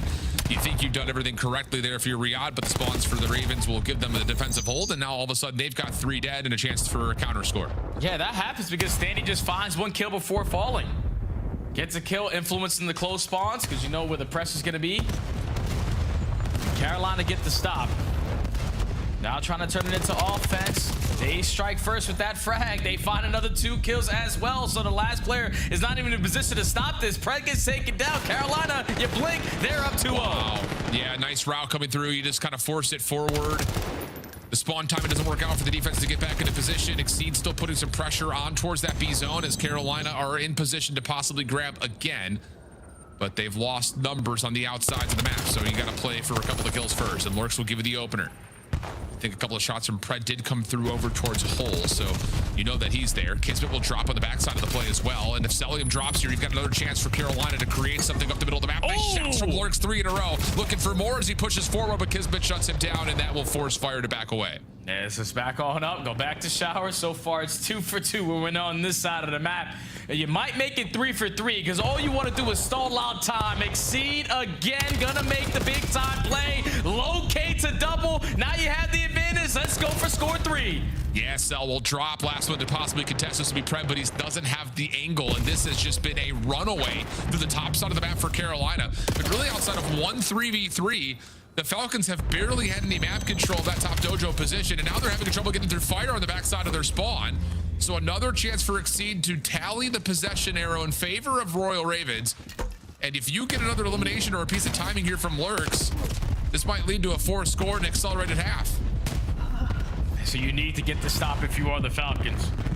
Thankfully, with Exit connecting with that frag, it's going to slow down their aggression. Still allow you a chance, but this is how Ravens have been getting their scores, waiting for you to make the mistake so they can strike in and get the effective trades. It's still a 2v2 for Shower's control, but Ravens have the advantage. Yes, they do. Looking for more as Lurks. This is where he thrives. Timing off the reload. Oh my goodness. 1 more to grab. Lurks, are you kidding me? 3 for him. Exceed for the score, and the halftime comes through in the blink of an eye. And now the leader's advantage is going to feel so good here for the Ravens. So you don't give Falcons any opportunities to even think about a score.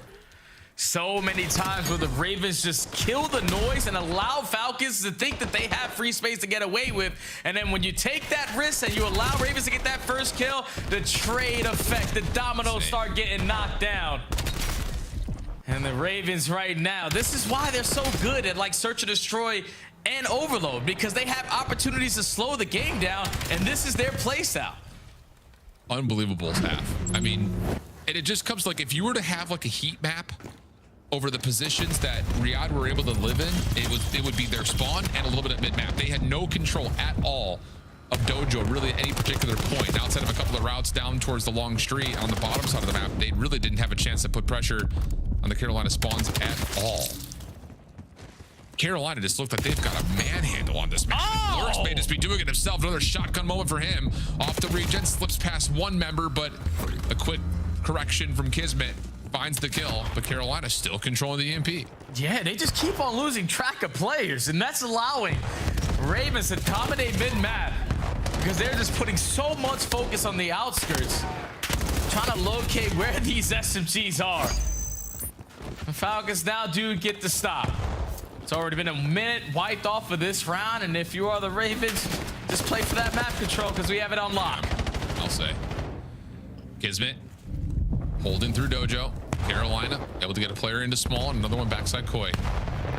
Standing in a spawn on this position as well. So Carolina have the numbers to defend this. Just waiting for the next hit for Riyadh. Trophy systems are down by the look of it for both teams. Pred gets to you the opener though. Now he just has to be the tip of the spear. Tries to make his way through, but Standy and Lurk shut that down. Selling for one in response, but you have to win these battles outright. And that's enough for Kismet to at least get him on 3 in a row. Selling one more, but now it's just down to can he deal with Lurks. He's been unbelievable. First one comes through, help is on the way. Does he get both? No, not quite. Exceed keeps the defense kicking, and Carolina are still trying to reinforce. Yeah, they're just trying to go right through the front door. No one working on an extra route to potentially have a different angle. And Ravens just ready and waiting. No need to take any risks. We're up 4-0, and there's only 3 minutes left to play. Falcons need to start playing some perfect overload. This might be the first time I see them in overload getting handled like this. Yeah, I'll say. Chance here for Carolina. They're stacked up over towards driveway. Standy taking a little bit of a stun. And the Falcons are going to play this one from their spawn. That's exactly right. And wow, Kismet tries to be, you have to make a play, so he tries to. Not going to happen. Follow up, 3 dead. One more to find in the corner as X did. He's able to find, well, both players, but not before the score comes through. So Carolina now up 5-0, 2:30 on the clock. And again, the Falcons can barely get out of spawn. Yeah, this is just not what you're expecting to see from the Falcons in overload. You got the better of the Falcons last go around. 4-3 was the final score, but this time it's been all out Ravens. Reset back to the middle of the map. Falcons need to start winning every single gunfight, but the most important around this mid-bus. So you can retrieve that EMP and try to get a score, but it's Lurks lurking. Yep. And it's just with this leader's advantage, he could just float for as long as humanly possible. Look at him. They're just looking. They know he's behind. Exton says, there he is, but I'm weak. Fred stalls. Some damage out makes Kismet's life easy. Exit another from the front. So here you go. An opportunity for the Riyadh Falcons to make their play over towards this B zone, but a nade lands. Standy falls through the small door. Kismet nade also clears some space on this front entryway towards the B point. But Exceed, damage out. Last one to grab his Pred. Fire pushing forward, finds the EMP carry, turns over to find a second. Last one an exit, able to grab the EMP, but can't quite get there. And now with only 1:30 the clock, the Ravens could just cruise their way to a map 3 win. Yeah, Falcons are already feeling the defeat here on Gridlock Overload. Because the Ravens aren't even going to attempt to retrieve the EMP. Let's just continue to slay, allow the reset to go down, and Falcons to think that they had a chance of dominating mid-map. Wow. This is getting ugly. They're getting battered. They're getting beaten the hell up. And the Ravens look like the better team that's flying. I mean, we haven't seen a loss like this for Riyadh. And they've had a 1-4 loss to Optic. But it's been a long time since they've lost even back-to-back overloads, period, let alone that they've been blanked. I don't think they've been blanked at all in the season. No, they haven't. They've had a couple of 1-score games, but there have been no results for Riyadh where they have not found a score. And it's looking like we very well may have the initial instance of that here with only 35 on the clock. And I just think the Ravens right now are just matching the pressure plus some. Exceed this entire time has been running that third SMG. Fire just trying to beat the safety net, hold the long distance angles with the F-15, but he is running and gunning with his SMG duo. And that allows the Ravens to just dictate the pace of the game. Falcons are able to get 1 score, so they're going to avoid that scoreless status you were just talking about. But if you're the Ravens, again, another situation where you're going to try to put yourself in a position to win the 2-3-5, but the 3 this time around was just utter dominance. Yeah, you can avoid the shutout, but you can't avoid the blowout. Easy smiles right there for Standy. 5-2, the final tally. But it felt more like 8-0 than it did 5-2. I'll tell you that much, because those final 2 scores are, they don't matter. They just, Carolina's already talking about, all right, we got Colossus up next. Who's doing what? Yeah, like, I don't know. The Falcons now find themselves in an uncomfortable spot. Because you just played this team not so long ago. What was guaranteed was the first 2 opening respawns. Every time you spawn in on overload, you should be the better squad. But it's just right off the rip of the game, you allowed the Ravens to dictate it. Like SMGs getting lost. You saw it so many times on the minimap. Falcons are just trying to play catch up, trying to locate where this last guy is. And if he isn't showing face in the first 5 seconds, we're wasting so much time trying to locate where he is, where now his other teammates are making the big time plays. Never have seen Falcons play like that, but Ravens now up 2-1. Yeah, and I just think what we saw in the Surge, what we have here in the Overload, it really kind of enforces and validates what we saw yesterday versus Optic. That, yeah, these guys are doing the work on the objective modes. This comes down to, again, like if we were to go back to just talking about the Sake, not being able to hold their setups when they had them is tough. Like, you just, okay, you got to have those moments. But beyond that point, it feels like they're still hanging even when they're losing hard points right now. Yeah. This is in the kill feed. Like, they're not getting completely obliterated, which is great news, obviously. But I think the more important part is, like, they're growing and building in a way that actually makes series against top teams winnable. By winning the 2, 3, 5 more often than you lose them, like, you're going to win a hard point every now and again. But if you're dominating like you are in the Search and the Overloads, yeah, you've got an opportunity to do some damage at the major. Yeah, because that could be your win condition. You can get the series done through the 2, 3, 5, but if you can add potentially a hard point into the mix, then you can start to close out these series a lot sooner. So the Ravens, without a doubt, are moving in the right direction to just be one of those teams that you're going to be really nervous to go up against just because of the play style and the different gameplay that they bring in Search and Destroy and Overload. Now going into a Colossus hardpoint, I think what the biggest thing that I'm going to take away of what we saw from the last map is Exceed running that third NPC. The guy ran it a majority of the entire map. So going into Colossus, it's got to be him in sync again with his SMG players to keep up with that pressure. Now, you say Exceed and you say Colossus in the same sentence. Yeah. And I feel like everyone is still looking at this Carolina team and thinking back to that interview when they were like 0-10 on the map. And we're sitting here like, why do you guys still play this map? You can't win it. And Exceed's sitting here like, I swear to you, it's our best hardpoint map. It's just like, brother, what? Because you look over the course of how the Colossus hardpoint has gone to this point, it's 4-11 for Carolina. But Lurks has been able to bring something a little bit more dynamic to the mix. He doesn't bring that extra slaying presence. He also jumps in the hard point a lot, which is great news. The objective kills in particular is something you need to keep an eye out for on the end of the scoreboard, no matter who wins. Oh yeah, Lurks is one of those guys that you know is gonna fly and fry. He's been doing it all season long. It doesn't even matter what map it is. But Pred, this can be his playground. He's a guy who, alongside Kismet and Exton, and even with Selling being so difficult to take down at statue control, he can dictate this game. Colossus has been one that has treated them well, especially since the beginning of the season.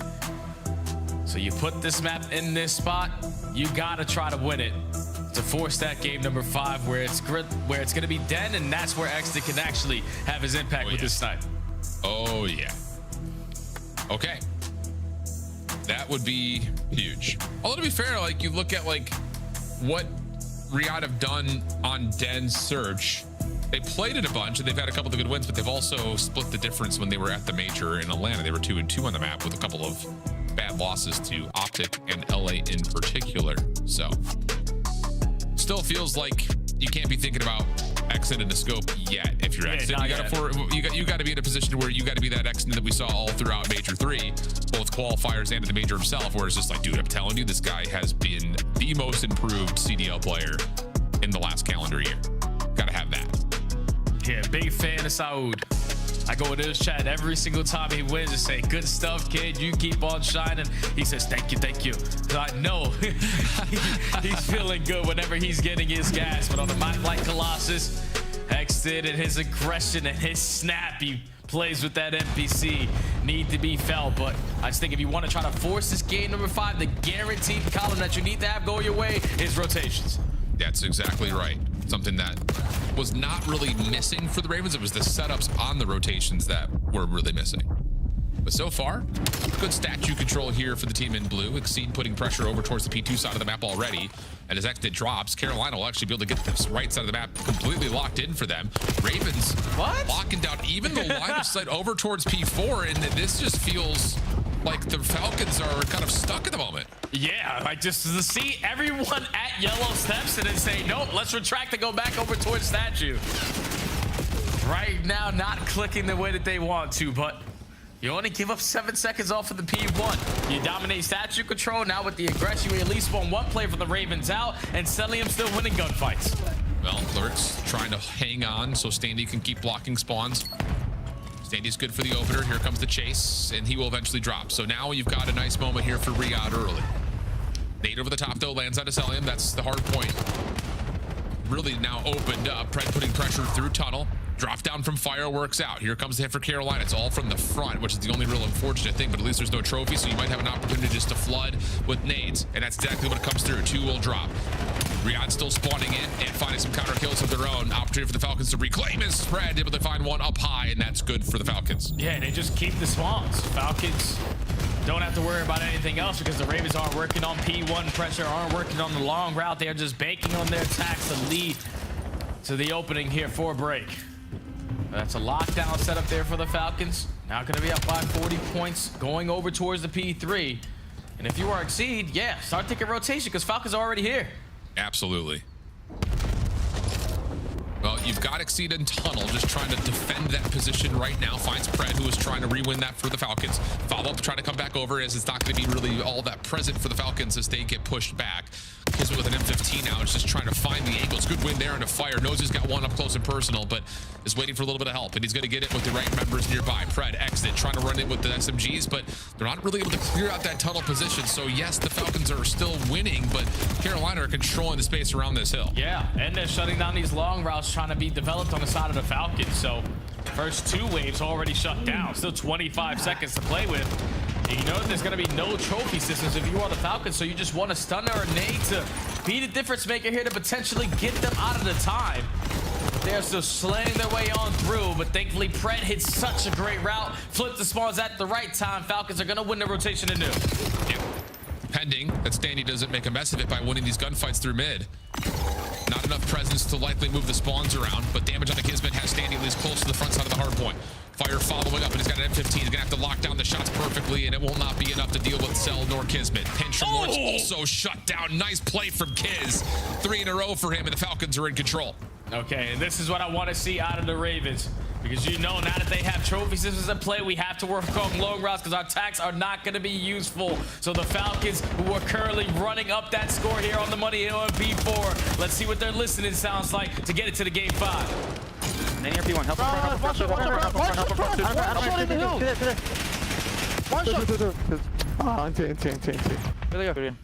One shot, front thing. One shot front. Front dead. Alright, no bien. One blue, nice. I stand over you. Oh, dead. Nice shot. That's shield. Yeah, I'll block AJ. You gotta play down. Oh, don't shot. I got nothing. I needed the door. Two on you. Needed. How much? Time. One more door. Time soon. Go. I'm blocking. I'm throwing a detonate there. One shot, I see. One shot. Wallbang game. Absolute. One shot. The bang hill. 3 guys. 3 time. One shot. Help me. I need the time. And when I should hit the seal kids. On time. I have tunnel. Everyone's chill. I need it. Yo, play set. I'm on the statue. Nothing hit you, MC. I should get test. I they went left, bro. Left. 2 left. Street. Last guy. Street. Nice. I spawned out. I'll let them spawn hole. They're gonna be front you guys. I spawned out. All front you. Standing go in front. He's in front. One more front, MC. And one P1. I don't see him front. I don't see him now. I have the right. I'm busy. Watch out, I have all the right guys. I don't know if we're walking, brother. Come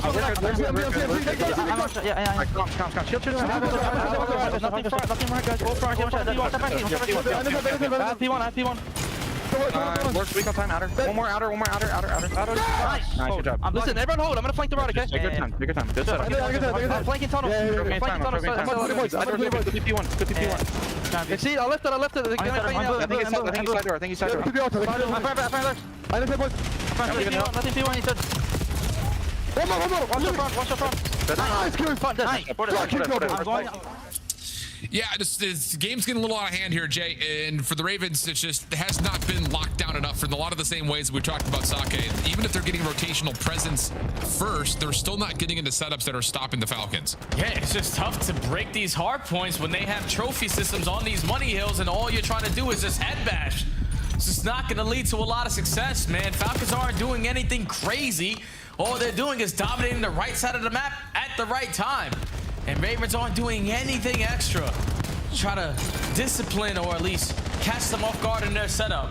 You're consistently going through the front door, and at least here at the P3, it works for now. Well, it's Carolina currently in control, a little bit more solid here at this second P3. 35 seconds would go a long way towards a potential comeback effort, but here comes the push down over through tunnel side. Standing in the way. Fire helping out and supporting, but he's taking a ton of damage over the top of the submarine.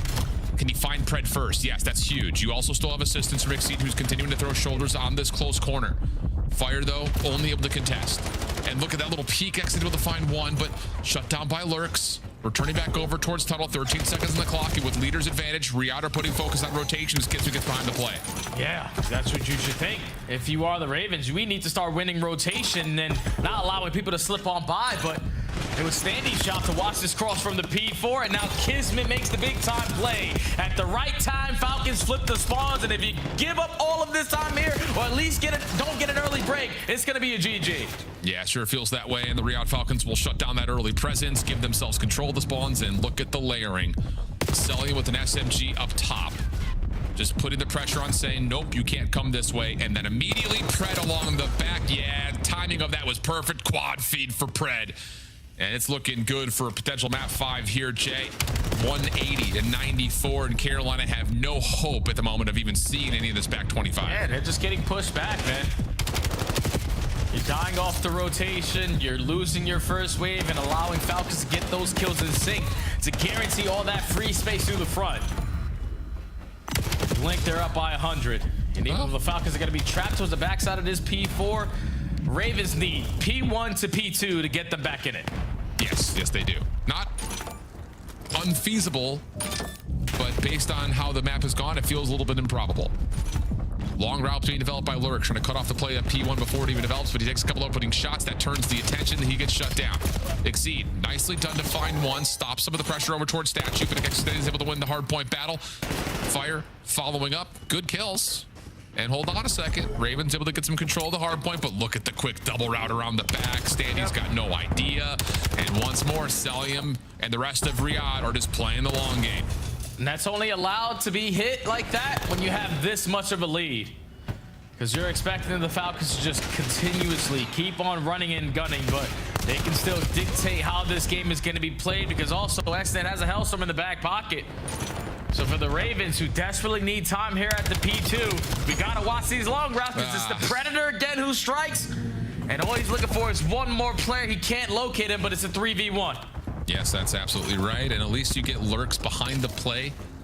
And it looks like for now, the Falcons know about that thanks to that spawn that comes out, and Lurks will lose the battle. And that will likely mean that the rest of Carolina will lose the game. Another absolute masterclass, though, from the Riyadh Falcons in terms of rotation success, creating an extra layer in front of the hard point, not allowing breaks to come through, or if they are, it's only for a second or two before you regain. This has been pretty perfect for Riyadh, and now Exnid is just styling over the middle of the map, and we're gonna go 5. Pending that Carolina don't have some miracle built in store. Nope, they won't get there in time. Clean Colossus from Riyadh.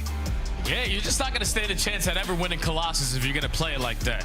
Yeah. Like, you're giving up a majority of every single rotation, especially the ones towards the money hill. Like P2 every single time around went towards the Falcons. P4 every single time around, especially in the final 10 seconds, went towards the Falcons. The only time you were able to find success was towards the P3, just because you didn't allow the Falcons to work on those long routes, to find success through mid-tunnel, or even to cross over towards the boat, to not give you any time. But for the Ravens, man, a team who have firepower in their SMGs, we need to do the little things correctly to give ourselves a better chance, because that one wasn't even close. Facts. Well, clean stuff from Riyadh, but can they win a search and destroy? That's the current question, because Carolina have been really solid in this last weekend in the 2, 3, and the 5. Just comes down to figuring out the basics of hardpoint. Take a look back over the game flow, and it pretty much says the same story, but visually of what we're talking about here. It's just all the time when we get to Money Hills, watch these little spikes come up for Riyadh. Both P2s, and we're talking 50 seconds essentially both times we were there. And the majority of the time that they do collect is when they go over towards the P3. Other than that, it was all dominance from the Falcons. Yeah. It's got to be more textbook for the Carolina lineup, a team who loves to play at their own pace. It's just difficult in their hardpoint game because if things aren't going your way, you're just forced to play at a totally different pace in that one. So Carolina now gonna face another situation where they need to win a 2-3-5. Yep. And again, it could lead to an upper bracket for Carolina. Good. Yeah, we said that. See what happens. It's Den. Search and Destroy coming up with the backside of the break. Map 5 when we return.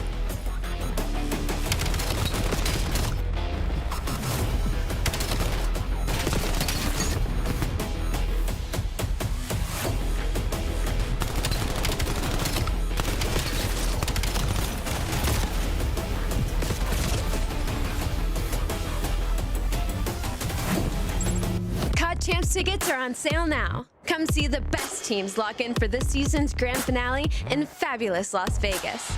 All 4-day passes come with early venue access. Head to phasevegas.com or scan the QR code to get your tickets now. Go pick up the 2026 Call of Duty League Championship Tracer Pack.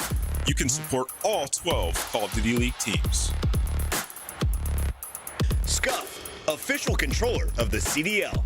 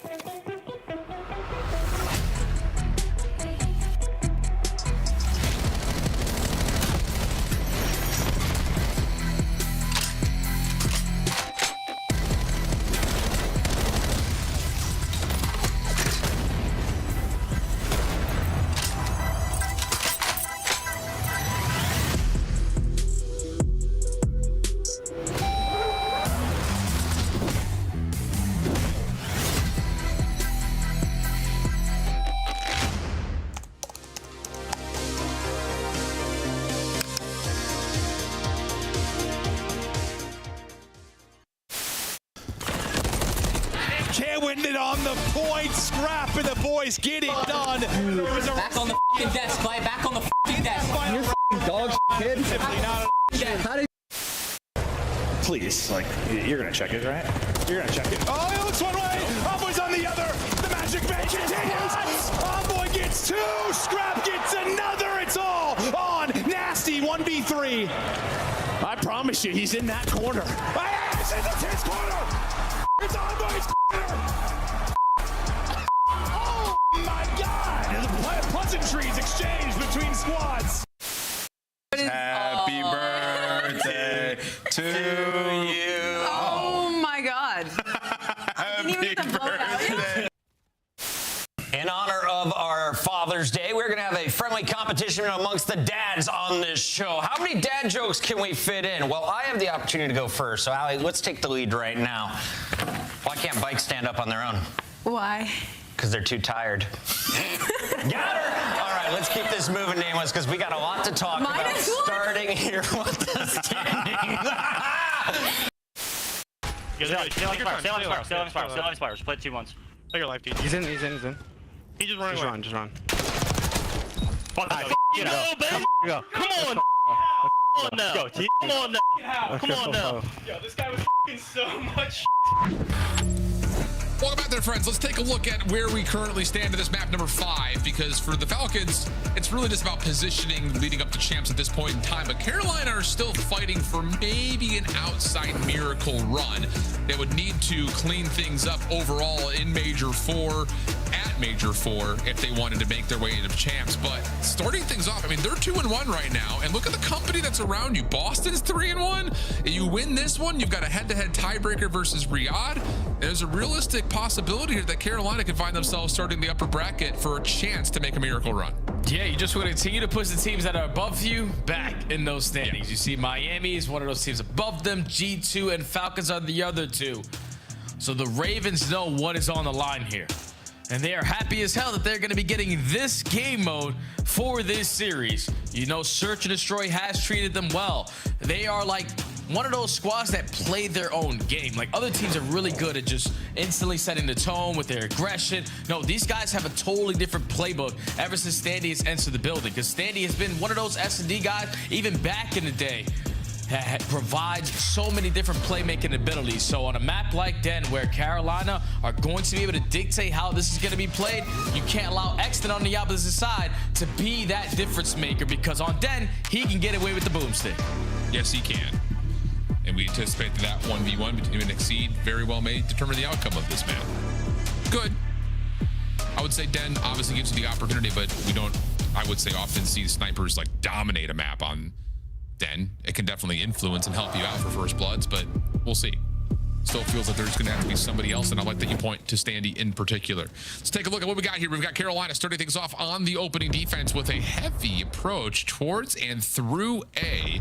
It's going to be a late wrap for Cell to watch this just from couches on the P2 cross, and instead of trying to play for info or kills, it's going to be Riyadh saying, thank you for the free B site. We'll play the post plant. Now you got 40 seconds to work with, and you know that the Ravens have yet to show face anywhere around the map. So you're gonna retake it through Dojo.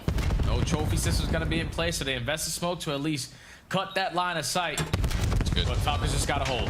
Yeah, there's also nades that are clearing out these close corners over towards 10. Nice shots from Kismet, getting a lot of damage into a couple of different players, but he takes some nade damage, has to pull back, and that's going to be enough for Pred to show some play through mid. Selling him right there with him. Time is running out here for Carolina, who still have not been able to find the kills that they need. Team kill forced over towards the backside of the play at B, and the last one standing is Fire with nowhere to go. The late wrap from Pred is perfect, and it's an absolutely flawless post plant for Riyadh.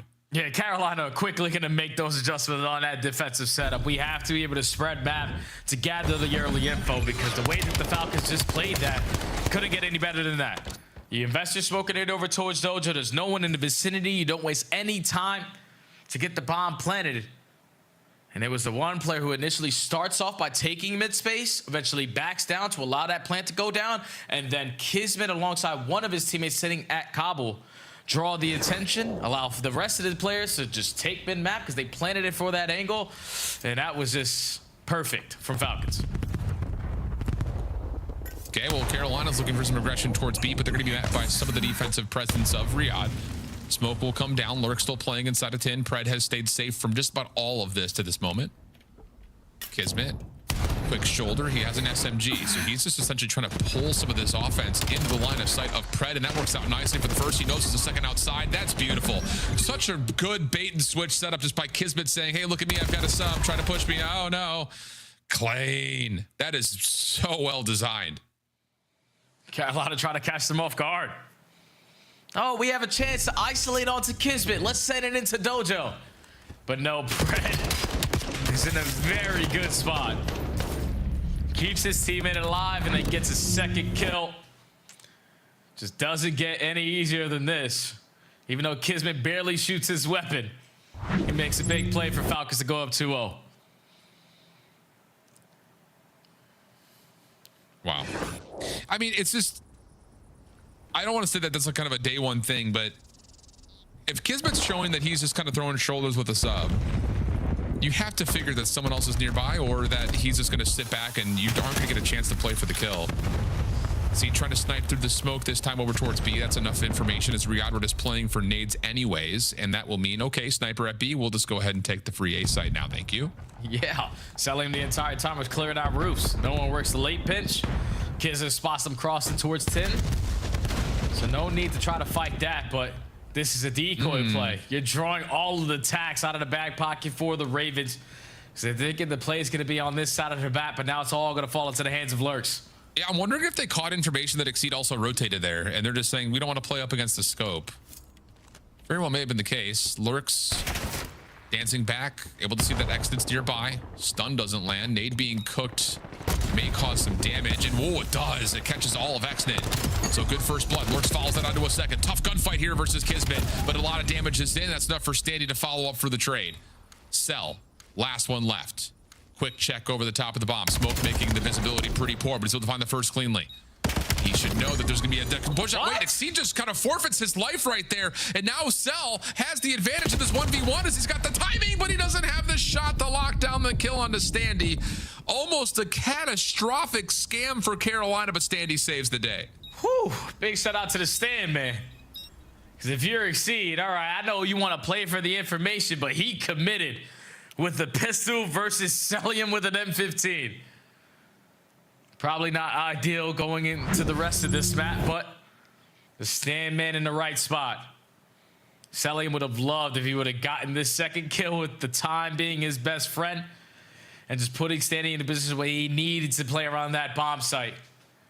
But you play the 50-50. It's just a better gun in the hands of Standy. Carolina get there first.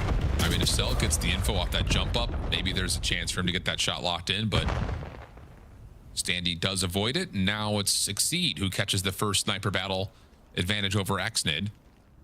Double setup here for Pred, and Kismet has to dissolve in the 3v4. And Carolina will start to make their move over to B. Smoke to block out the mid connector should lead to a plant, but Kismet actually may be able to see underneath this smoke. It's kind of floating in midair, and that's actually enough presence to push off the initial diffuser, or part of the initial planter, but still a 4v3. And now time is ticking. You know, those pressure from Falcons around the middle of the map, and Lurks already spots out Celium. So in a 3v4, you got to take calculated risks, and Lurks still keeps the numbers in favor of his team. Yeah, and Exceed now could just be the first contact point, just throwing shoulders. As long as you don't get absolutely bursted out of there. And Standy's now the last one left in 1v1. This time it's Pred on the other side. Up and over, Pred chooses right, should have predicted left. Standy wins another clutch 1v1 to keep Carolina in the map. Yeah, it's a stand man. You're allowing them quick first bloods. Xnid with a perfect spot to like try to gather early information and potentially get the first kill because he lined up the shot. So that was onto the guy that was providing the bait for Exceed. Exceed just puts himself in the power spot. Slides right up to Broken. Xnid turns the corner at the wrong time.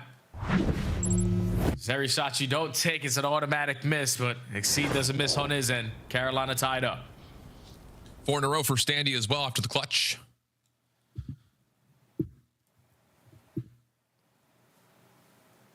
We'll get gameplay in a moment. They're coming. He's got 2 kills. I can just tell. Look at how much glare is on his screen. Oh, forget it. Aggressive push through here for Carolina over towards the P2 side of the map, but Pred's got space at mid as the pivot man, and this could be huge. Does Exceed try to check this? He does, but doesn't anticipate that Predator taking away the space, and Pred's looking for more, but only finds the 1. So good trade from Standy. 3v3 post plant, though, in effect as Riyadh get the plant. And Riyadh would try to do the same exact thing they did in their opening round by just having mid-map as the safety net just in case you lose Kabul. But Standy takes that positioning away. Now, Xnid needs to hit a shot and lines up the first onto Lurks, 30 seconds. Yeah, and you know that you've got Standy playing behind the play. And now you've gotten to read on fire as well. Standy quick to rejoin.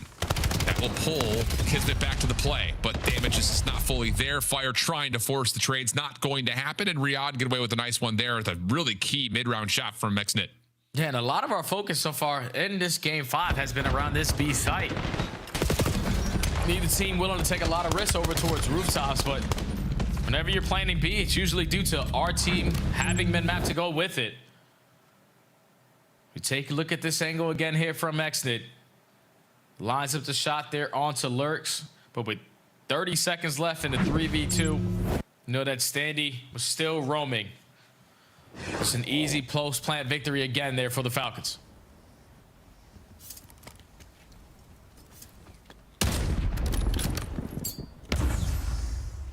Now smoke out early. Carolina looking to put some pressure on towards this bomb site immediately.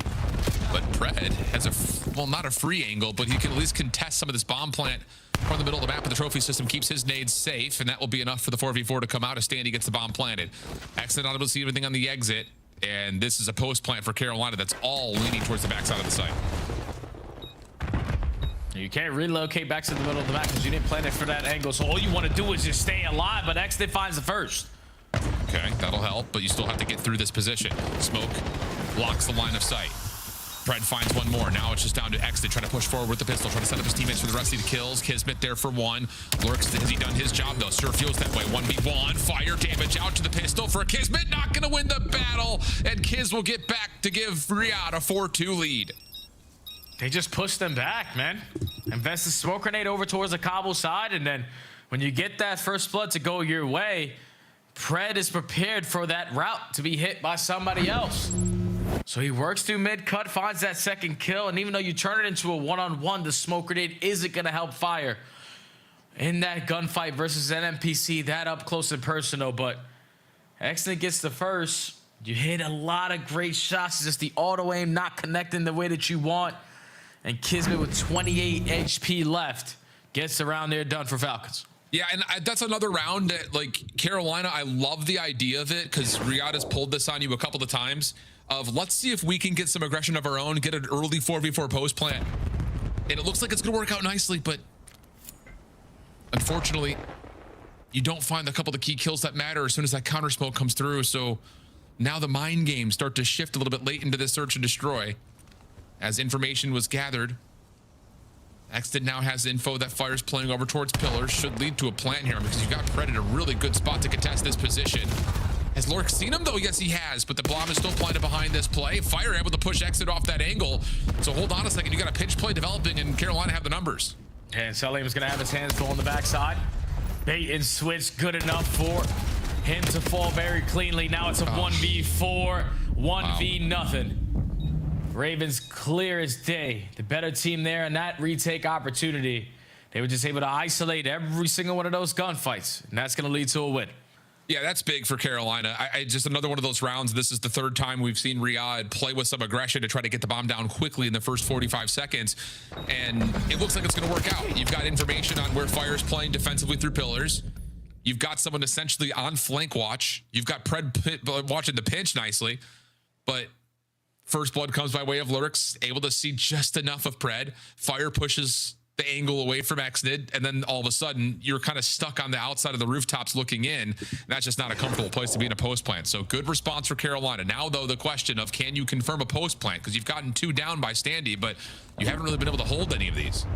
And now they're going to switch up the play call. Let's work for the first time over towards roofs, and Exnid is waiting with the snipe, and he's able to get out.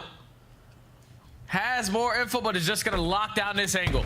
Yeah, and I think if you're Carolina, you need to try to keep Riyadh interested with some extra noise or shoulders because you have to have Exceed be essentially the round-winning player here. No one is even anticipating this pinch.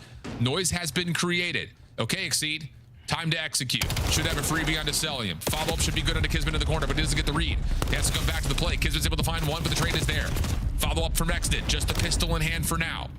Pred working with them, but that's an absolutely incredible save for Exceed. We're at a 2v2. Yeah, they turn from nothing into something here with Exceed hitting that route. So the 2v2 with 35 seconds left. You're trying to kill some noise. Force the Falcons to think that the play is going to be developing on the other side, but now time is getting away from you. We got to get it down. Yeah, and this is such a good route from Pred. We'll have a chance to peek over the top of the bomb site, find the planter. Now we can just finesse. Oh, Exceed with a quick trade. 13 seconds on the clock, though. He's got to move quickly, and as he crosses, it's Exnid watching with the scope, and he will not miss that shot. Huge connection in Riyadh, that much closer.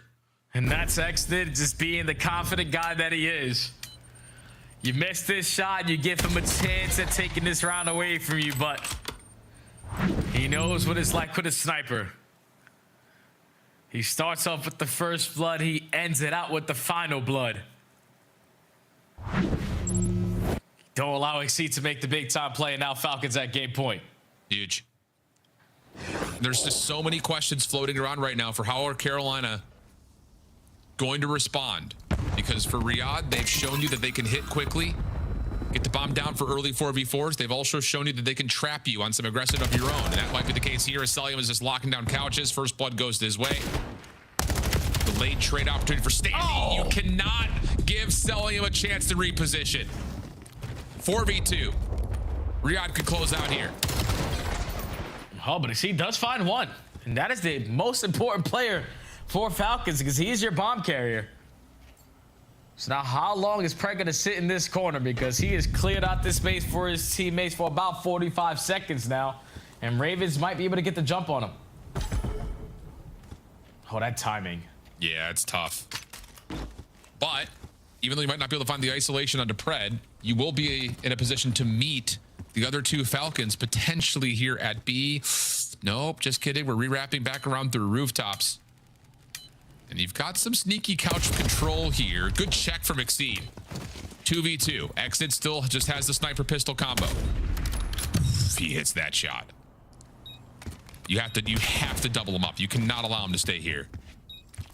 And Exit will just voluntarily reposition over to Dojo. So now all of your energy is going to be focused on clearing these spaces from not getting sniped.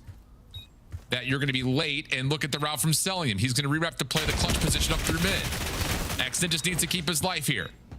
He'll back away. And wow, Carolina are just trying to chase him out. They're going to be lost in terms of timing.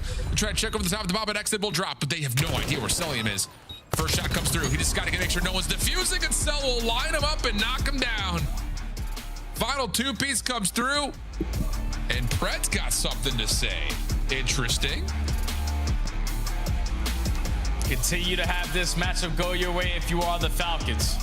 That is now 4-0 versus the Ravens. The battle of the birds is dominated by the team wearing a shade of green.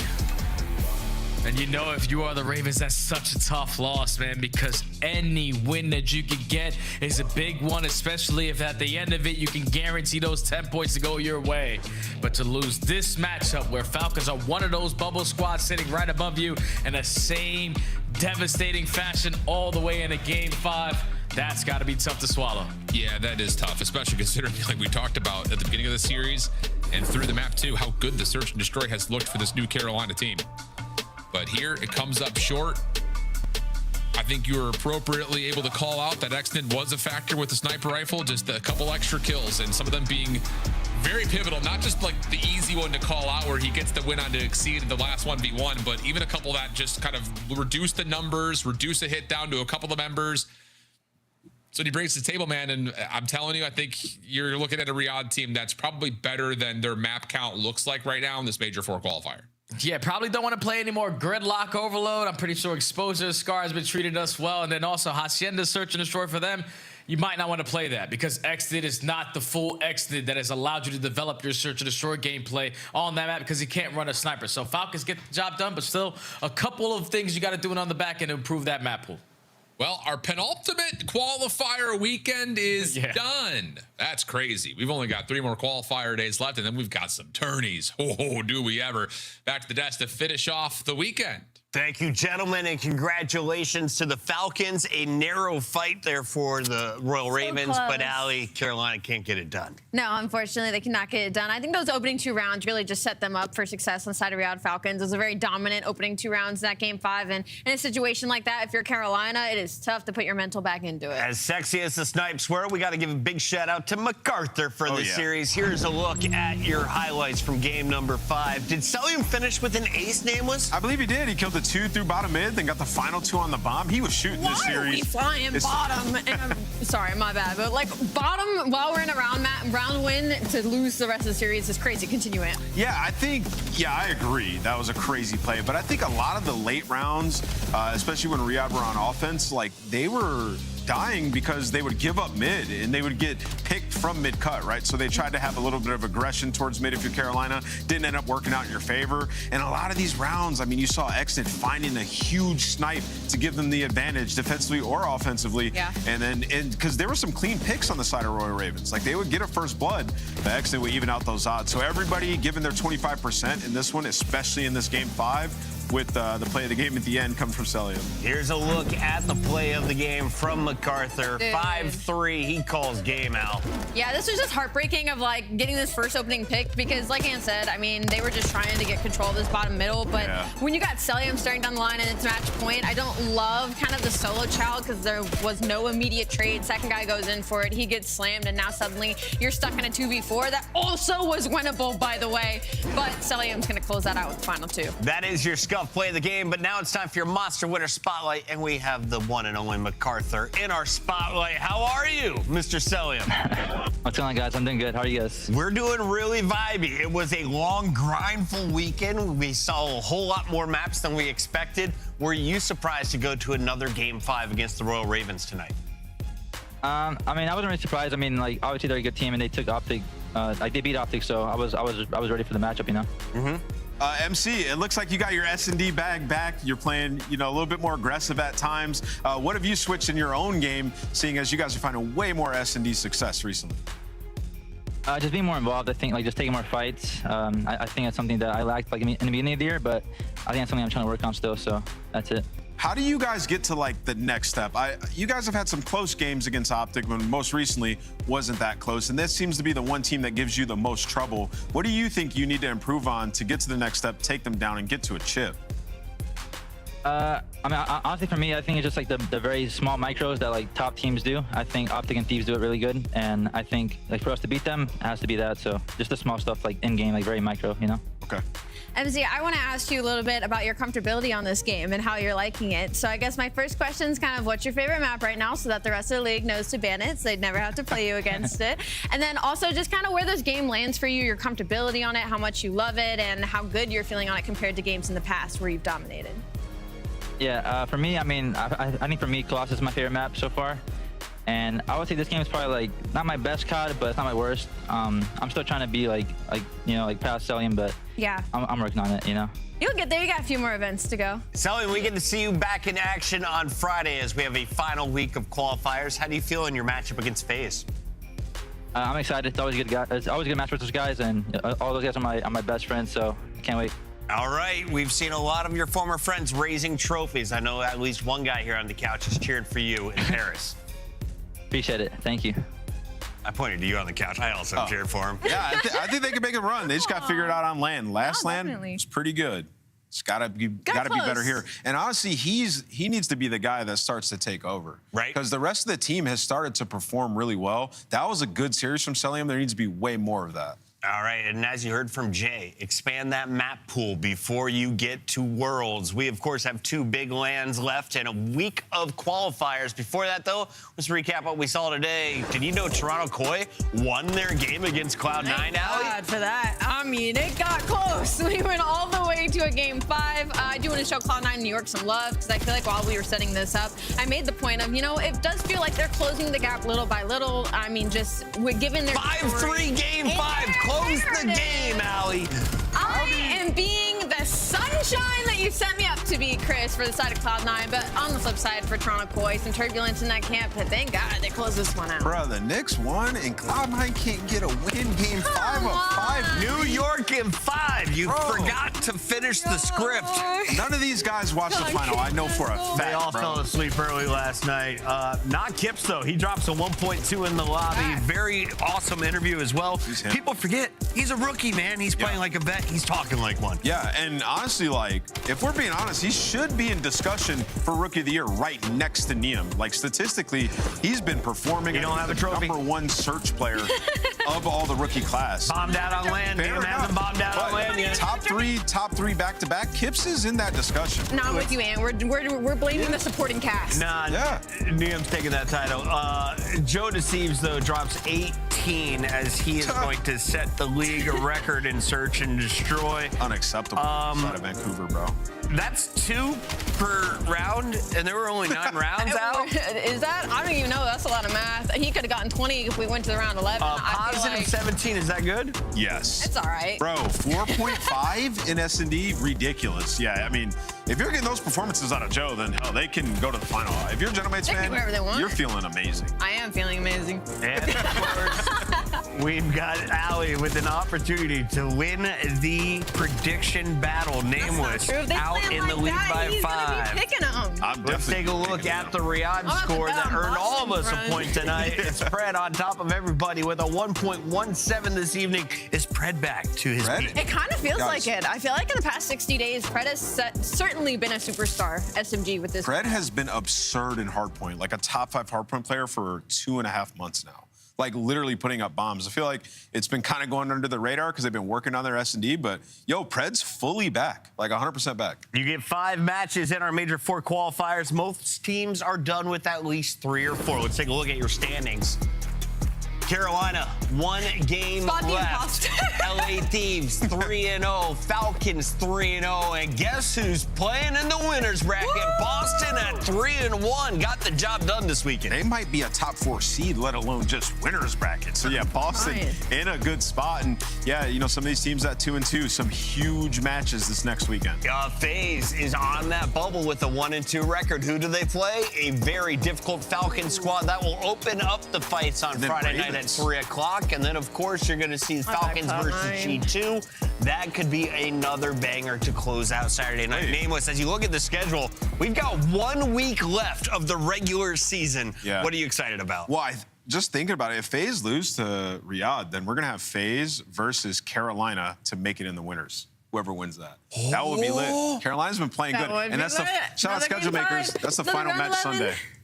Much love to everyone who tuned in throughout this incredible week, and we saw way too many maps. If you missed them, we're on YouTube. We'll see you next week, 2:45 Eastern, for another round of Headquarters. And the beat goes on and on and on and on and on. On and on and on. And the beat goes on and on and on and on and on. Made for millennium.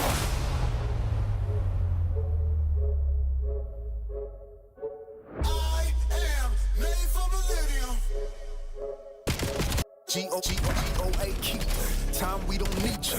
We the greatest of all, in time you'll believe G-O greatest don't evolve. Happens in the feet. See my gritted jaws, wonder who gon' feed. Fresh the beaters. Hundreds and tens, hard fresh Adidas. Thought I knew men, most of them was Jesus. I'm more than man, I'm a natural genius. Where my medal is at, I don't pedal back. I'm too smart to meddle where the fellows keep the medal at. They pedal for the stacks. I'm making benefactors, landlords without the pot to Hello, I know you feeling mellow. You thinking life is gonna be cinematic as these cellos, but that's just a rumble for the build up like a bellow. If they gon' hear you, oh my God!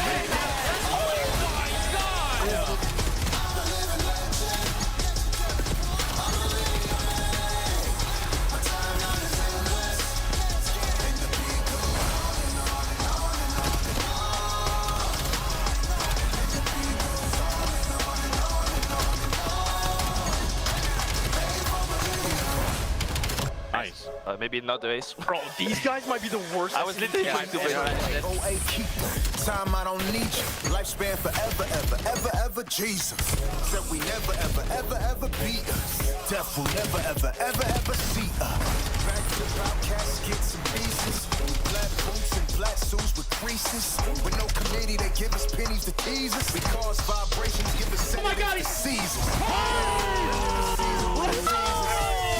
This ain't my kingdom, this my teaser. They say I'm cocky, pointing fingers, cause I say my life is mine to live at my leisure. You just a dream.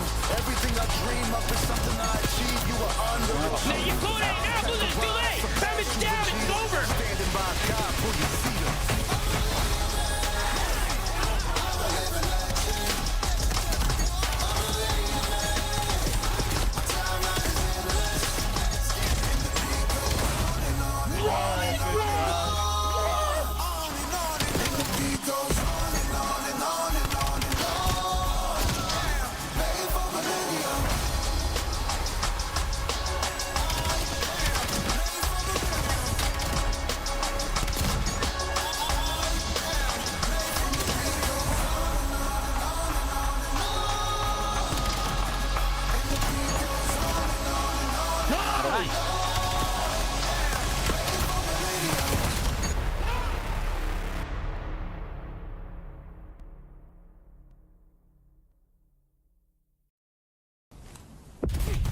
Oh, can't take another round 11 loss, right? Can they close it out here? Hate pinching that bomb. Holy C9 have done it. Oh my God. Lost game 5, good luck. We're 0-2 on good luck. I've seen these movies before. It's a 6-5 comeback. Over by B. Oh, on recovery. Oh, and he just lost. It's another round 11. It's another round 11. Going A. Sight threads the needle. Kips, guns another. And now the pressure applied. No chance to suture the wound. It is down to Encourage, who has been wiped off the map. Koi, live. The finger was on the detonator, ready to blow it up, but they say not today.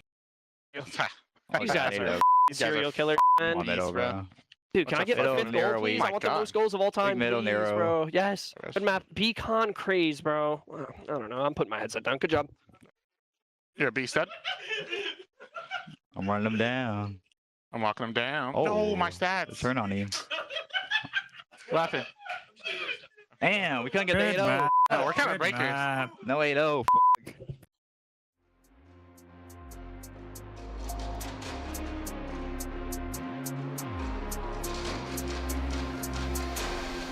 My price went up, you can't afford me.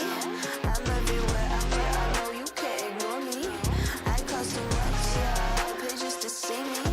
They're taking notes, so yeah, I know they wanna be me. Money makes a girl act different. All couture, yeah, I made it out the kitchen. I don't wanna listen. Took to a boy with a severe lack of vision. I'm on a